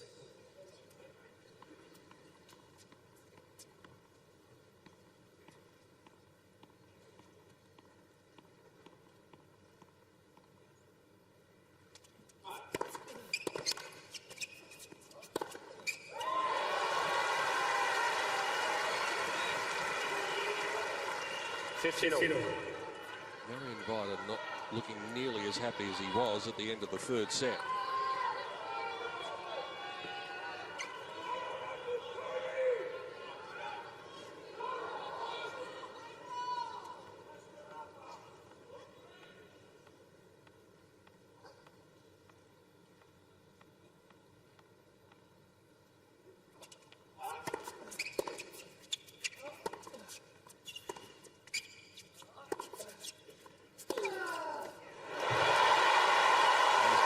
Bull by the horns now. Look at that. A bit of a bull fighter coming out from the Spaniard. 15-13. A little slice here doesn't allow Djokovic to hit a very aggressive shot. Because the slice stays lower, so Djokovic just has to loop the ball back. Gives Nadal time to run around at 160 km/h forehand. That's big. That is big, isn't it? That's... Some of the serves haven't been that.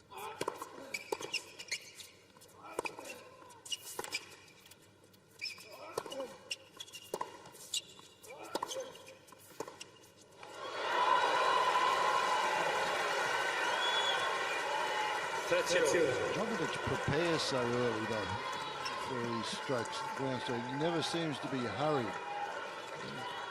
Never seems to be rushed at all.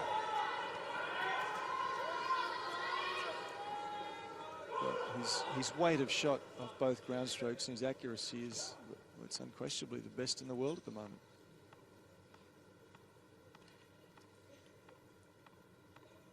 Huge point coming up here. And what a time to come up with the good serve as well. As self-assured as of Novak Djokovic that he's going to come up with exactly what's needed at the big moment.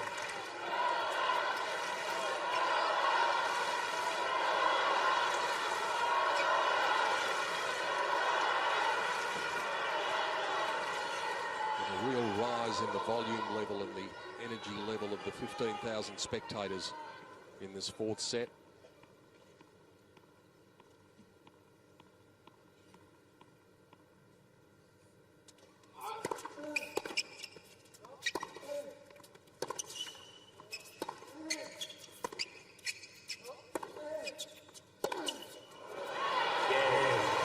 Djokovic comes up with the hold when he was pressed. A little pump of the fist indicates that he feels as though he's still got the momentum on his side. 3-2, fourth set.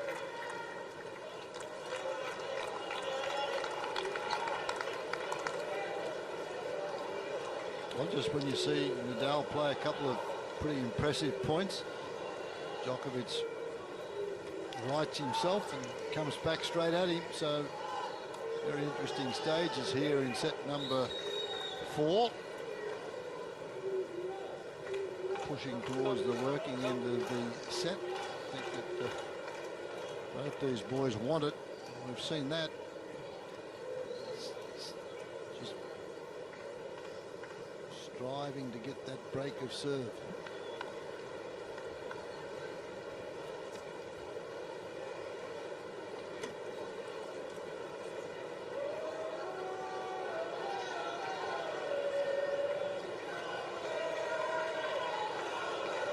Time.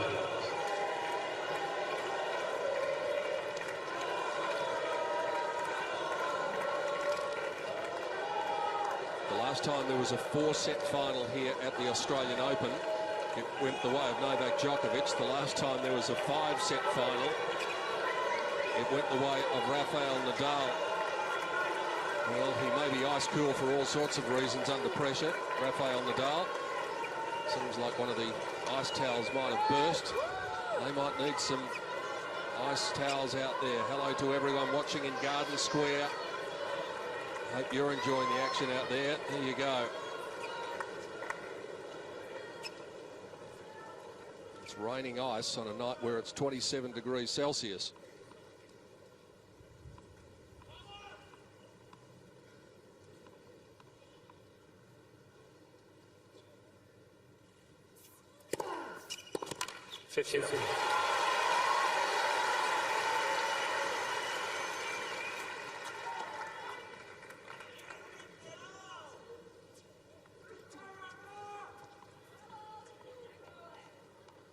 Bookies earlier today had Djokovic at $4 to win in 4 sets.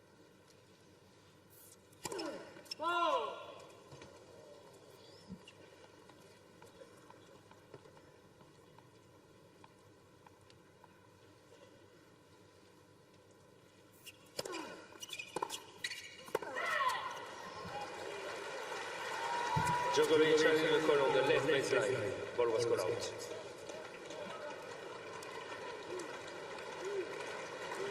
I'm not sure this is a good use of a challenge. Yes, it is a good use of a challenge. He knows better. Replay the balls. He needed to be right, otherwise he was going to be down to one last challenge.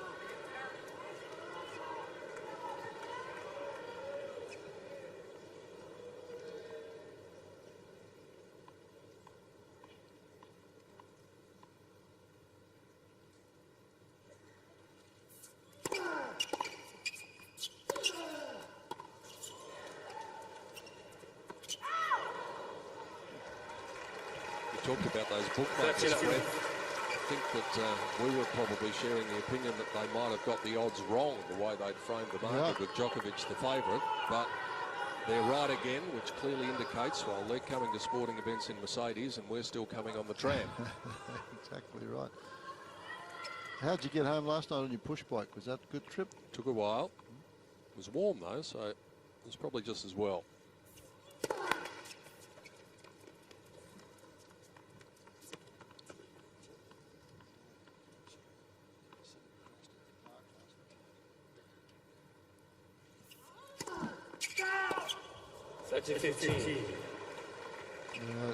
He's going to go and have a look at this, Nadal. This is pretty important for him. But he can't waste too many here. No challenge.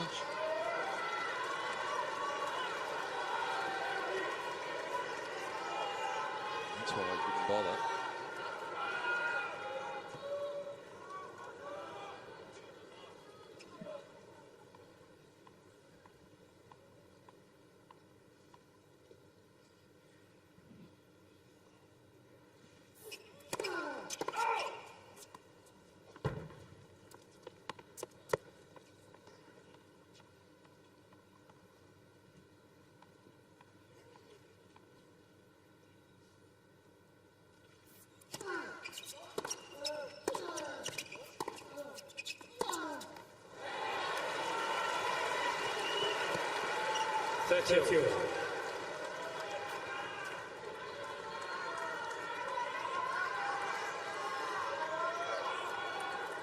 Djokovic gets a look here. We bet pretty good money on the fact that his intensity level at this break point will be higher than at any other time of the match. He's squandered so many, but he knows that this could be the moment. If he gets a look.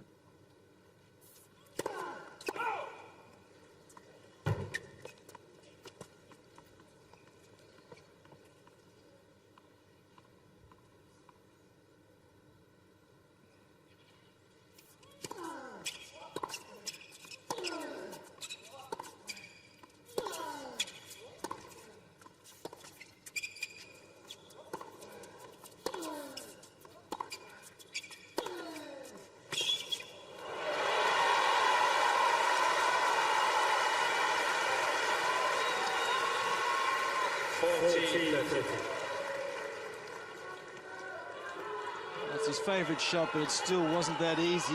He's behind the baseline, backing away, and he's hit a very good off forehand, Nadal, at a critical stage.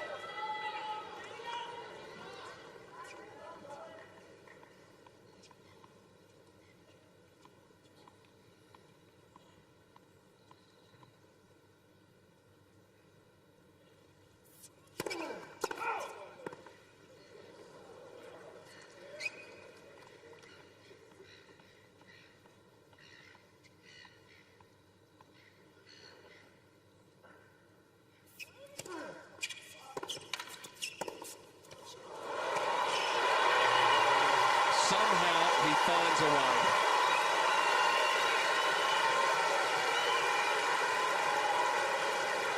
Three games over. Surely the further this match goes, the edge physically will come off Djokovic. You'd have to think so. He's had that long, tough semi-final, one less day to recover. At the moment, he's still moving exceptionally well, but surely the edge will come off if Nadal can keep hanging in and prolonging this match. Nadal's been out there a couple of hours longer, though, in his matches, but as you mentioned, Djokovic come off a real tough one just with 1 day of rest.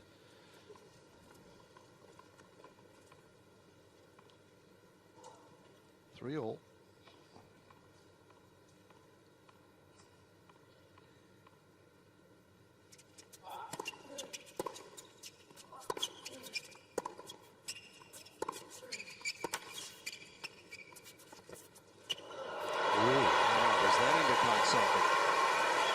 Well, he hasn't played too many of those at all.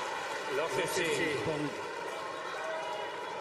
that one didn't miss by much, but I'm surprised he hasn't played more of those tonight, though, Djokovic, because that used to be, or is, not used to be, is one of his favourite shots. And he always plays it here to the forehand, as he attempted to do there. And it's down the backhand line to Nadal. Most players forehand, same spot, same side of the court, plays it to.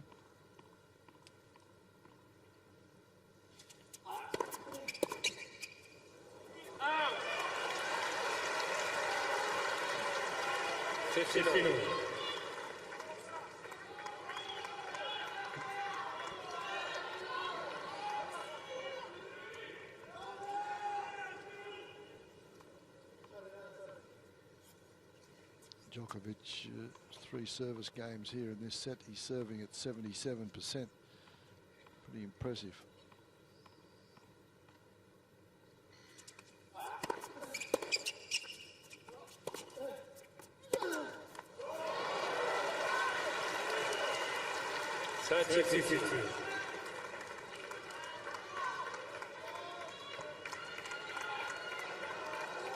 Knuckles are going to be red raw by the end of the night. Rafa, he's punched that racket a few times tonight.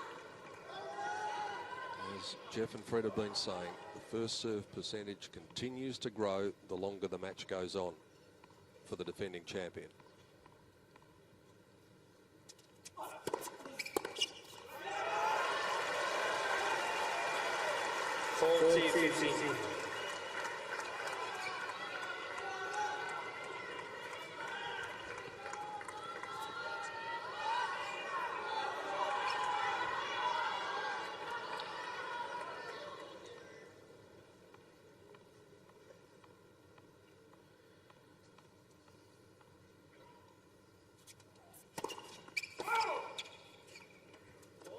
Yes, I think so.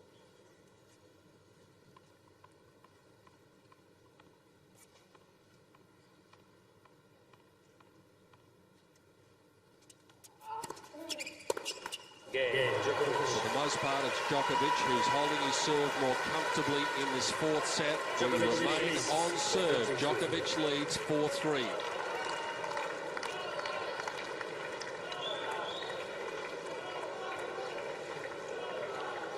Creeping up to the 4-hour mark for this match. And not too many folks have left. It'll make your friends, the taxi drivers, happy, Fred. Yep. Because public transport will be stopping shortly in Melbourne. So a lot of these people who may have driven here, but many of them who've caught public transport will have to find a way to get home. But why would you leave this? Oh, I don't think many of them are.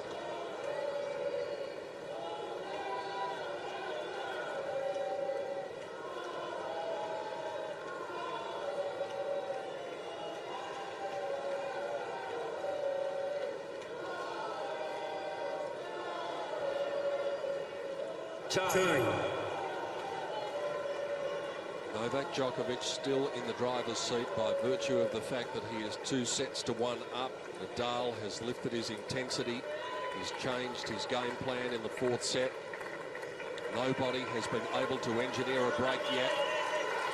Nadal is the one who is under the pressure of having to play chasey on the scoreboard.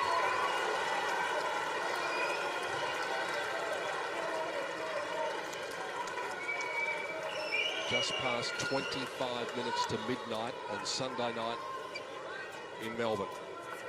Nobody's gone anywhere.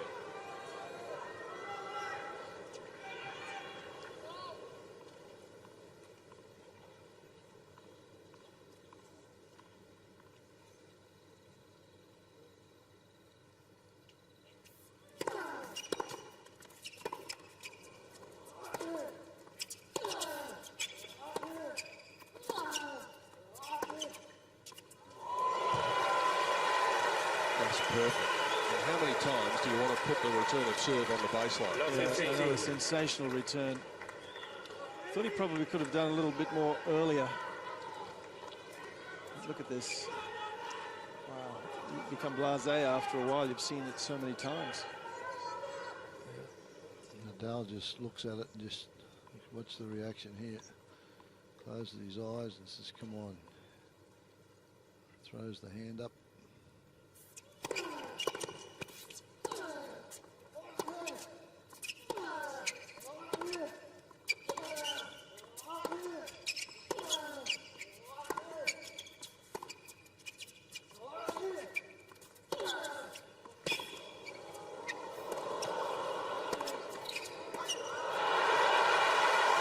Pressing hard. You can almost sense it.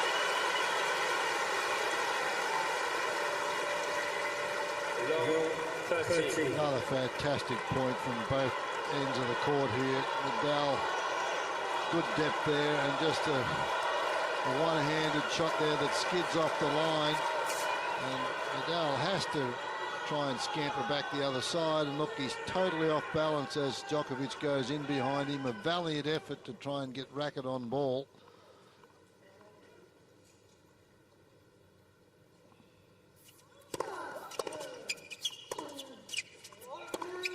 Too good.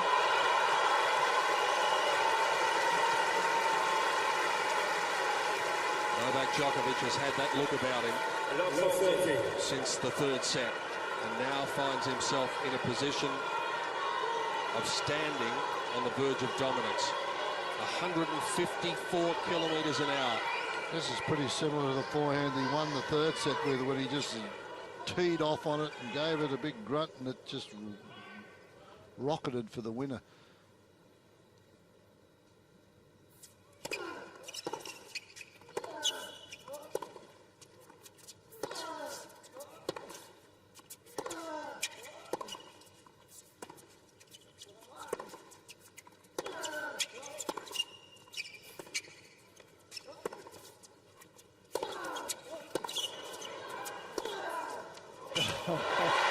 That is big. That is Rafa. That's what he does. Oh, he's not too far. That one was very, very close, but it was good.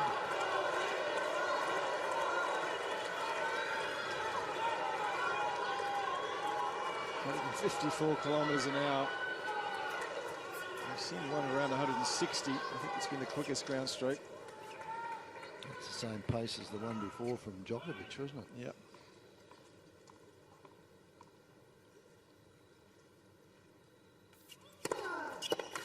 Well done.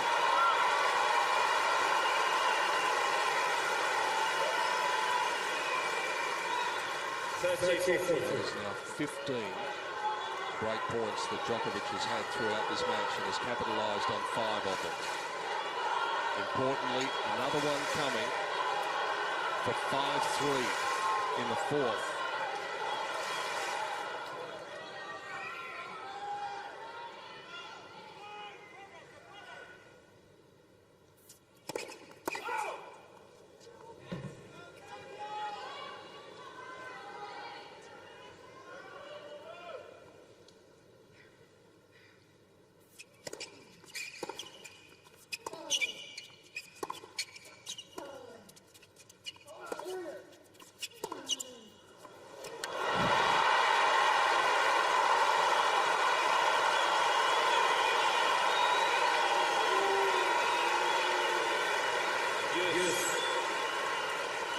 Well, it's fair to say that Djokovic wasn't looking for that down the line. It's raining, Jeff, I think.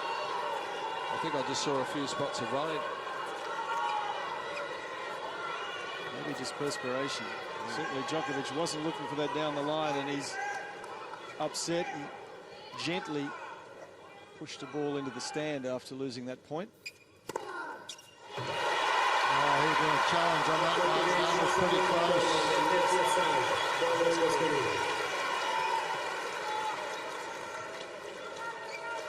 This one I think missed. Ah, it's good.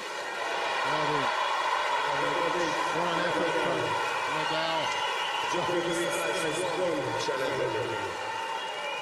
Relentless even if he's down and out on the canvas.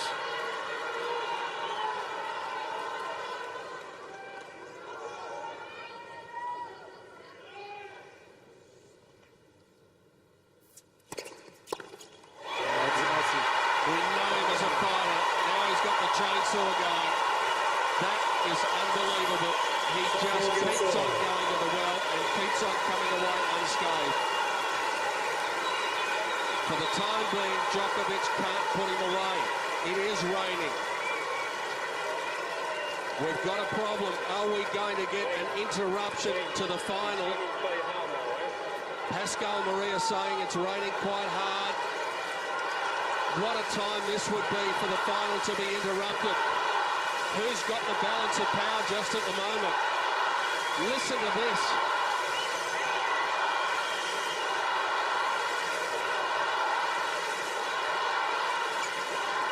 Nadal doesn't want to go off. Wayne McEwen onto the court to take a look at the court conditions whilst we look at Nadal's reaction.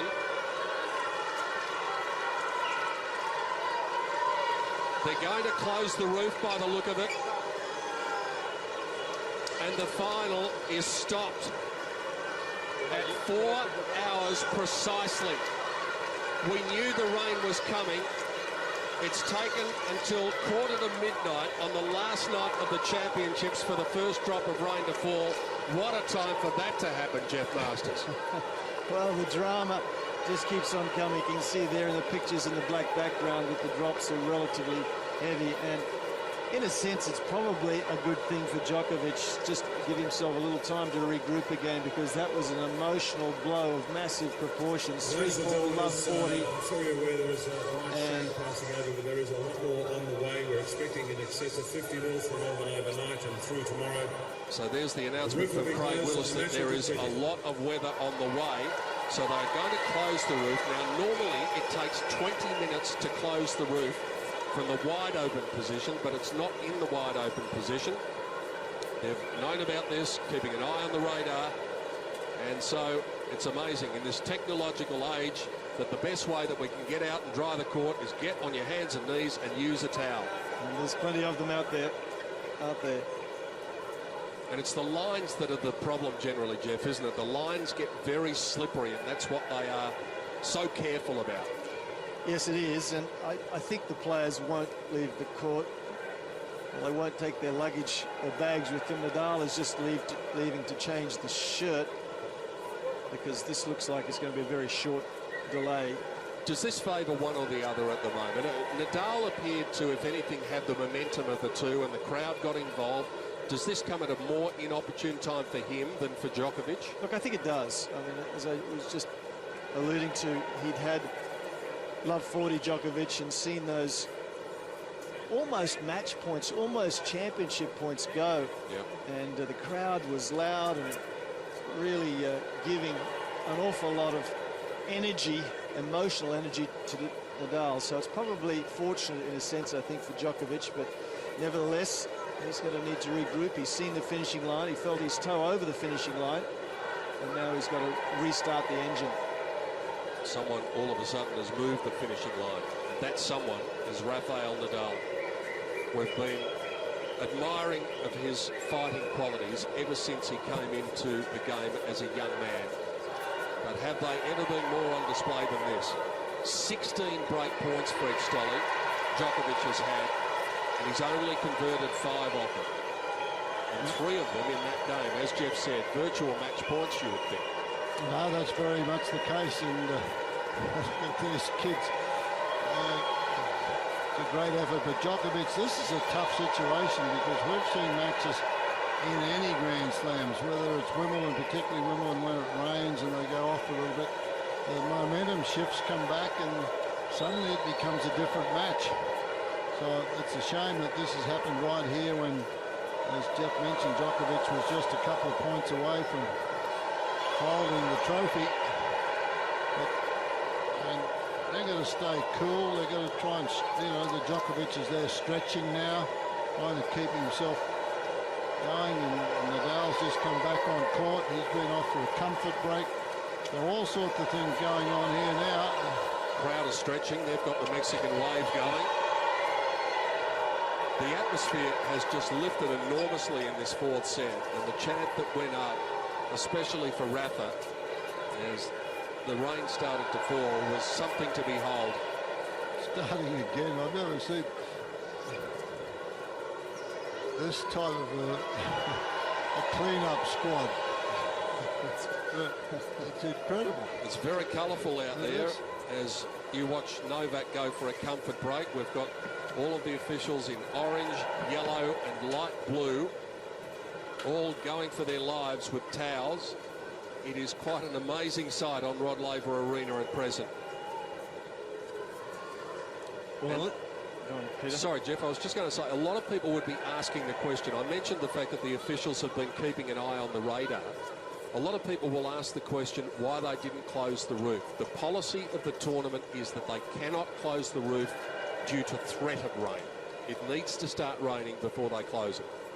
Yeah, quite right. And the other interesting fact here is that unless the delay is more than 15 minutes, there is no warm-up.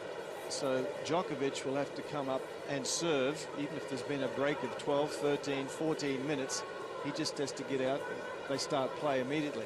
And I think the delay will be less than 15 minutes, so that's going to be the case. Well, if that was the case, I'd kick the ball and walk around, and I'd do something to make it 16 minutes, so that I did get a couple of minutes warm-up. You're pushing the envelope. Everybody else does. Why wouldn't? Hey, there's a good view of what we were talking about from Spider Cam up there. This frantic cleaning that's going on, and they're doing a very good job of getting the court clean. There are still a few drops of rain coming in, but it's confined to the area where most of them are now, because the roof continues to close. If you are just joining us, this is the way the match stands. Rafael Nadal took the first set in 1 hour and 20 minutes, 7 games to 5. 1 hour and 6 minutes for the second set to Djokovic, 6-4. 45 minutes for the third set to Djokovic, 6-2. We've been going a total of 46 minutes in the fourth set, and it is 4 games all, and Nadal is experiencing a little bit of a resurgence. And if you're wondering why that linesman has gone with Djokovic, every player that leaves has to be accompanied by an official so that there's no discussion that takes place with a coach. It's not allowed. So that always takes place. So I think this is a huge advantage for Nadal here. And he's trying to see Pascal Maria and say, well, how, you know, let's get going. How can we do this? But the referees will have a look at the court, and they will not allow the players to start unless the court is certainly dry. Nadal's ready to go, though. He's up at the back end there. Now, this is interesting, whether he can go over there. And he's getting over to be very close to his player box. They're in that corner, so whether he can have a conversation there and Uncle Tony can yell out and pass on some advice. The play of the roof is all but closed at the moment.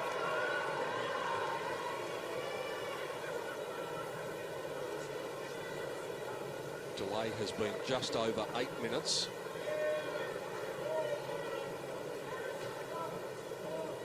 All hands on deck at Rod Laver Arena. The midnight hour is not far away. Well, how about the year of the floods? Well, that was remarkable. That was the most amazing thing I've ever seen here. Yeah, what happened was that there were some pipes that burst, and we spoke about yesterday Victoria Azarenka and the fact that she was the first Belarusian woman to go through to a Grand Slam final since Natalia Zvereva in the from doubles. the USSR. Yep. Now, Natalia Zvereva holds a very unusual distinction here at Melbourne Park. She is, as far as I know, the only player ever to do backstroke at a tennis match, because it was she who came out onto the flooded court and started swimming. Her and Gigi Fernandez. Yeah. And it started down in that far corner where the water came in, 1995, I think it was, a long time ago. But it was quite incredible because the rain burst and the water came in and it just kept creeping up and further along the court until the court was 2 or 3 inches underwater. Well, they were days gone by. Here we go. Let's get back down to business. We are at a critical stage, and Djokovic does have to come out and serve cold after a delay of around about 10 minutes. A rain delay in the final in Melbourne. Thank you. The restart. Djokovic up 2-1, 4-all, 4th set. Midnight approaches. How far away are we from this title being decided?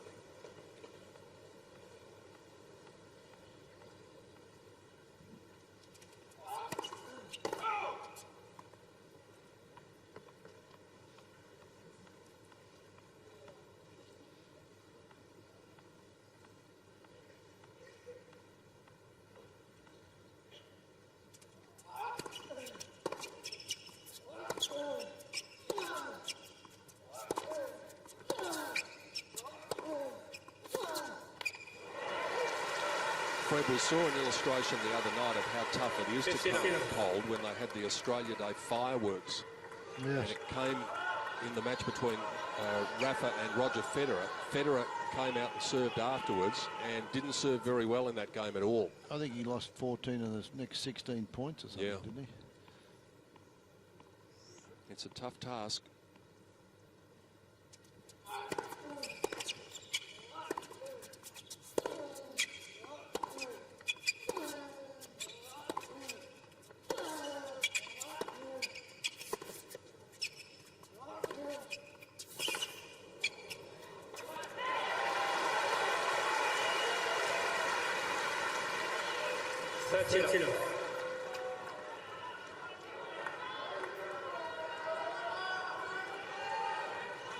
Again, this is just fabulous control off the ground from Djokovic.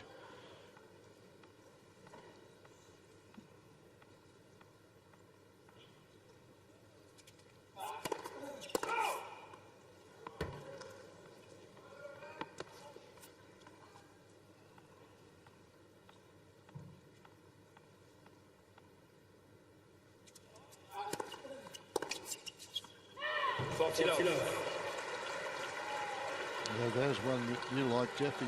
Yeah, was inside the baseline, had a go at that, but he, as you mentioned, he has to go for that now. Barely missed.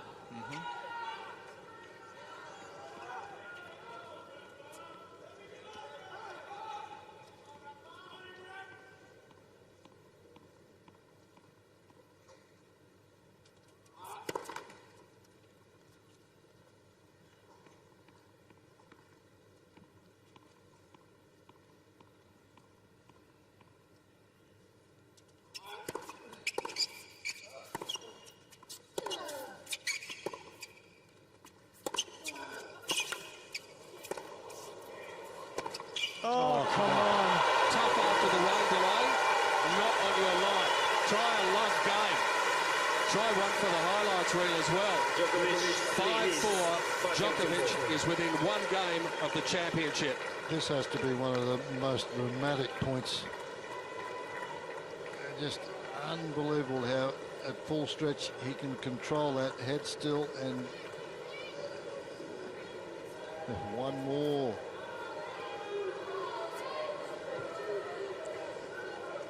And 4 hours and 12 minutes, and that's as good as it's going to get, that last forehand down the line. Look at the reaction from the Djokovic box there.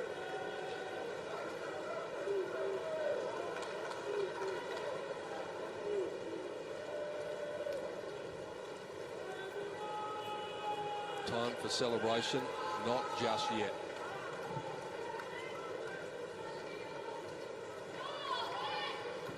The packed house now under the roof. The noise in this game, maybe the subsequent one, if there is to be one, might just about lift the roof off.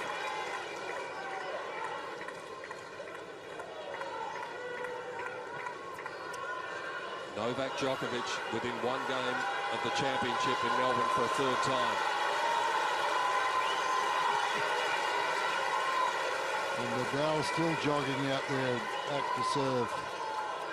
Trying to show his opponent that there's still plenty of life in the 10-time Grand Slam champion.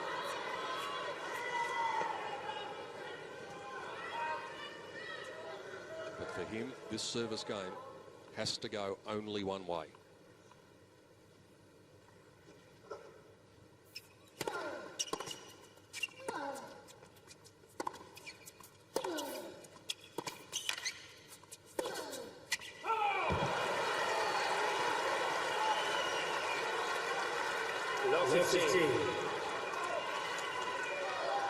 First point to Djokovic now allows him to take a couple of risks if Nadal misses first serves.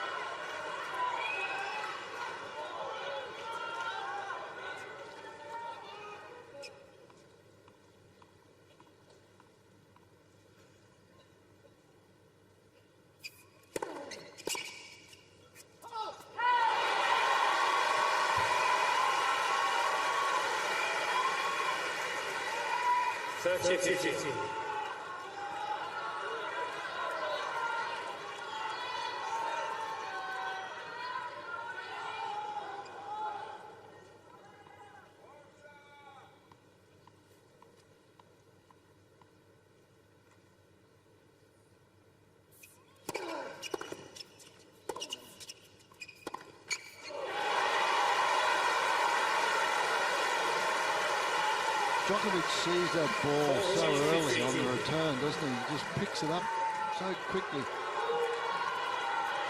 Gets it out in front, but never seems hurried again to make those shots.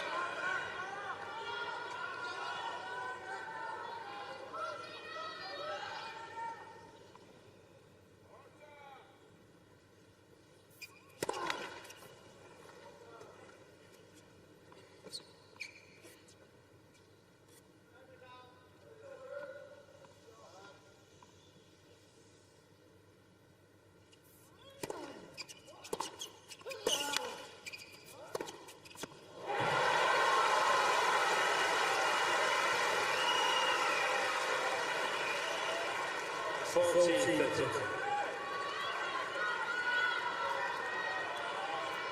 That is winner number 46 for Novak Djokovic. 11 more than Nadal. He's made 5 fewer unforced errors.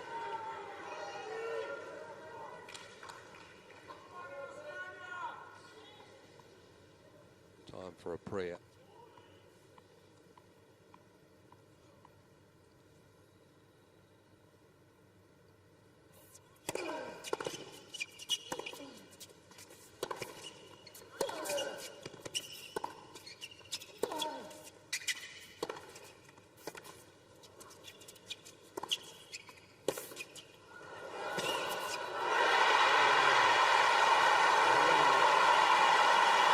Two great players come out after the rain today and barely miss a beat. And the battle goes on. 5 games.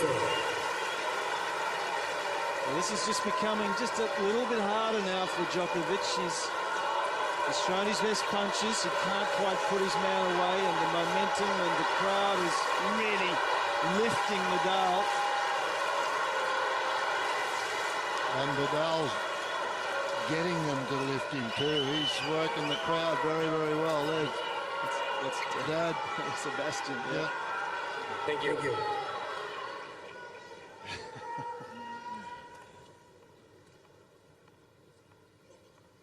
5-all.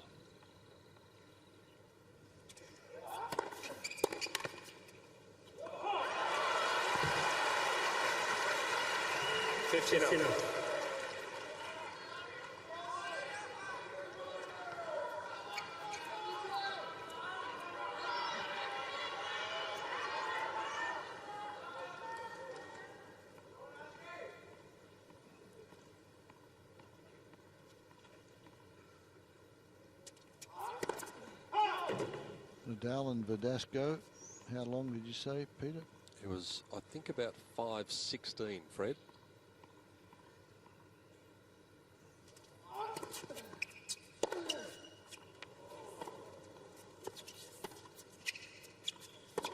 Nope.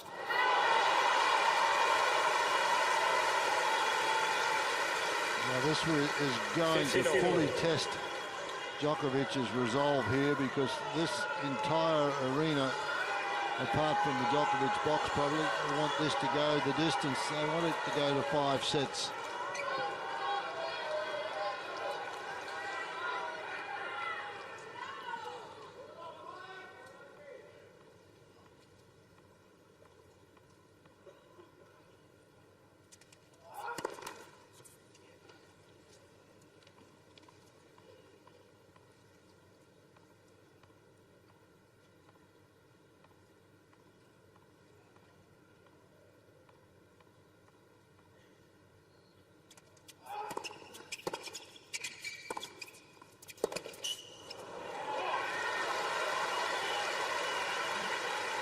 If it was to a tie-break, Djokovic has a superior career tie-break record to Nadal, but in Grand Slams, when it really counts, Nadal has an amazing tie-break record in the period since when Djokovic won his first title here in 2008.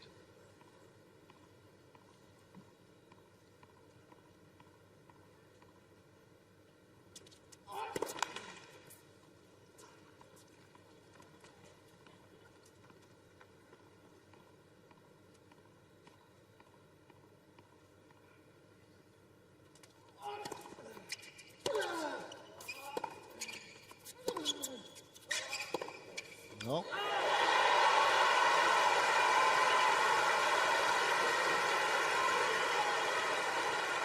That's you. Just a couple of errors, maybe just a little fatigue, feet not quite there. This one just, you can see overbalancing as he hit that shot.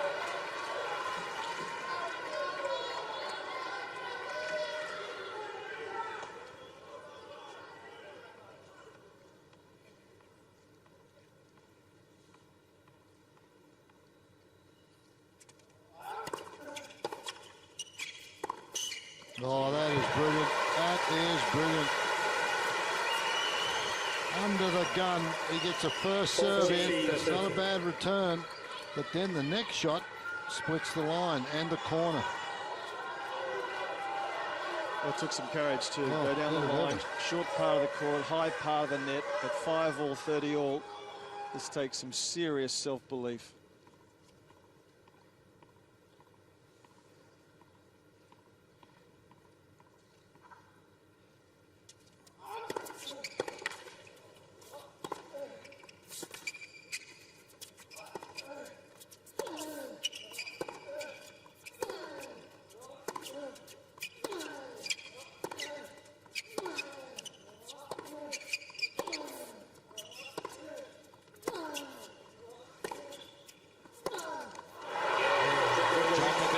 First to 6, and that means the pressure goes back to the arm of Rafael Nadal again. In the fourth set, 6-5. 6 games to 5. This wonderful depth again. 30-all, he comes up with an unbelievable shot in behind Nadal, very close to the line. And then this point, look at the depth of shot here. Wonderful rally. That one there gets him too deep and he can't control it, can't get behind it.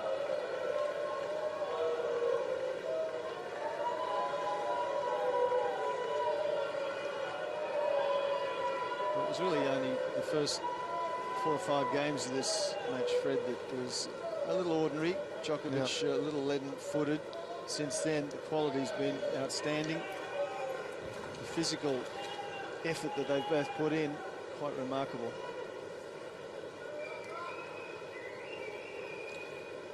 Charlie.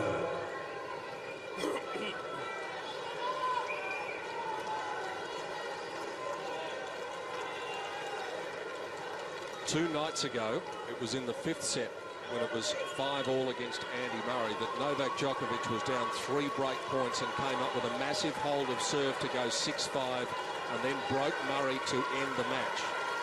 If he can break Rafael Nadal here, he will win the championship. It's been a magnificent final. It exemplifies the skill of both players, the fighting quality in particular of Rafael Nadal, who's looked miles away from that trophy at times, but he continues to hang in there.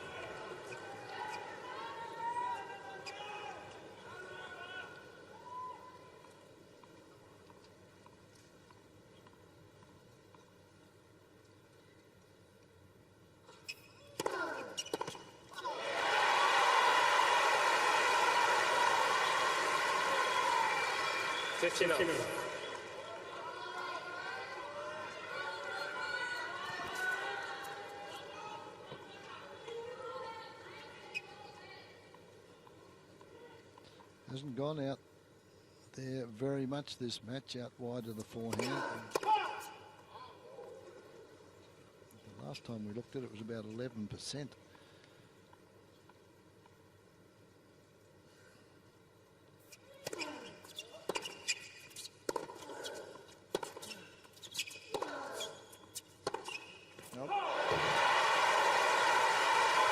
Just a little bit of the slump of the shoulders from Djokovic.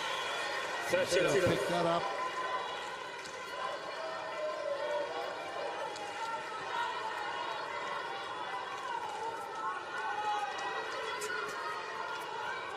Especially when you know that this man at the other end is never going to drop his shoulders until the very last point of the game and the match.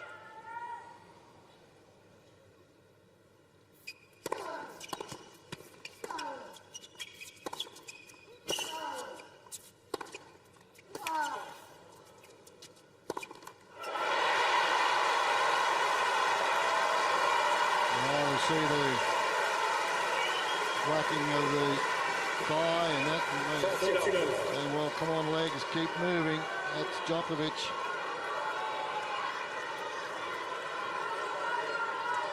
Got to pick it up for the tiebreaker. And that's middle of the net.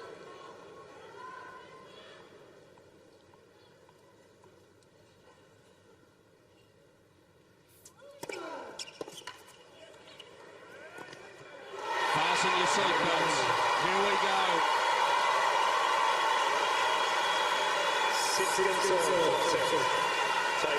Right now, Nadal thinks he can win. At the end of the third set, he didn't think he could win. Deep down, he didn't think it. Now he thinks he can. What a remarkable effort from the Spaniard. You just know the fighting qualities, and I've said it half a dozen times. This is a very, very important match for Nadal in the scope of things with his... Thank you. Thank you. These up-and-coming matches throughout the year with Djokovic. And we lost the last 6. Here we go. I was talking about the respective record in Grand Slam tiebreaks since Djokovic won his title here in 2008. Since then, Djokovic is 19-19. Nadal is 33-11 in tiebreaks. And last year, Nadal was 12-2, and Djokovic was 5-7. So he plays the breakers brilliant at the top level.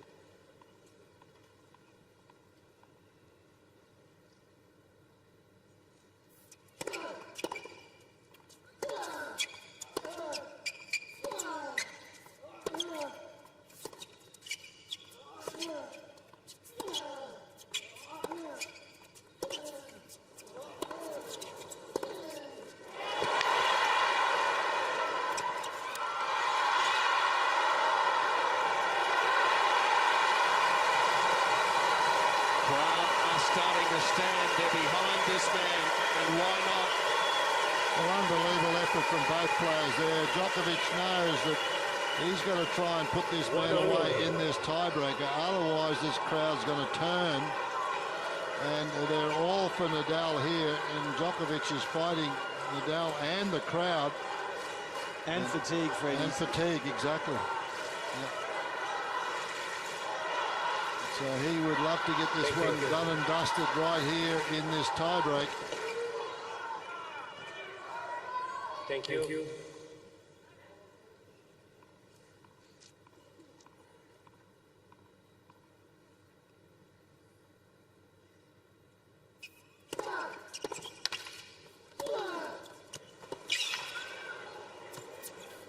Playing the best tennis of the match so far, Nadal. Well, he's got the adrenaline going, he's got the crowd behind him, he's pumping the crowd up. Tough couple of points coming up now for Djokovic. Down 1-2.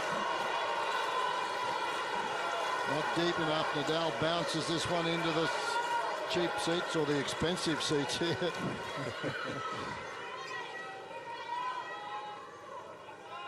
Whatever they've paid for them, it's worth it. They've got their money's worth. One of the better matches that you're going to see.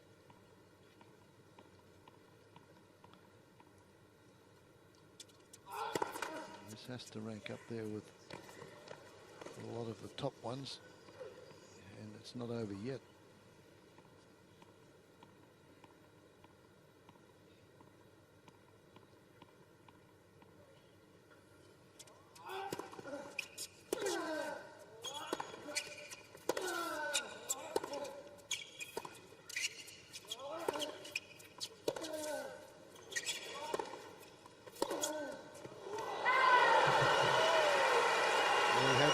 Court, Nadal not happy with that one. Djokovic not able to scramble.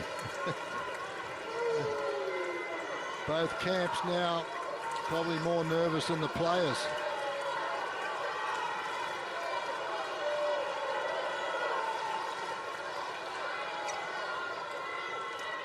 At least the two men out there are in control of their own destiny.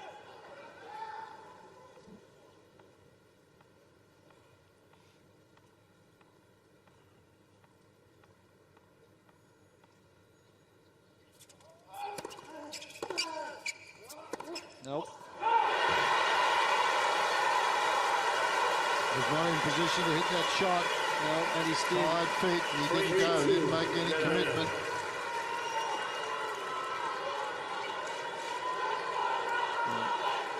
Nadal certainly sensing a big opportunity to win this match. He knows how important this breaker is. If he gets this breaker, huge momentum for him.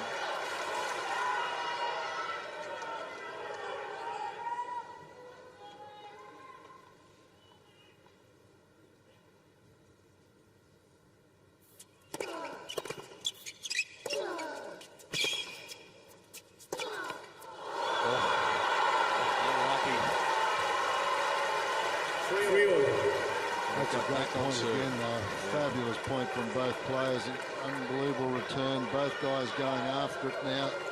No quarter given, no quarter asked. Half a centimetre higher, that's a clean winner.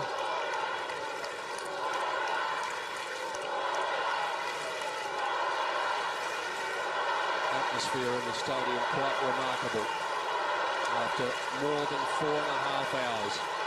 I think Djokovic knows he's just barely hanging on here. If this set goes against him, yeah, I wouldn't like to back him at all in a fifth. Well, we've seen it before, though, haven't we? Where you think he's down and out, and he comes back.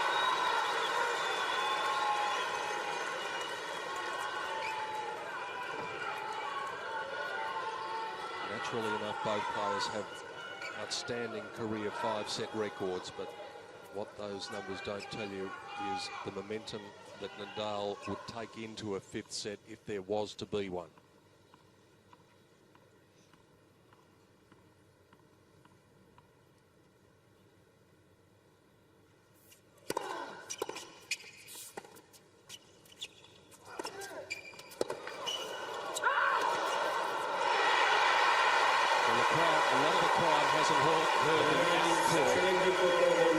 Nadal simply has to challenge the call.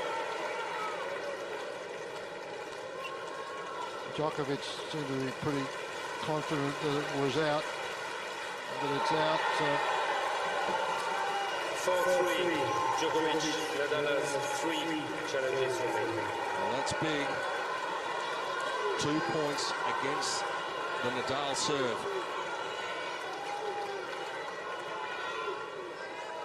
Bit of premature celebration there. Dad told him, sit down, it was out.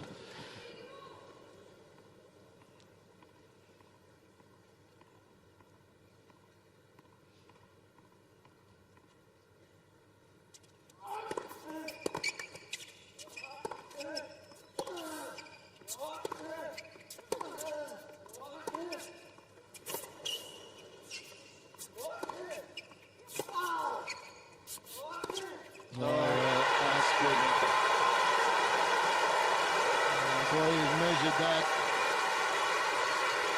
unreal point. 5-3, Djokovic.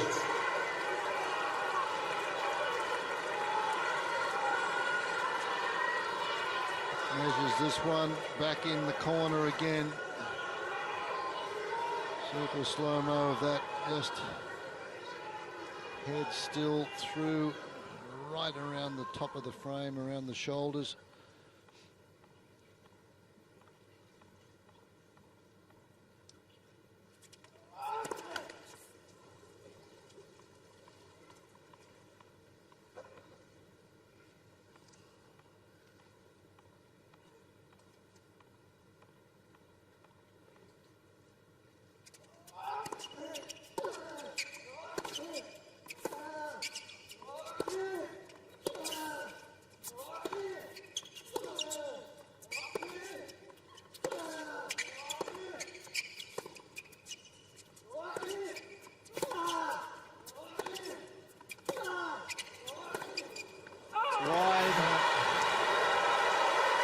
So we're back on serve again in the tiebreak.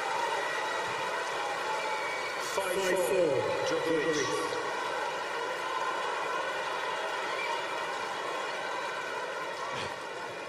They're throwing body blows. They're just haymakers. They're hitting them so hard. Not one person in this stadium is sitting in the back of their seat at the moment, and I guess that's the case for you watching this around the world. What a battle. It's been waging for 4 hours and 37 minutes. On serve in the tiebreak.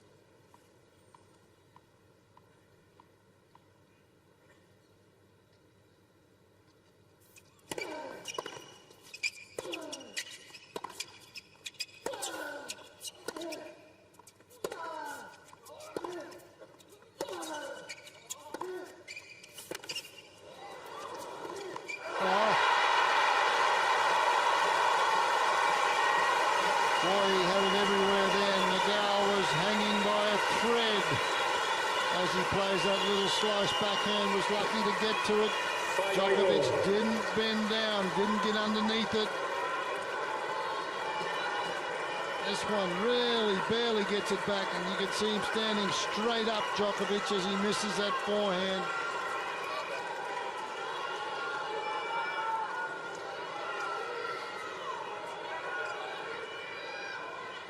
Is it a set point or a match point after this one?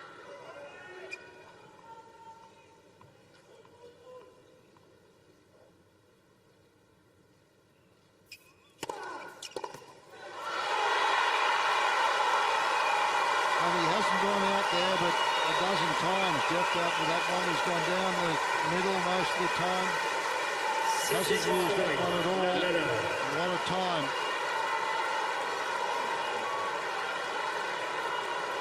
He was involved in an epic, a 5-set epic against Roger Federer when he won the title back in 2009.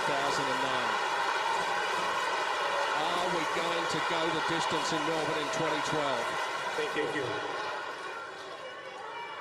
Set point to level it.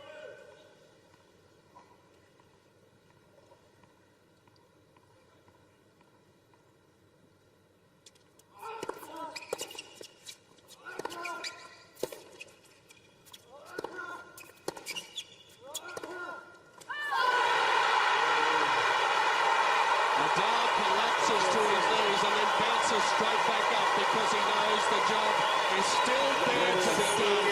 It'll probably be the longest match in Australian Open history by the time it's over. This is magnificent. It is 2 sets apiece in the final.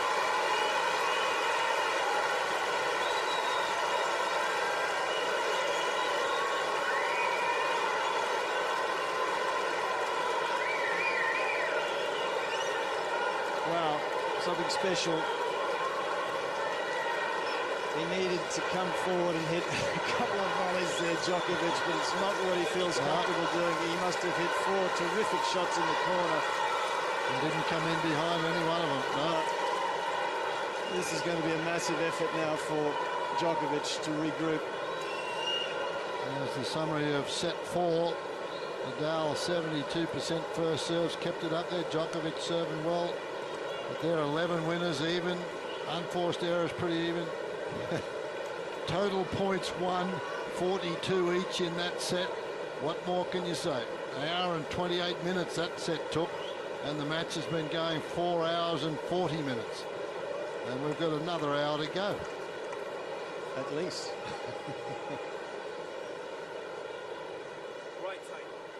Some of the highlights, and boy, there was a lot of them in that set. And it was this man, Nadal, that pushed the crowd to the limit.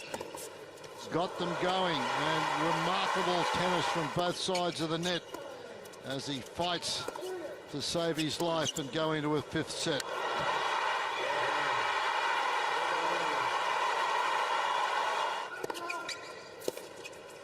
And what about the celebration from Rafael Nadal?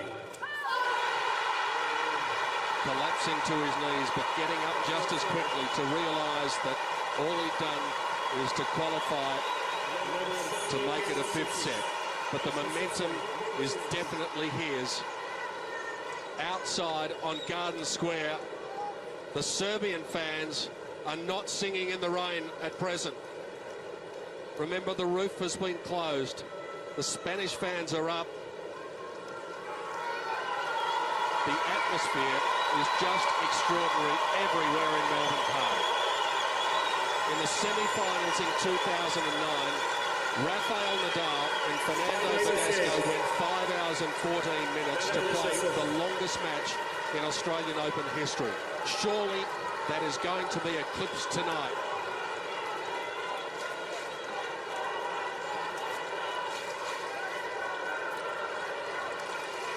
The deciding set for the championship in 2012.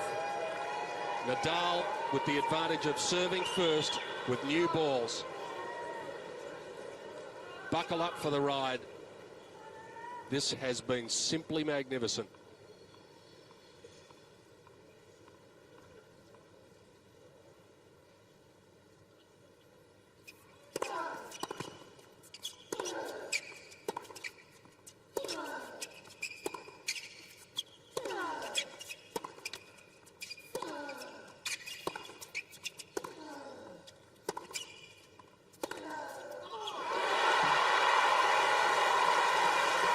what sort of psychological blow do you think that was for Djokovic? Oh, just enormous. I mean, he's reached a crescendo in his mind where he saw the finishing line and the heart rate was up, and now he's just so deflated. To pick yourself up again will be extraordinarily difficult, almost like the Borg-McEnroe final of Wimbledon, where Borg had match points aplenty in the fourth set and lost it. He had to come back and win the fifth, and did. It'll need an effort like that. Well, it'll certainly be a test to Djokovic's fitness. He's a lot fitter than he was 2 or 3 years ago. He puts that down to a gluten-free diet and a lot of work, a lot of exercise. But we know what Nadal just doesn't get tired, or it doesn't appear to. We haven't seen a match where he has done.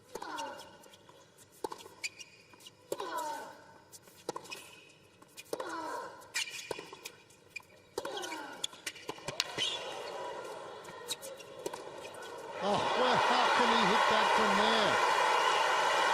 He's absolutely running backwards, thinking the ball is going to go out. 30-15. This is the adrenaline high he's on at the moment, Fred. He's hitting the ball harder. He's playing closer to the baseline. He's on a rush. 162 kilometres an hour. That's the fastest shot we've seen all night. And he's falling backwards. He's falling backwards when he hit it. But that's the adrenaline rush he's got going at the moment. It's huge.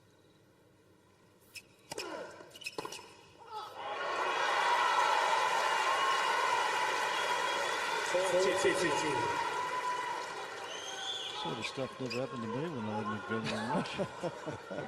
It's too long ago since you last had your adrenaline rush. Oh my goodness.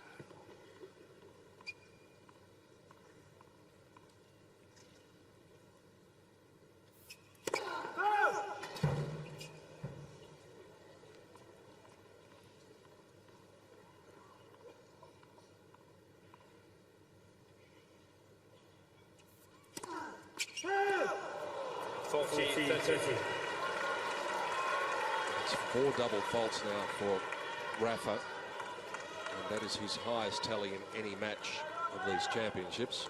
Mind you, it averages out to be 1 every hour and 12 minutes.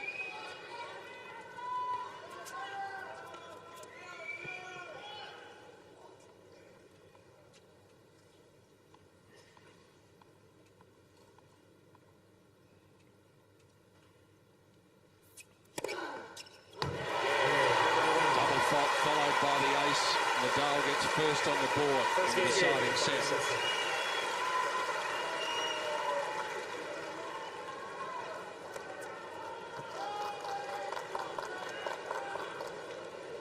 Well, they're going to eclipse, gentlemen, the longest Grand Slam final ever. 4 hours and 54 minutes, Lendl and Villander at the 88 US Open. And they are only about 6 minutes shy of that, 7 minutes shy of that at present.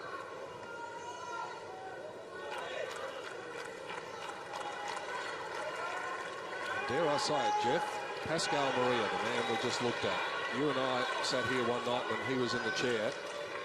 Roddick versus Alanui. He was the man umpiring when it went 21-19 in the 5th set. He had a lot more hair then. He lost it that night. I really think this is the first time Nadal truly believes that he can win. I mean, he's been hoping, he's been wanting, but this is the first time he truly believes it.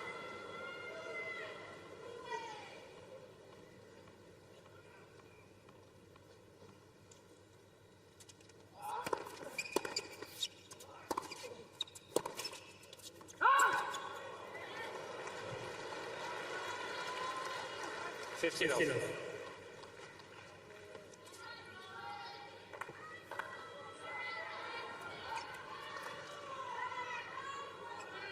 200k that serve from Djokovic then, so that's up there with his quickest of the night. Appears to have plenty left.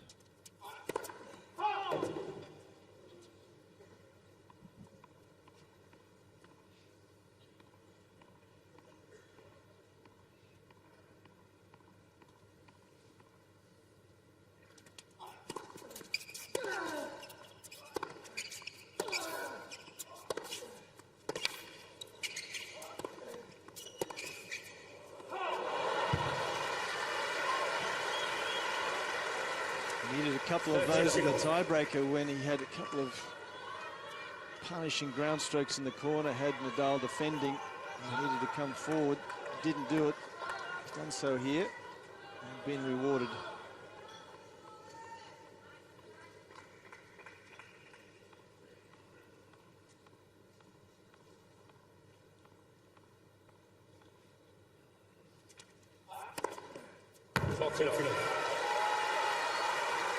Well, this is great stuff. This is great to see. Djokovic is not going to go away, give this title up without one heck of a fight, and it's been that already. That's his 7th ace of the match.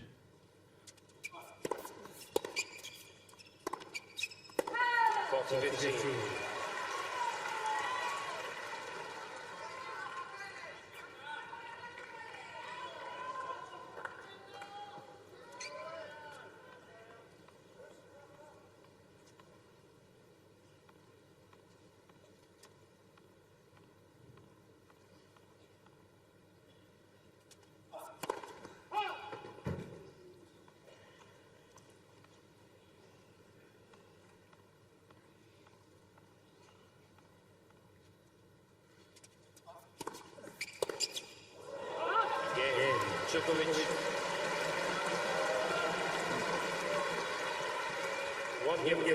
Also, the mental side of it comes in with Nadal now that he's battled his way back when he thought he was going to get beat, or he's hung in there. Now he thinks he can win. It becomes even more difficult. Pressure builds. It's 1-1. Final set. Serving first in the 5th will help Nadal as well.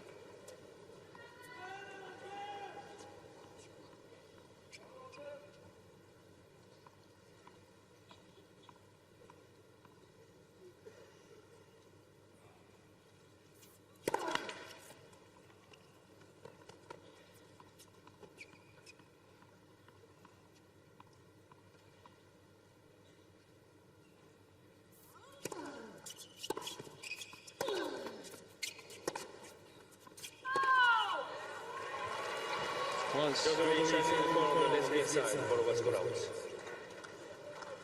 think it was wide.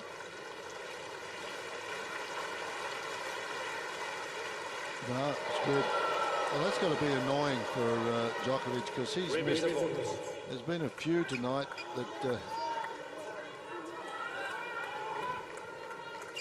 So he's saying to Pascal Maria, why can't you overrule those? I guess. Frustrating after 4 hours and 51 minutes.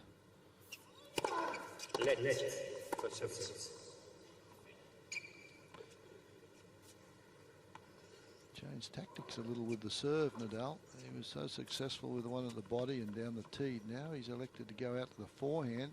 Maybe he thinks that Djokovic is a little weary, stretching to get out to that one.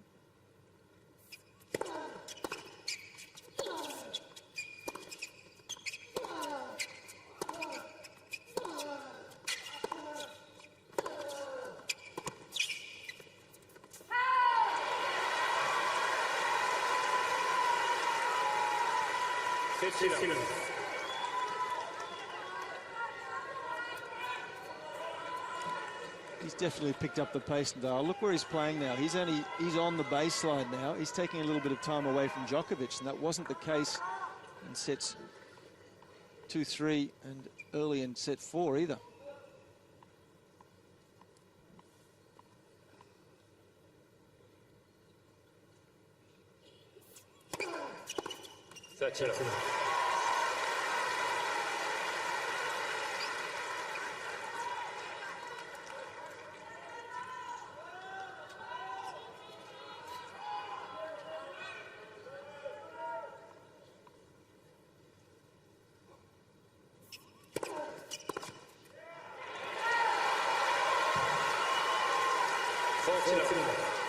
Mixing the serve up well now. That one down the tee. That's where he's getting points early.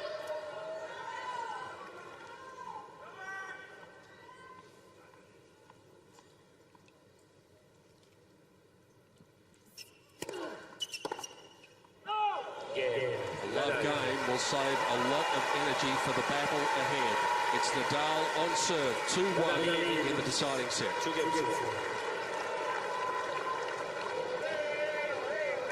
Well, if you wanted a little wager in this match and you wanted to go to 5 sets, the bookies had that for Djokovic to win 3 sets to 2 was $5.75, and Nadal to win 3 sets to 2 was $6.25. So much better odds than just for the match. But you'd have to think you have to sit out here for 5 hours to collect.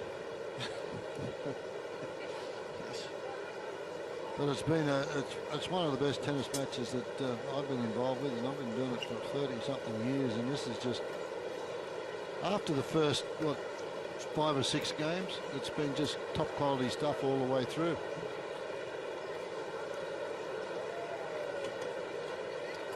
Time.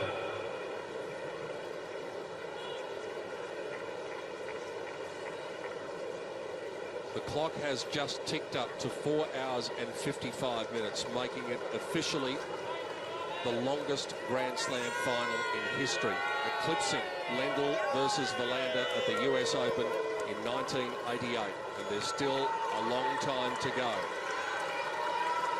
They're also going to eclipse seemingly the longest ever match here at the Australian Open, which stands at 5 hours and 14 minutes. And of course, the other factor to keep in mind is that there is no tie-break in the 5th set. We will play on until we get a winner from 6-all onwards, if it gets to that. Thank you. The pressure swings to the arm of Novak Djokovic once again.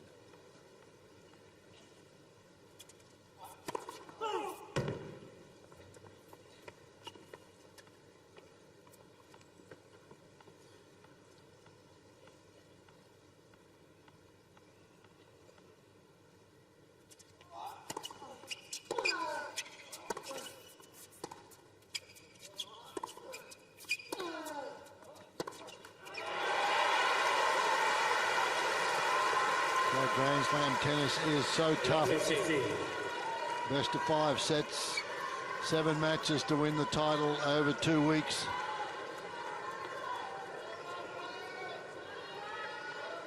A lot of variables, aren't there? Lots of things can happen along the way. Nadal's been out there,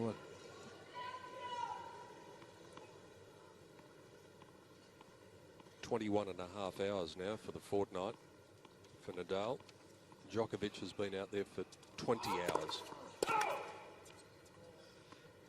Coming into the final, 16.5 for Nadal, 15 hours for Djokovic.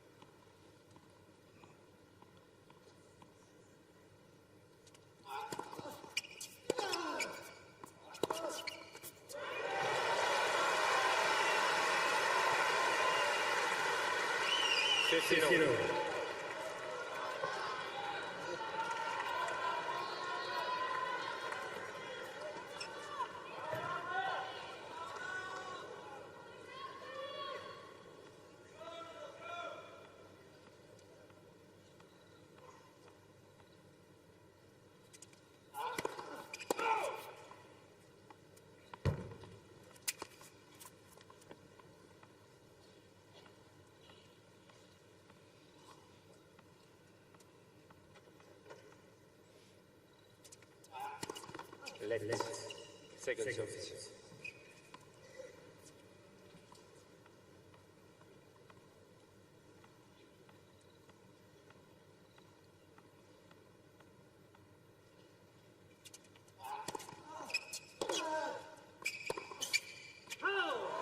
Just a little bit of that look starting to creep back in about Novak Djokovic. 15-30. It's a bit like the way he looked at one stage against Leighton Hewitt. It's very much like the way he looked against David Ferrer and at times against Andy Murray. He can't do that with this fella, that. It gives this guy a little bit of a sniff and gets it down an early break. That's great stuff. Just what do you think he's done? 30.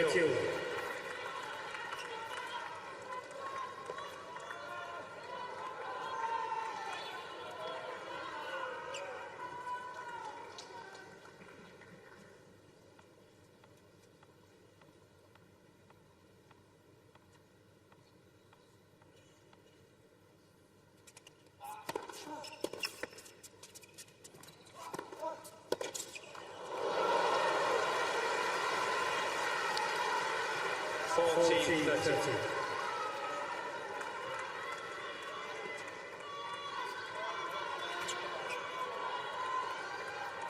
Nadal reads this one.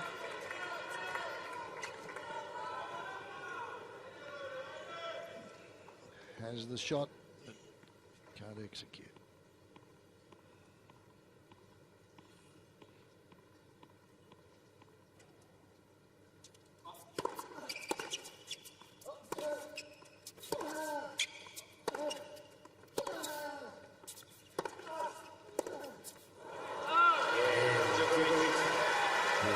Serve. The clock ticks to 5 hours.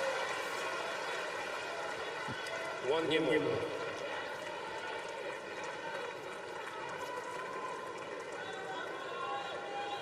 Two games all. The fight to the finish has only just started in this final set.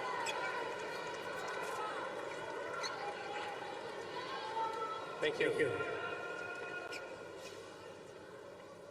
How much run have those legs got left?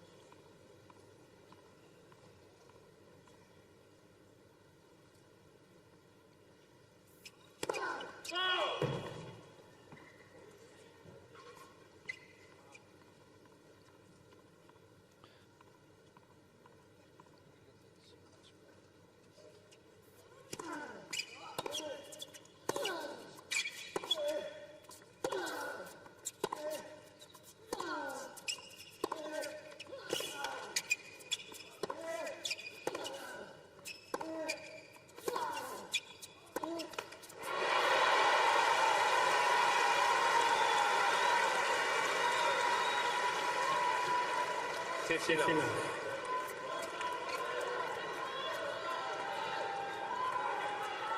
a look at Djokovic when this point finished. Look at the way he finished.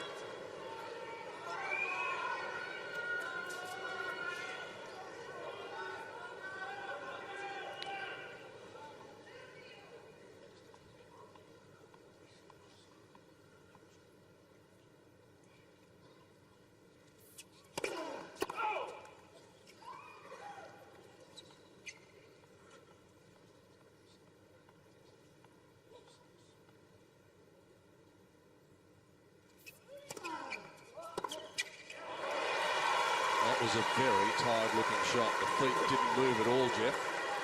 30. Yeah, and you feel more tired when you're behind, and with Nadal serving first all the time. Djokovic feeling like the finishing line is further and further away.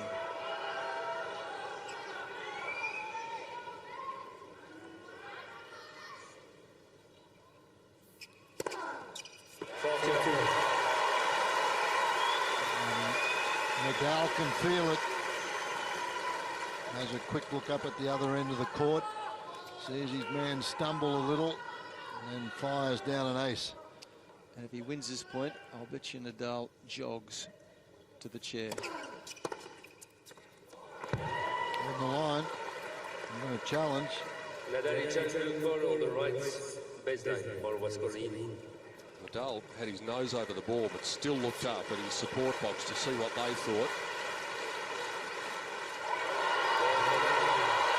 Let's see if Rafael Nadal does jog to the chair. He's got his nose in front still. It is 3-2 in the deciding set. How much has Djokovic got left?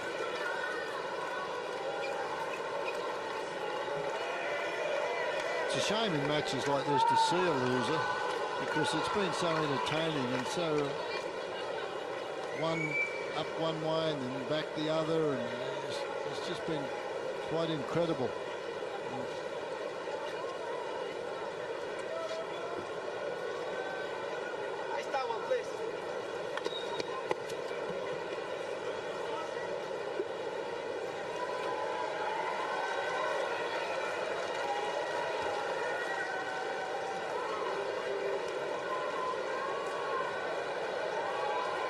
It's amazing that people can manage a smile at the moment. The tension is so palpable here in the stadium. It's certainly been enjoyable. It's been enjoyable for 5 hours and 4 minutes. A simply remarkable match.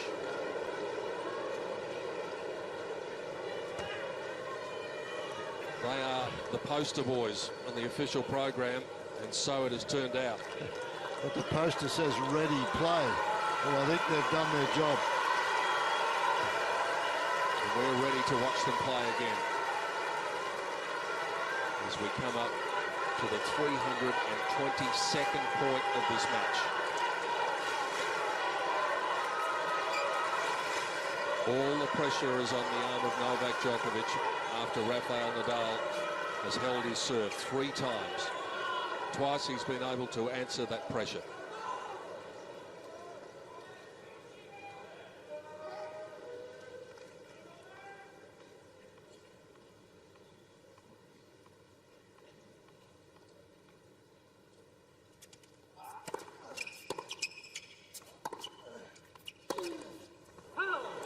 As Jeff mentioned, it's in my mind also a huge 15 up. effort if you can serve first, a huge advantage if you can serve first in the 5th set, particularly in a match like this when both boys are exhausted. Some of them are making unforced errors like that last one from Nadal, but that's through being a little bit arm weary. But the standard, the quality is just absolutely superb.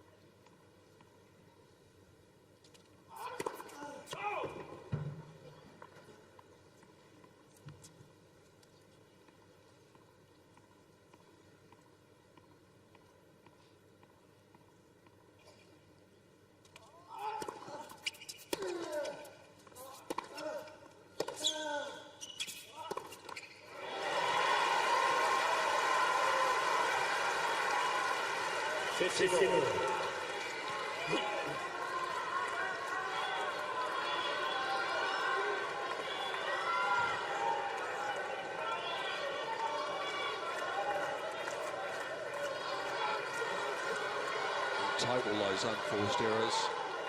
Djokovic 61 now has made more than Nadal 58. That's changed quite dramatically since midway through the 4th set.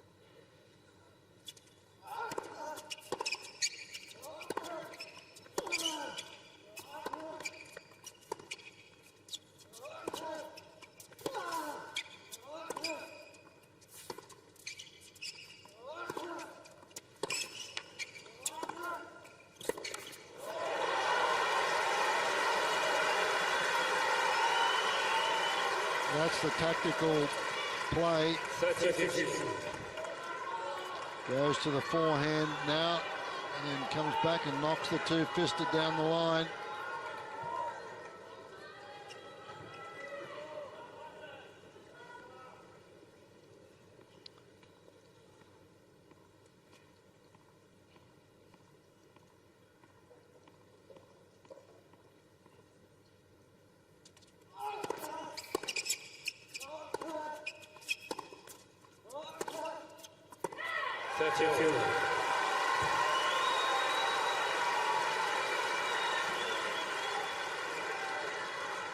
Peter mentioned the increase in the unforced errors from Djokovic, and that just comes from that not quite getting into position. He's trying to play aggressively. He's trying to hit close to the lines, and if your feet are just a little weary, you start to miss.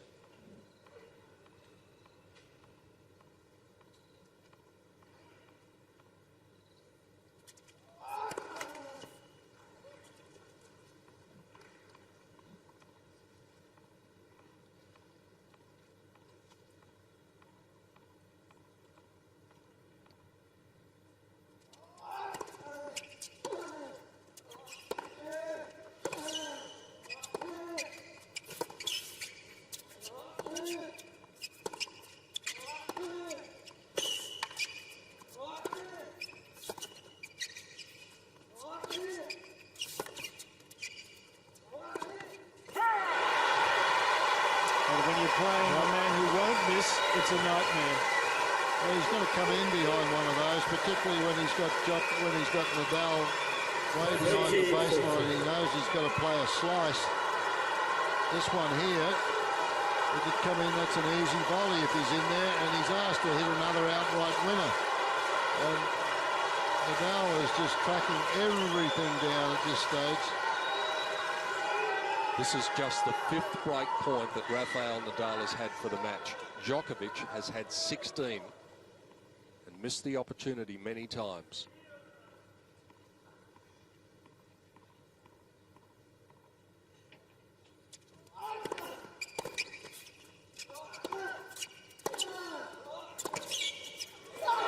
Might that be the straw that breaks the camel's back?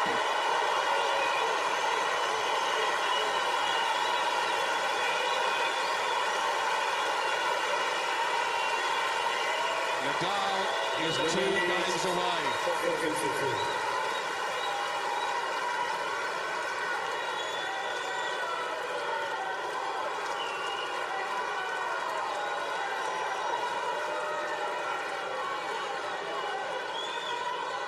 Have a look at the Nadal serve. We talked about the 53% down there and at the body 27, and it was 11% out wide. He's changed that, and that's worked for him against Djokovic. That 20% out just on the juice court. That's where he's changed it most of all, and he's in a pretty good position right now, Rafael Nadal.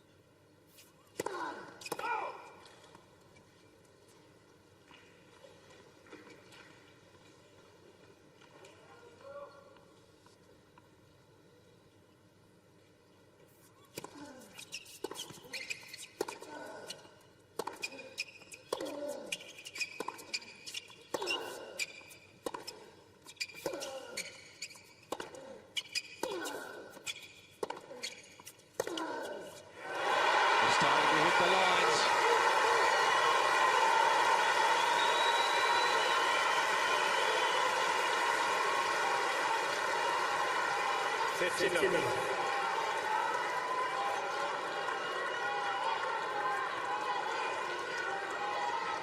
What incredible forehand. That's the favourite shot, but he split the line with this one once more. 145k.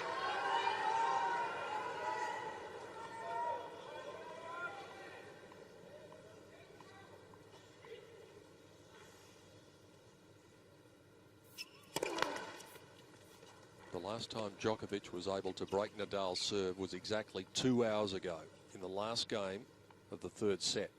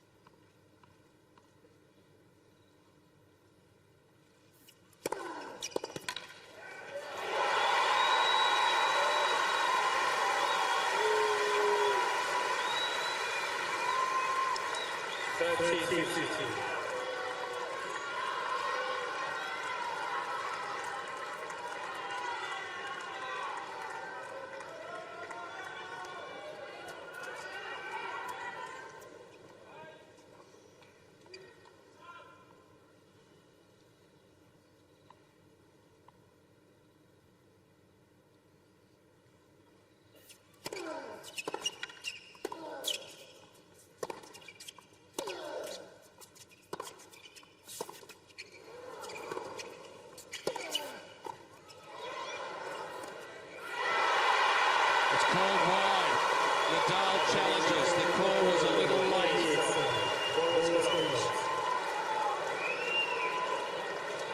I think he's missed it. Could have driven a truck down here. A small truck, but nonetheless a truck. Well, if Djokovic in the tiebreaker hit that short forehand the way he hit that one, he'd have been in the locker room right now.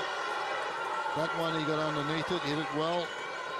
Didn't make a great volley, but he was in position.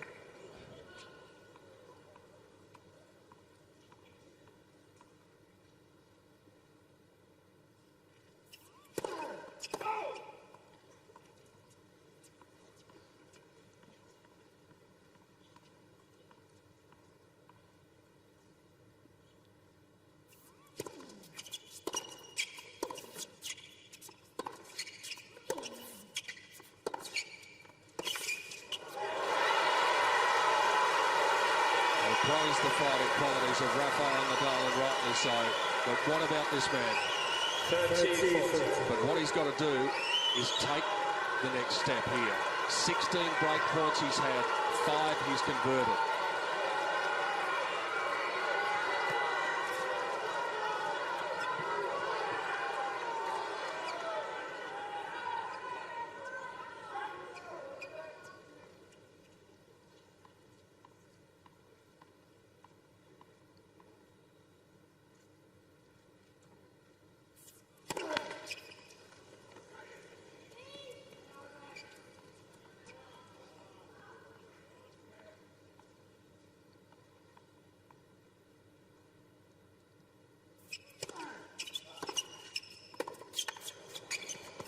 Can you believe it? Back-to-back breaks of serve, and this epic contest, which is now the longest match in Australian Open history, is going to be going for a fair bit longer. Can't pick a winner, can you? It's just back and forth. You'd think Nadal's in a great position, and Djokovic comes back, looks as though he's spent, comes up with some good stuff. Right down to the wire, and as Peter mentioned, if it keeps going this way, there are no tie breaks in the 5th set. Go straight to the airport tomorrow morning, I think.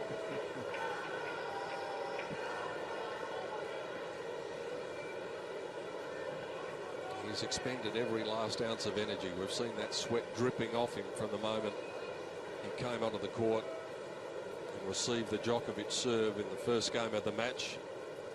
It's just too painful to look for some. Tie.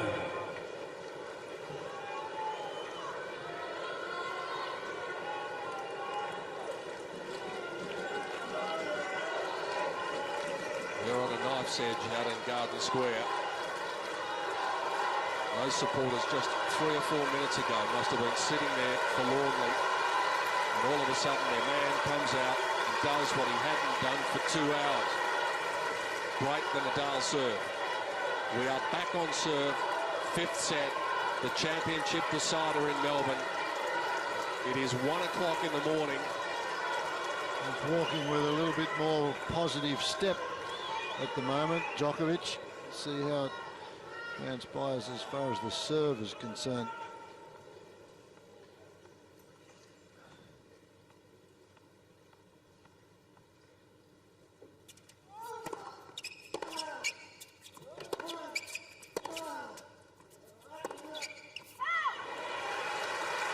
Big first point in this game. Again, Jeffrey, at that point, is way behind the baseline. He's been back and forth with his tactics, Nadal. Well, he got back into this match by playing positively. And now he's going back to no miss tennis.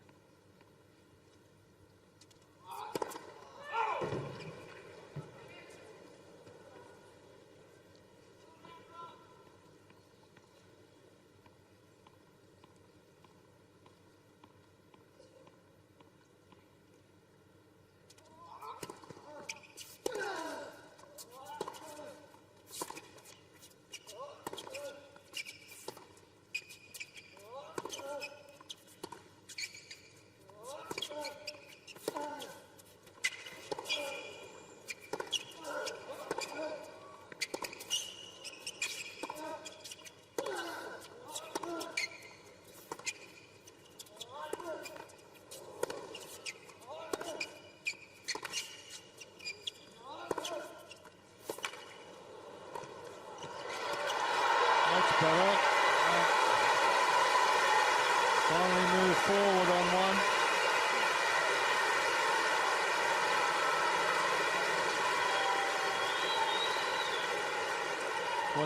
Straight rally, that one.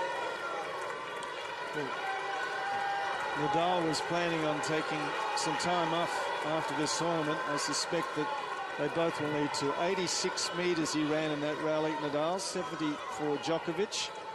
And they've been out there 5 hours, 15 minutes. Fabulous. What courage.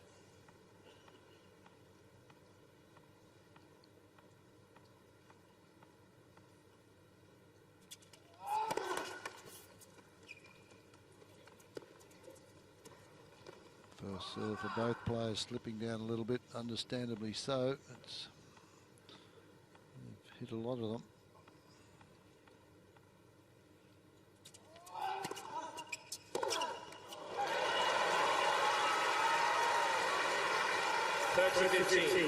Djokovic stretching to try and keep limber and loose. In order of exhaustion tonight, I think it's probably Novak first, Rafa second, Novak's partner third. She's been up and down like the lifts at Rod Laver Arena, riding every point.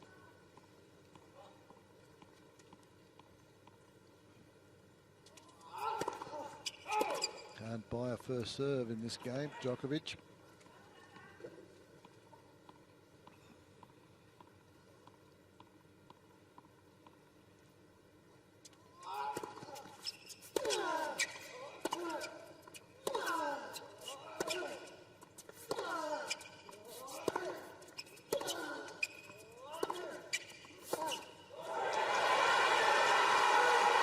Again, Nadal, as Jeff mentioned, playing don't miss tennis. He's retreated once more to 5 metres behind the baseline in this rally. There he is, trying to stay in the point.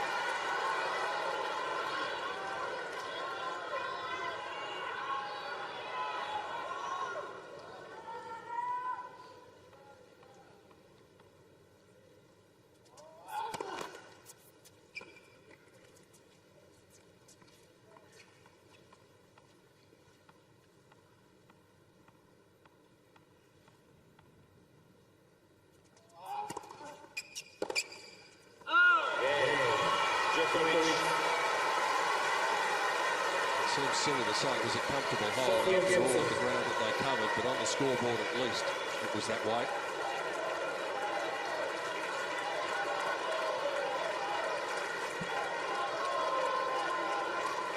This is the danger period now. 4-all. First of all, from Nadal, look at the ground they've covered in this match. Well, it surprises me that Djokovic has covered more territory than Nadal. Thank you. That really surprises me.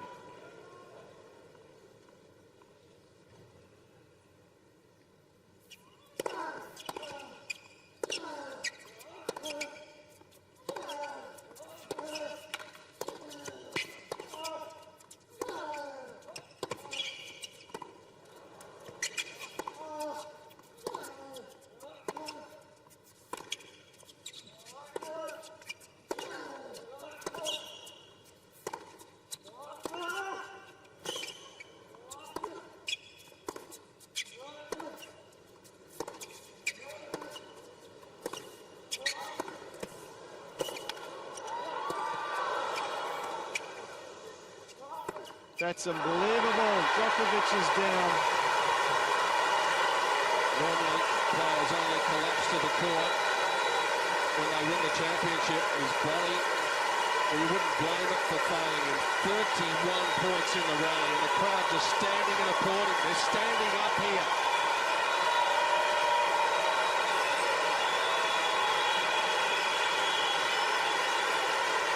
That's what they think of it. Remarkable to see that in the middle of the game.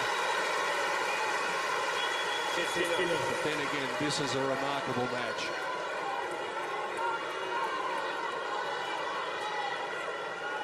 "31-stroke rally.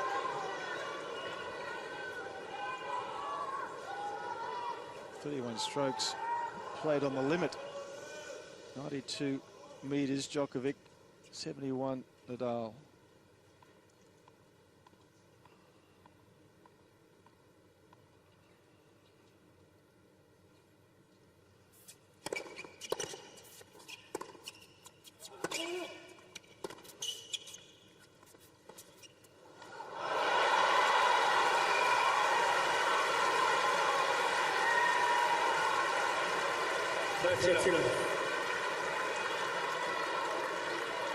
Actually, last 2 points, Nadal stopped grunting and groaning. He's just conserving all the energy he can at the moment.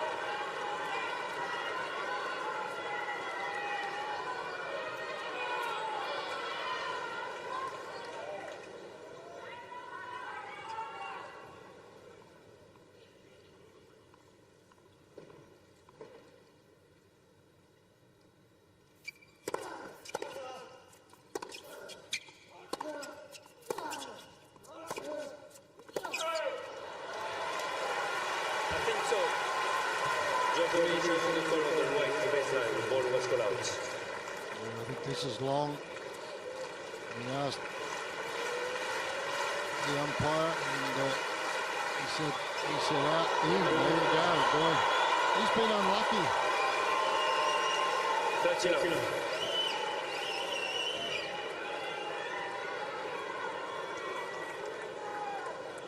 Uncle Tony can't believe it. He's up that end too. He thought it was out.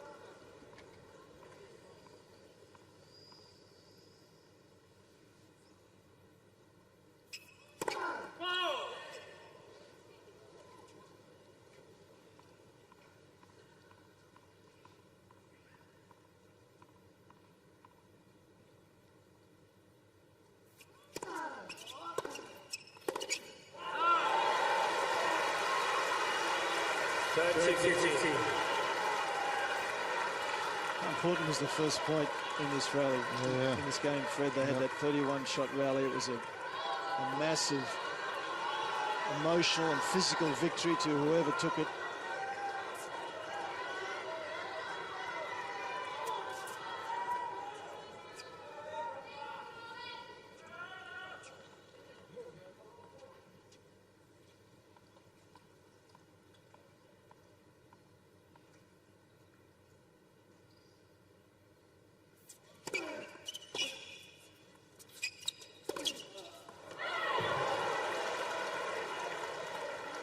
That's called long. Towel, please. That's you.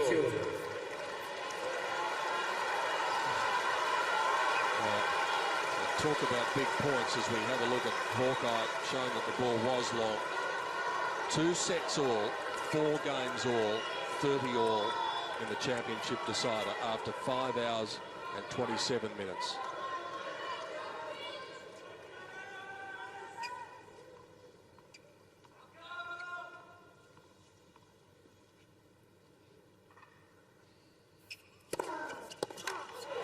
What a serve on the big moment.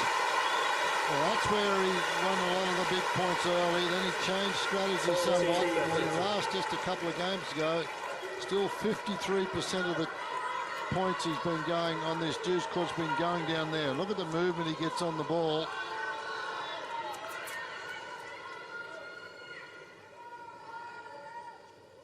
Unbelievable effort again from Djokovic to get a racket on ball. Game point.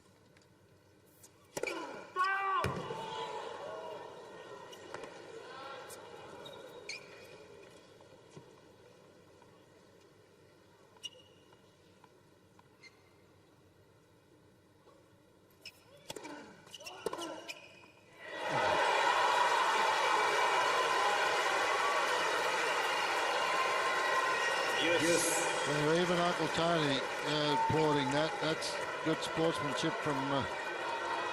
He appreciates his tennis and wants his man to win, but this is just guts and talent.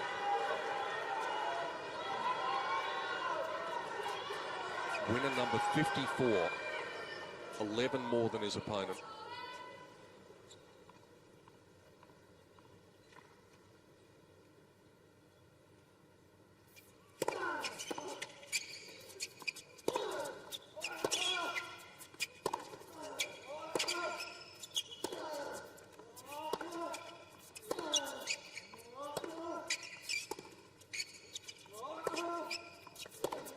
Out. And this is not negotiable now. Novak has to take his chance. He's squandered so many.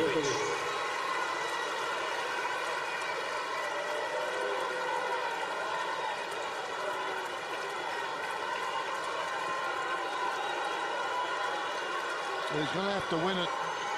Nadal's not going to give it to him. He has to go after it.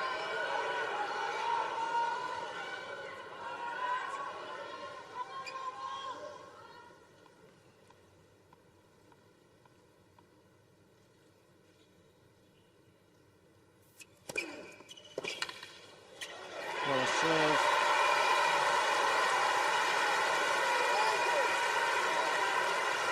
Yes.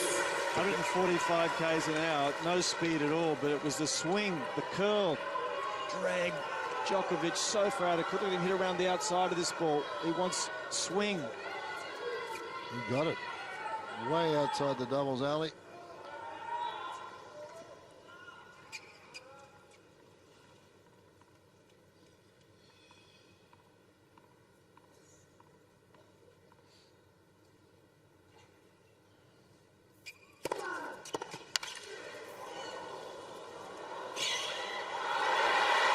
Oh, he was there too.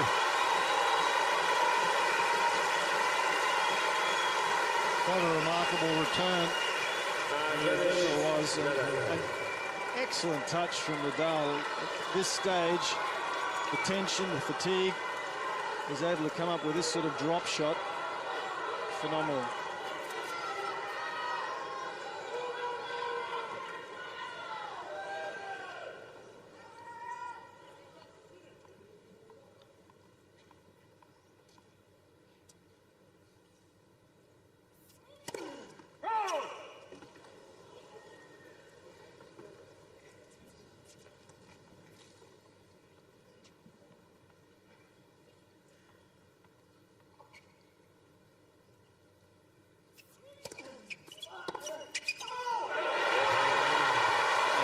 Opportunity slides by. Djokovic drops his head. Nadal is the first to find, and that's like reaching just underneath the summit of Everest. 5-4 for the Spaniard.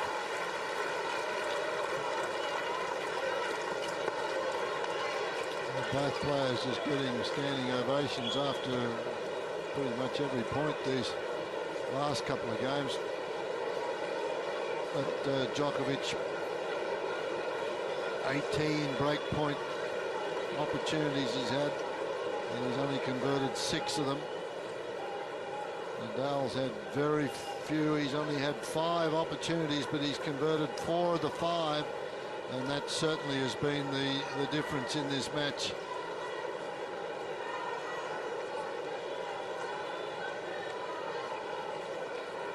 We've been looking at the player support boxes, but if you look around the rest of the stadium, it wouldn't have been more than 200 people that have left. This has been phenomenal. It's 1:15 in the evening. So engaged are they in the match? They've left it crazy.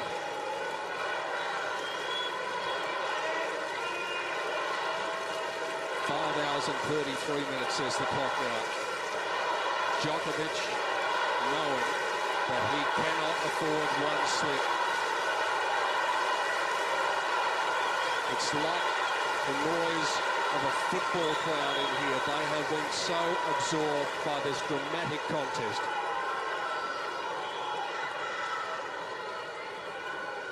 Thank you. A hold for Novak. Thank you. Not negotiable. He's got new balls to help him try to do it.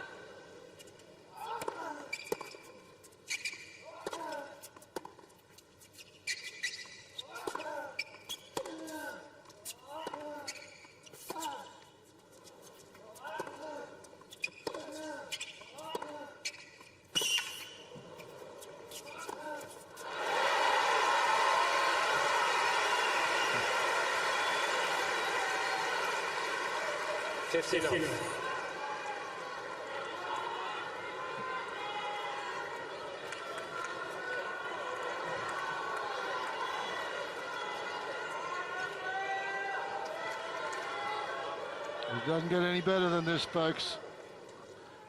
Unreal stuff.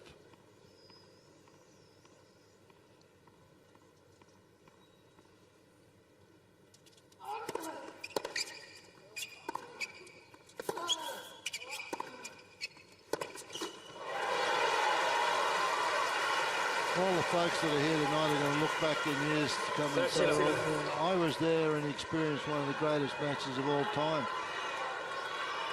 And this place only holds 15,000 people, Fred, but there'll be 100,000 who will say that they were here. Yeah.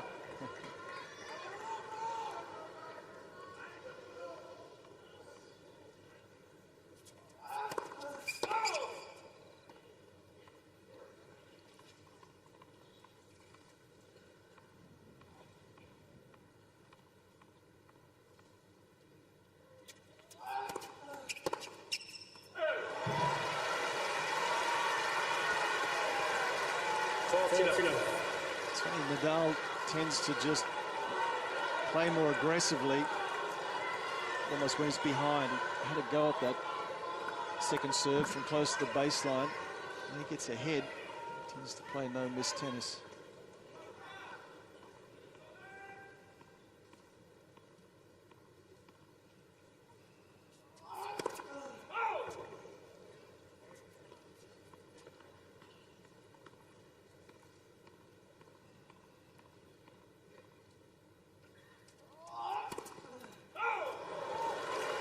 Second double fault of the match for Djokovic. If it's going to happen, 40 love is probably not a bad time for it to happen. Every point becomes so critical.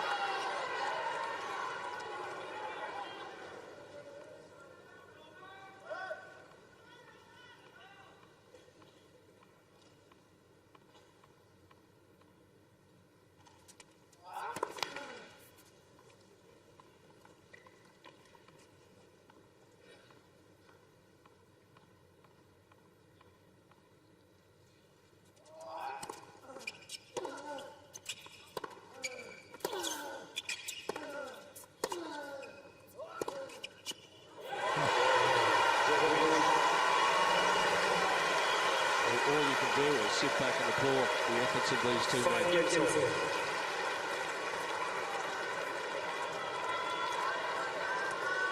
Sometimes you see a long match, but it's on the back of some big serves where the points are relatively short.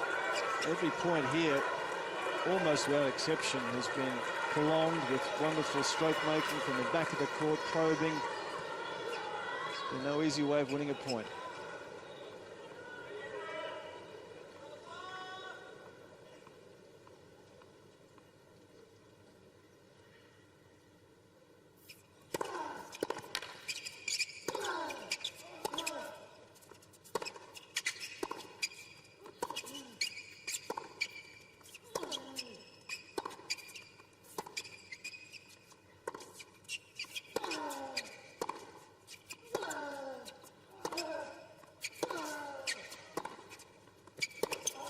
Oh, stop it.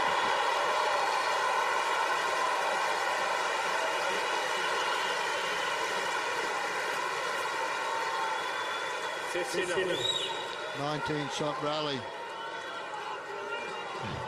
Real stuff here on the full run. Where did that come from? Well, he was in a defensive position, really. He should have hit a defensive shot back or a neutral shot back. Instead, he's hit a cold winner.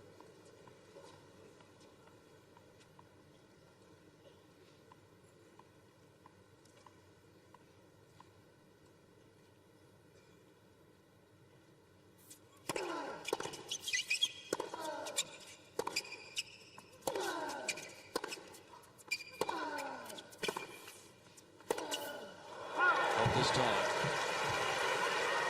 The only ones who might leave this stadium disappointed, might be the photographers who wait for the shot of the champion holding up the trophy, because is either of these guys going to have the energy to hold up the Norman Brooks Challenge Cup at the end of this? Hard to imagine.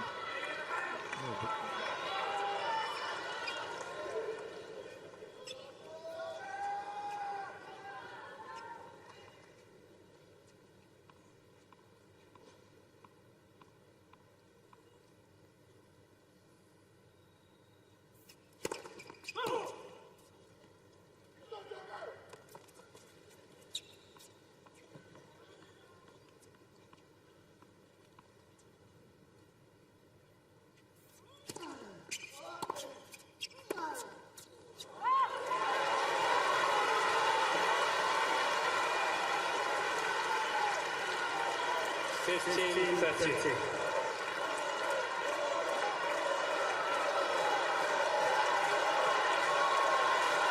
of positivity in the body language from the defending champion.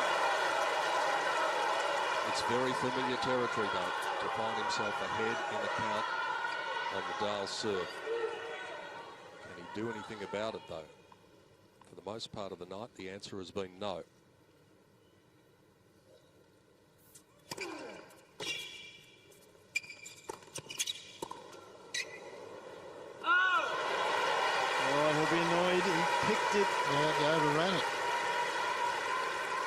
30. There's another terrific serve, though, from Nadal at 15-30. Jammed him, yeah.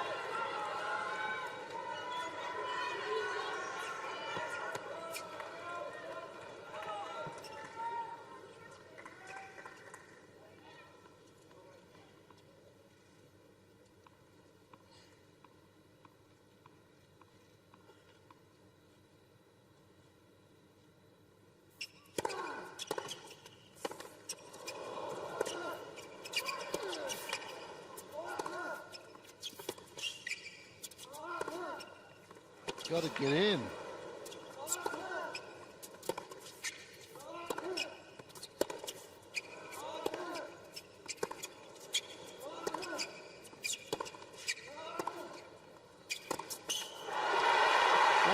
Three opportunities now for Djokovic to get into the net and make things make life a lot easier for him. He's hard way Joe at this stage. He had a break point on Nadal's serve in the 7th game of the last set and couldn't, well, he was able to do something about it then, but he had a break point in the 9th game and couldn't do anything about it. He has a break point in the 11th game.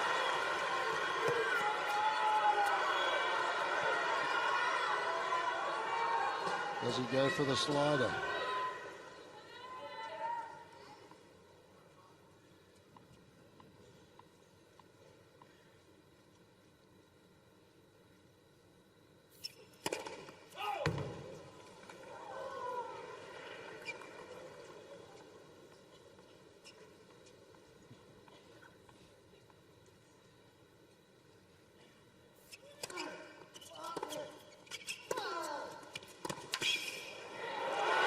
This hit that second serve, Nadal, he framed it. 121 it was. It ended up being difficult because he framed it so badly, it got an awful lot of side spin on it. Look at the small curl. Still had to make the second shot.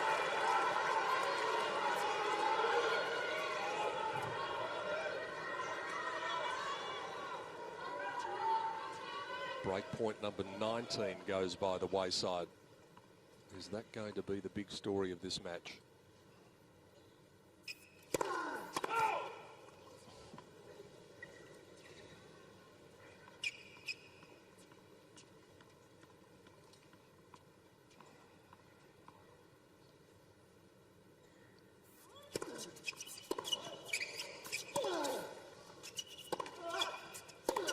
It's out.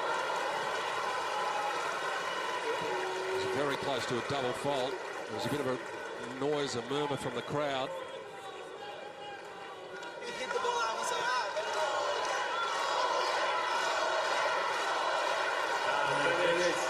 Djokovic.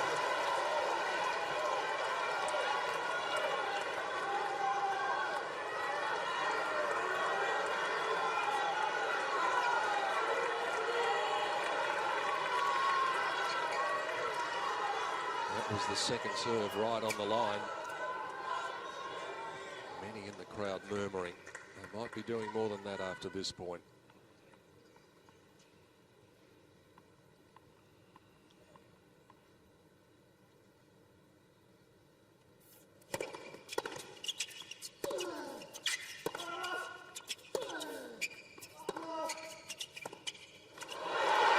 Might that be the end of the resistance?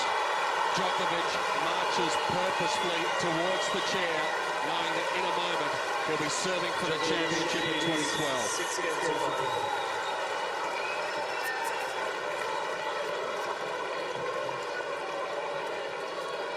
Well, quite a remarkable turnaround again here.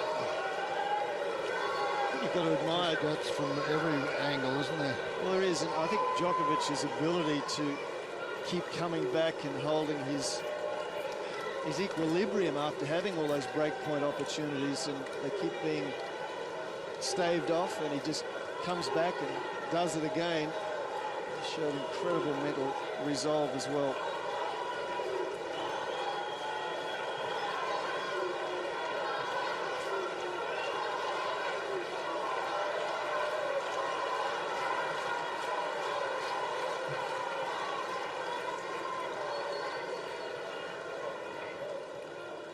Time.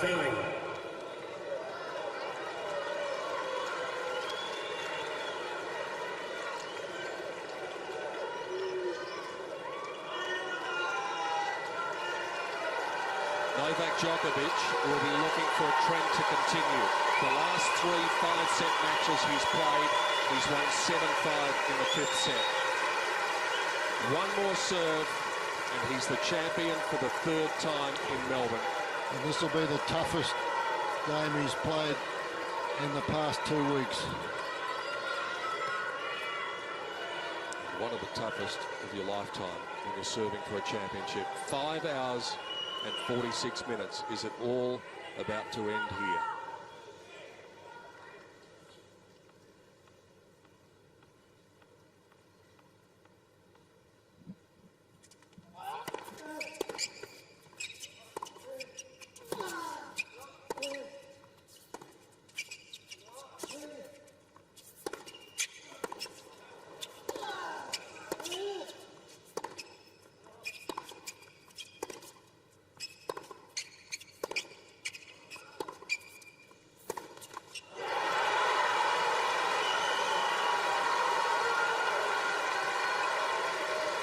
It's enough.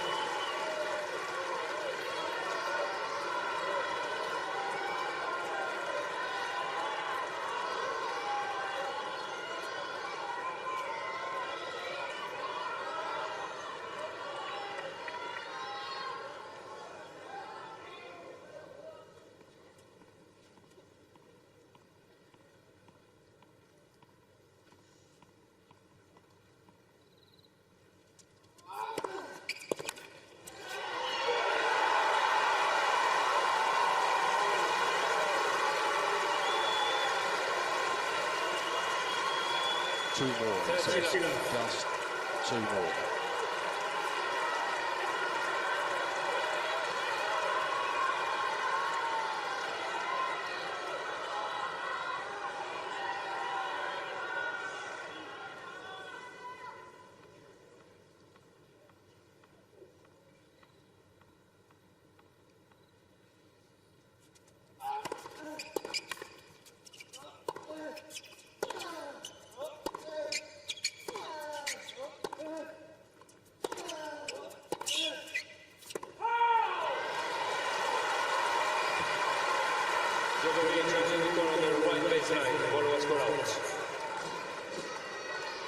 How many challenges does he have left now, Djokovic? That's 3, I think, before this. 30-15. That was a bit of a speculator. Djokovic has 2 challenges for them. Nadal now is back to the wall. He's hitting harder.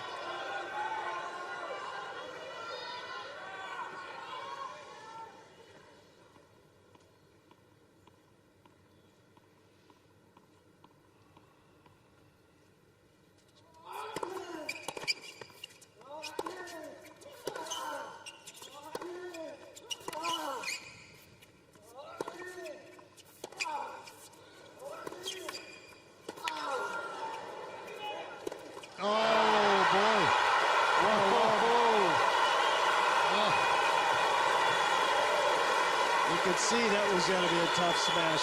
Terrific lob. They're exhausted. To get off the ground for the overhead was never going to be easy, and he sure didn't. Could have gone in a couple of times before. Makes his move this time, but the lob goes up. Not a difficult overhead, though. It's only half court.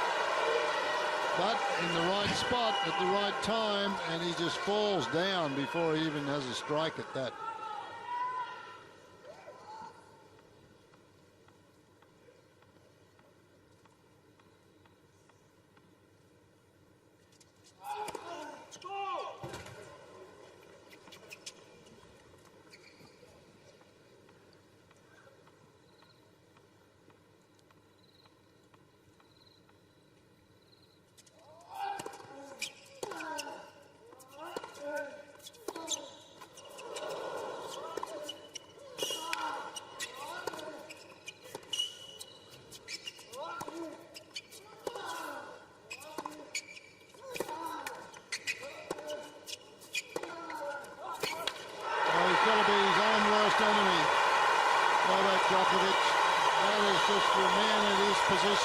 stage of the match, he's got to be crazy not to go to the net on 3 occasions during that rally. Nadal's not going to miss from the backcourt. 30-40.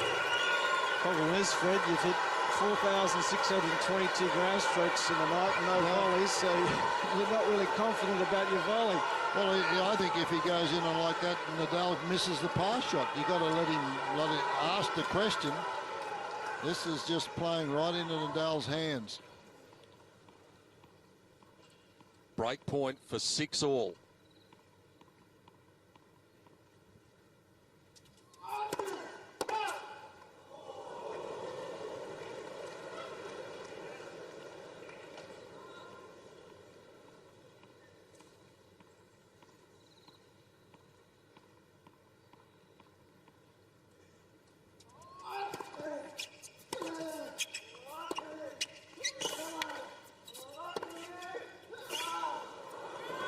Well done.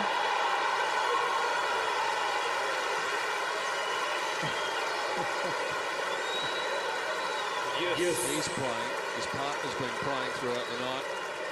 Well, playing, but it just keeps on going. This is fabulous. Asking for some divine intervention here.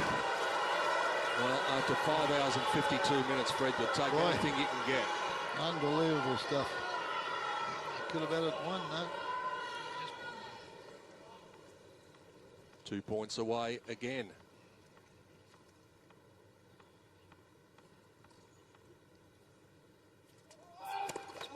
Let for service.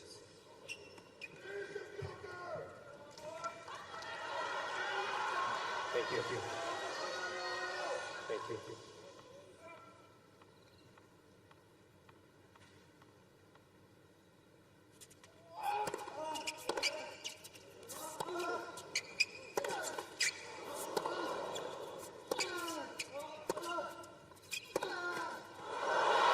One time it was kind to him, the next time not.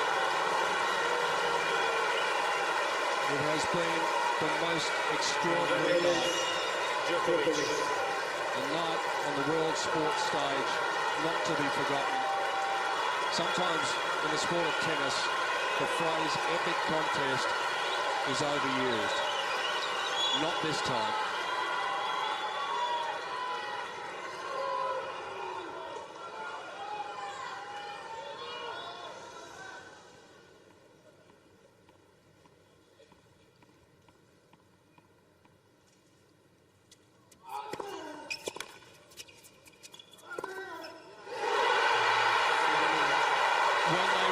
Story of the great tennis matches ever played. This one has got to be right up the front of the book. 5 hours and 53 minutes. Novak Djokovic is the champion in Melbourne for the 3rd time. That was simply extraordinary.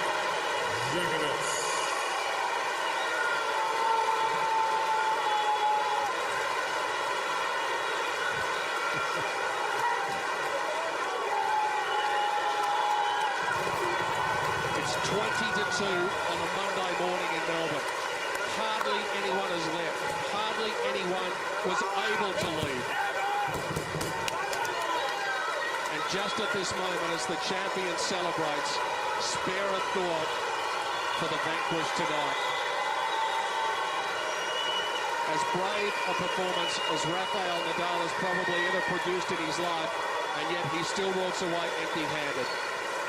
Djokovic wins it 7-5 in the 5th set in 5 hours and 53 minutes. Have we ever seen the likes of it? The 100th Australian Open final is probably the best.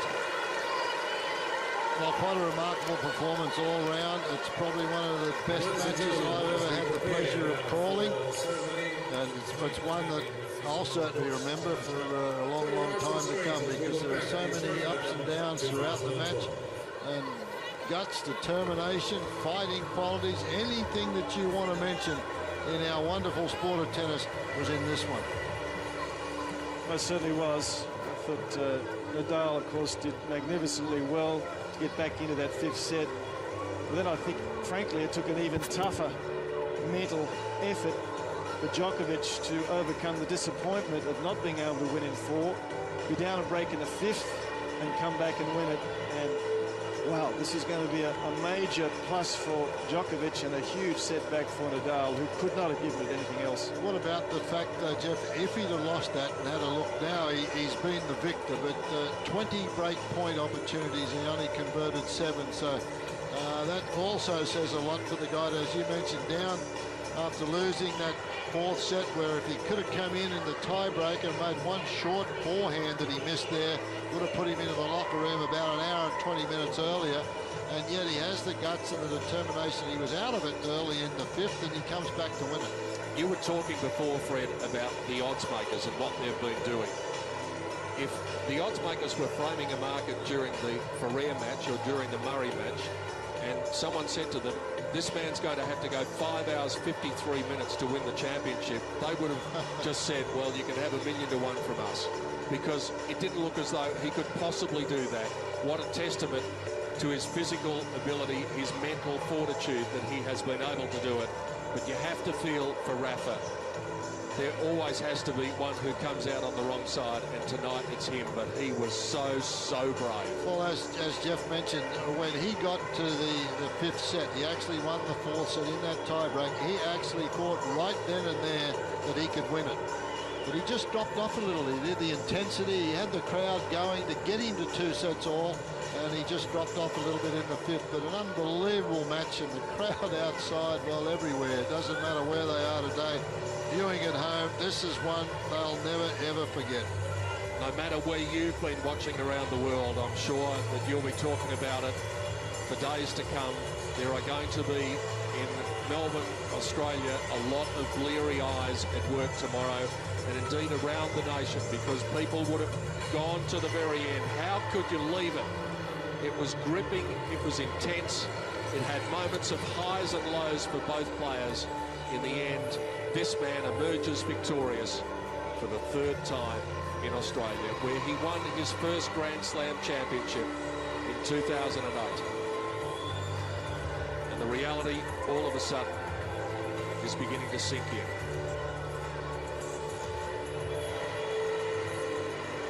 Marion Viner is coach on the right of your picture. He went through the gamut of emotions as well. We saw his partner up and down and up and down. I don't blame her. A lot of exhausted people here tonight, because it was a thriller. Well, Fred, Nadal had planned to take quite a break after this tournament, and he'll certainly need it. Djokovic, as far as I'm aware, is playing no break. And he's going to need it after that, surely. With the year he had in 2011, he seemed to me to come in here a little thin on it, frankly. And I think it's just incredible mental toughness that's got him through. But physically, that's going to take an awful lot out of him. And backed onto the year 2011 that he had. Also, though, when he came down to Melbourne, he was one of the players, or probably the only one, that didn't have much to say in the press. There was Federer was coming off a bit of an injury, and then Nadal had the knee problem. Murray, and Djokovic just went through, and there was not much said for a while. And he, for one of the few times, he didn't get involved with too much and didn't give much to the press at the start of the tournament at all. In the end, 5 hours and 53 minutes, as we said. The match lasted 369 points. The final score, Djokovic 5-7, 6-4, 6-2, 6-7, 7-5.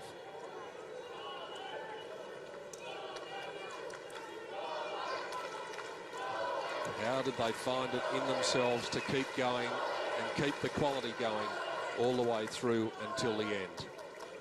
The presentation is coming very shortly. The Norman Brooks Challenge Cup is about to be presented to Novak Djokovic for the 3rd time. Your Master of Ceremonies is Sandy Roberts. Well, ladies and gentlemen, if there were ever 2 athletes who deserved a standing ovation, after that performance, it's these two great warriors.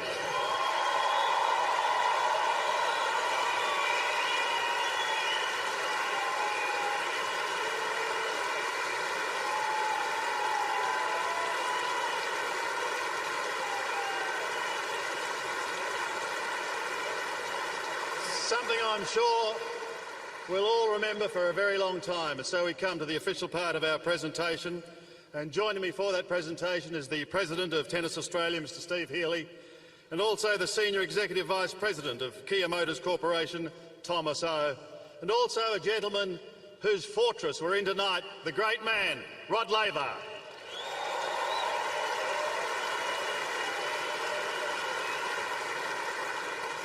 Kia have been wonderful supporters of tennis throughout this country, and it's now my pleasure to once again introduce to you, please make him welcome, Thomas O.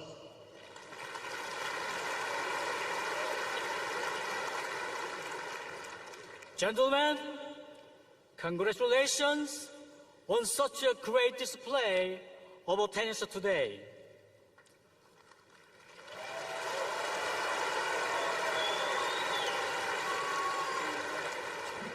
On behalf of the global Kia Motors family, I offer both of you my sincere thanks for demonstrating exactly why the Australian Open is growing in popularity each year.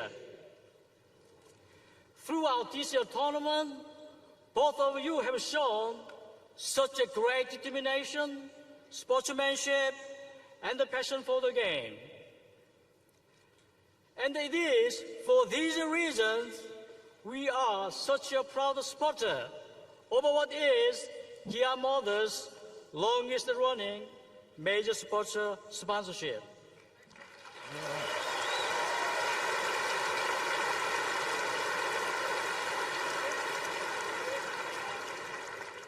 And I would like to thank everyone at the Tennis Australia for their terrific organization of this event.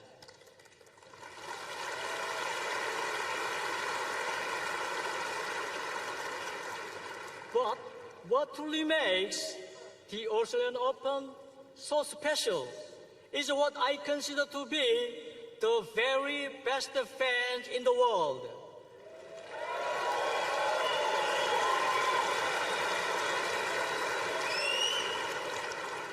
All of us at the Kia Motors, thank you for your support year in and year out. Once again, congratulations to both of our finalists for making this year's Open such a memorable experience. Thank you. Thank you, Thomas, and our thanks once again to Kia Motors. Well, a man who I'm sure has been absolutely delighted with the past fortnight is going to join us now. That is the President of Tennis Australia, Steve Healy.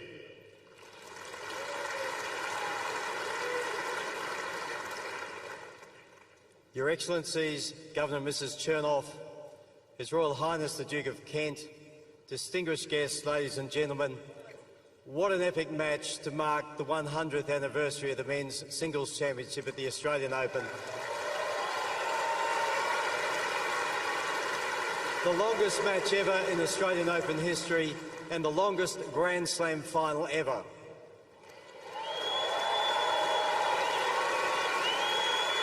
This Australian Open has been like an unfolding drama. Compulsive, fanatical viewing, some new and some familiar characters, an ending that simply couldn't be determined until the very end, leaving us all wishing for more. It has been absolutely incredible. I'd like to thank our Tennis Australia team. Thank you. I'd like to thank our Tennis Australia team.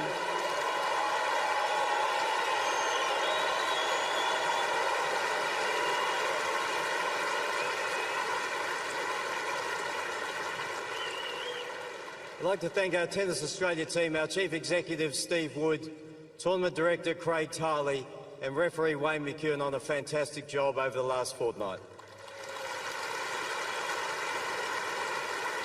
To all of our tournament staff, your friendly, efficient and enthusiastic style is why the players have termed this the Friendly Slam. Thank you very much. To the Premier Ted Baillieu and the Victorian Government, thank you for your support of this event and the redevelopment of Melbourne Park, which will make this an absolutely incredible facility when it's finished in a few years' time. My thank you to our host broadcaster, Channel 7, for their incredible coverage over this fortnight and indeed all of the Australian Open Series. To all of our suppliers and sponsors, thank you. To you, the fans, there is no more knowledgeable and respectful crowd in the entire world, and you've helped us break, in fact obliterate, the crowd record with over 686,000 spectators through the gates in the last 2 weeks. Thank you also to all of our fans on TV who've watched all around Australia and around the world. And finally, to the gladiators who've performed in 2012, thank you to all of the men who've played here this week. Rafa, commiserations, but your graciousness and sportsmanship in defeat is unrivalled, and you are just a fantastic ambassador for the sport.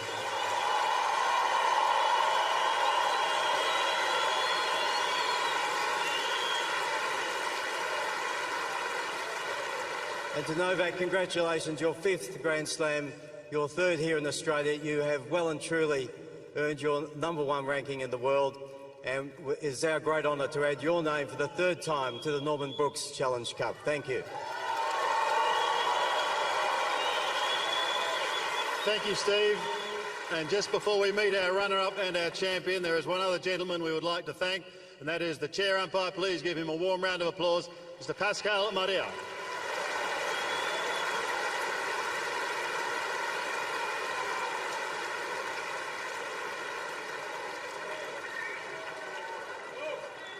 Thank you, Pascal.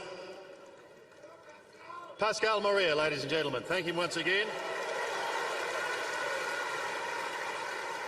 So to our runner-up, one of the great fighters in the game, as we have witnessed tonight, ladies and gentlemen, Rafael Nadal.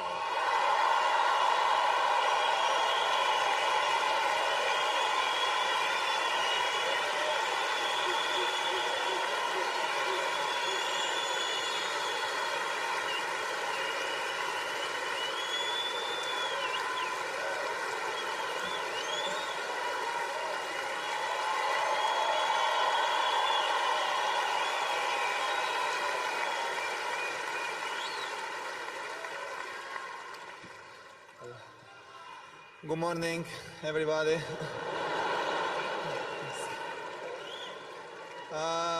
First thing that I have to say, just congratulations to Novak and all his team.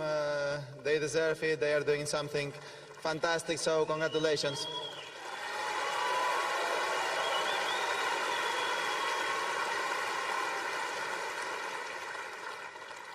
Well, second thing, thank you very much to all my team to support me like that. Without them, gonna be always impossible to be here. You know, there is a lot of years in the tour. Every year is tougher, and start the season with a final here and playing this fantastic match, I believe, against Novak is a fantastic start. So happy for that, and without them, always impossible. Thank you very much.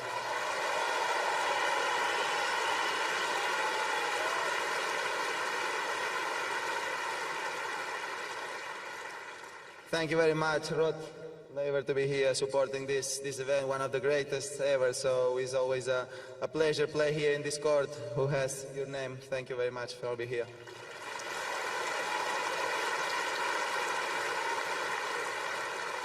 I just can say thanks to the volunteers, all the ball boys, umpires, everybody who make this tournament possible, all the organization to make us feel like home. Is probably the best tournament in the world for the players, best Grand Slam, the organization for the players, so that's something fantastic. So thank you very much, all Australia.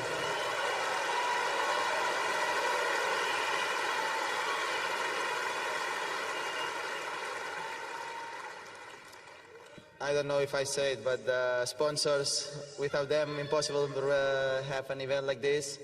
Thank you very much to support sport, and in this case support our sport is tennis. Kia especially, the main sponsor. Thank you very much.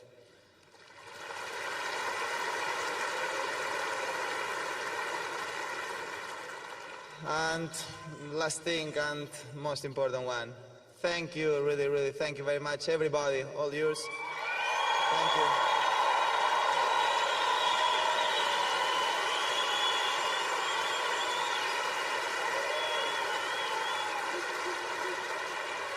I really had a fantastic 2 weeks, and with all the love that you show me, it's something unforgettable for me, and I never will forget this match ever because of you. Even if I lost, was something really, really special for me.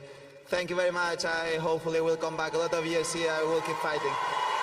Thank you very much, everybody.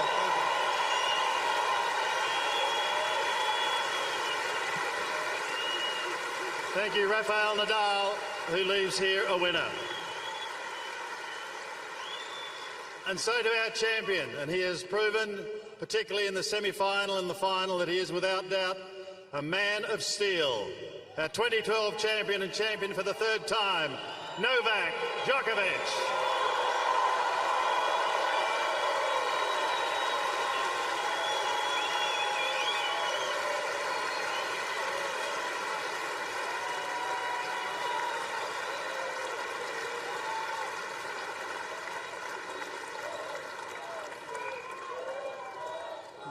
Good morning from me too, to everybody. First of all, Rafa, you're one of the best players ever. You're one of the most respected guys on the tour. We made a history tonight, and you know, unfortunately, there couldn't be 2 winners tonight.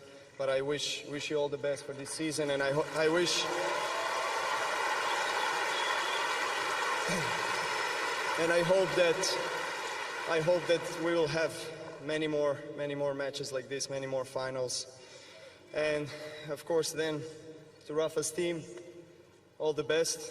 And then my team, my girlfriend, my coach, my physio, my fitness coach, everybody who has been with me for many years already, supporting me all the way through in my career, professional life, private life. You've been my biggest support, and without you, this wouldn't be possible. Thank you very much.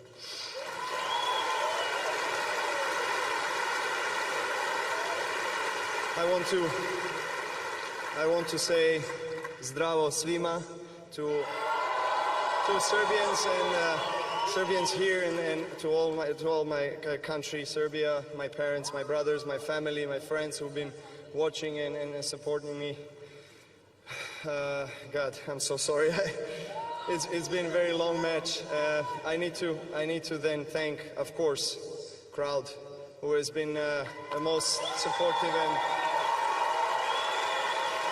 I think what makes Australian Open very special is the diversity of the tennis fans. I think it's very multicultural here, multicolored. You can see people coming with their flags of their country, supporting their tennis players, and it's sometimes it feels that you're not on a tennis court, how much noise you guys produce, and it's really for us is a great feeling, and it's a pleasure to play in front of you. Thank you.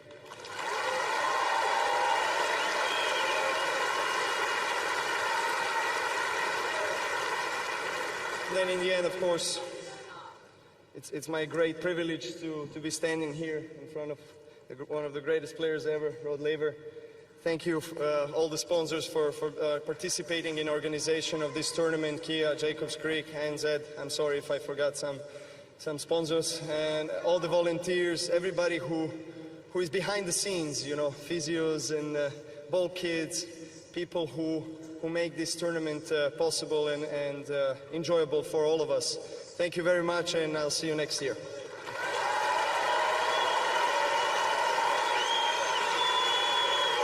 Let's hear it once again, ladies and gentlemen, for our champion Novak Djokovic and our runner-up Rafael Nadal.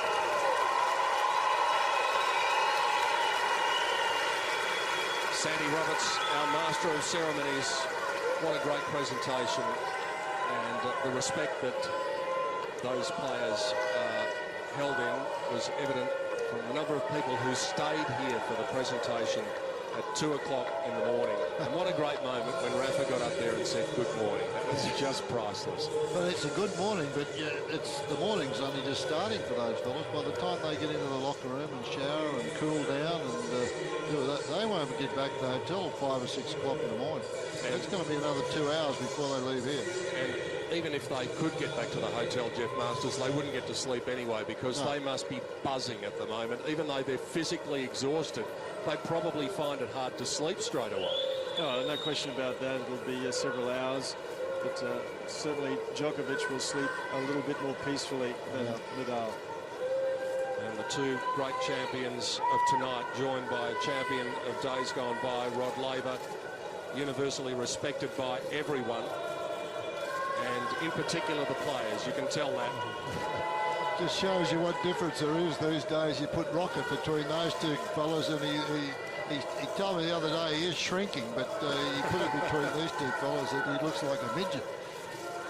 Well, the two are out there at present, and so they should both be recognised for what they've done tonight. But it'll be Rafa's turn to move aside in a moment and leave the spotlight to the man who is the winner. And I thought Novak's comment, Jeff Masters, was great. It's just a shame there could not be two winners tonight. Well, you're right. It wouldn't be two champions. I think there were two winners. Only one champion. Certainly the way Nadal went about his business, he's always a winner. He gives everything on the court. He comes off, and in his words, it's not life itself. It's just a part of life, and I'll give it all I've got while I'm here. But this man, I didn't believe he would have the physical reserves to get the job done today, and certainly after he had a chance to take it in the fourth and couldn't do it, I didn't believe he'd be able to come back in the fifth. So he's gone another level up than me, and he's extremely impressive, and he's the best in the world at the moment. There's no questioning that at all. Almost unnoticed, Rafael Nadal slips out through the side entrance with a few autograph hunters wanting his prize signature, while Novak Djokovic takes a bow on centre stage with the Norman Brooks Challenge Cup and a small amount of 2.3 million Australian dollars that he's collected tonight. But we have said many times, Fred, it's not about the money for these guys, it's about what he's holding now. No, exactly, and it's the third one he's got out here, and he said, well, I had such an unbelievable year last year. I think I can do it again. Have a look at this. They said raise the trophy to get the high shot, and he went, I don't know whether I can do it or not. No, well, your career's judged by Grand Slams and Davis Cup, and he's got it going. It's a great start of the year for him, but I, like Jeff, think that it's going to take a while for Nadal to get over this one because he threw everything but the kitchen sink at Djokovic tonight and couldn't get it done. And after he won the fourth set, we'd have had a bet if he'd have been betting here. You'd have said, OK, he's going to go on and win this now because Djokovic looked as though he was out of it. But as he's done before, he proved us wrong. And even throughout that fifth set, Jeff, it looked as though Nadal, for much of it, early on, was the man more likely. Well, he certainly had what appeared to be extra spring in his step. He had momentum. Djokovic was...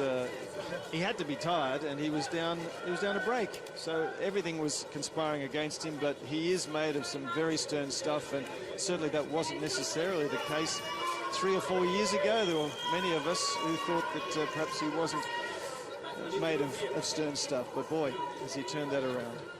Well, he joins some great names now in the achievement of winning 3 Grand Slams in a row.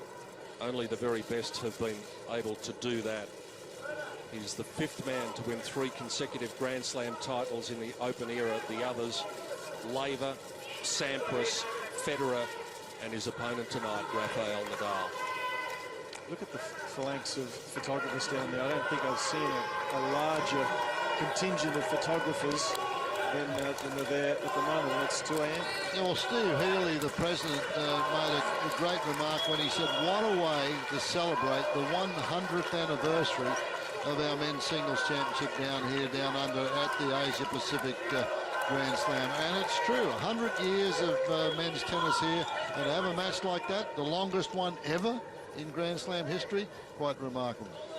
Well, it's been a pleasure to watch it, a pleasure to sit beside you, Fred Stolle and Jeff Masters, for a match that I'm never going to forget. And it comes at the end of 2 magnificent weeks, Fred. It just seems to get better and better down under. Oh, it's always great to come down here, and it starts off the year with a buzz because this is very important for the players.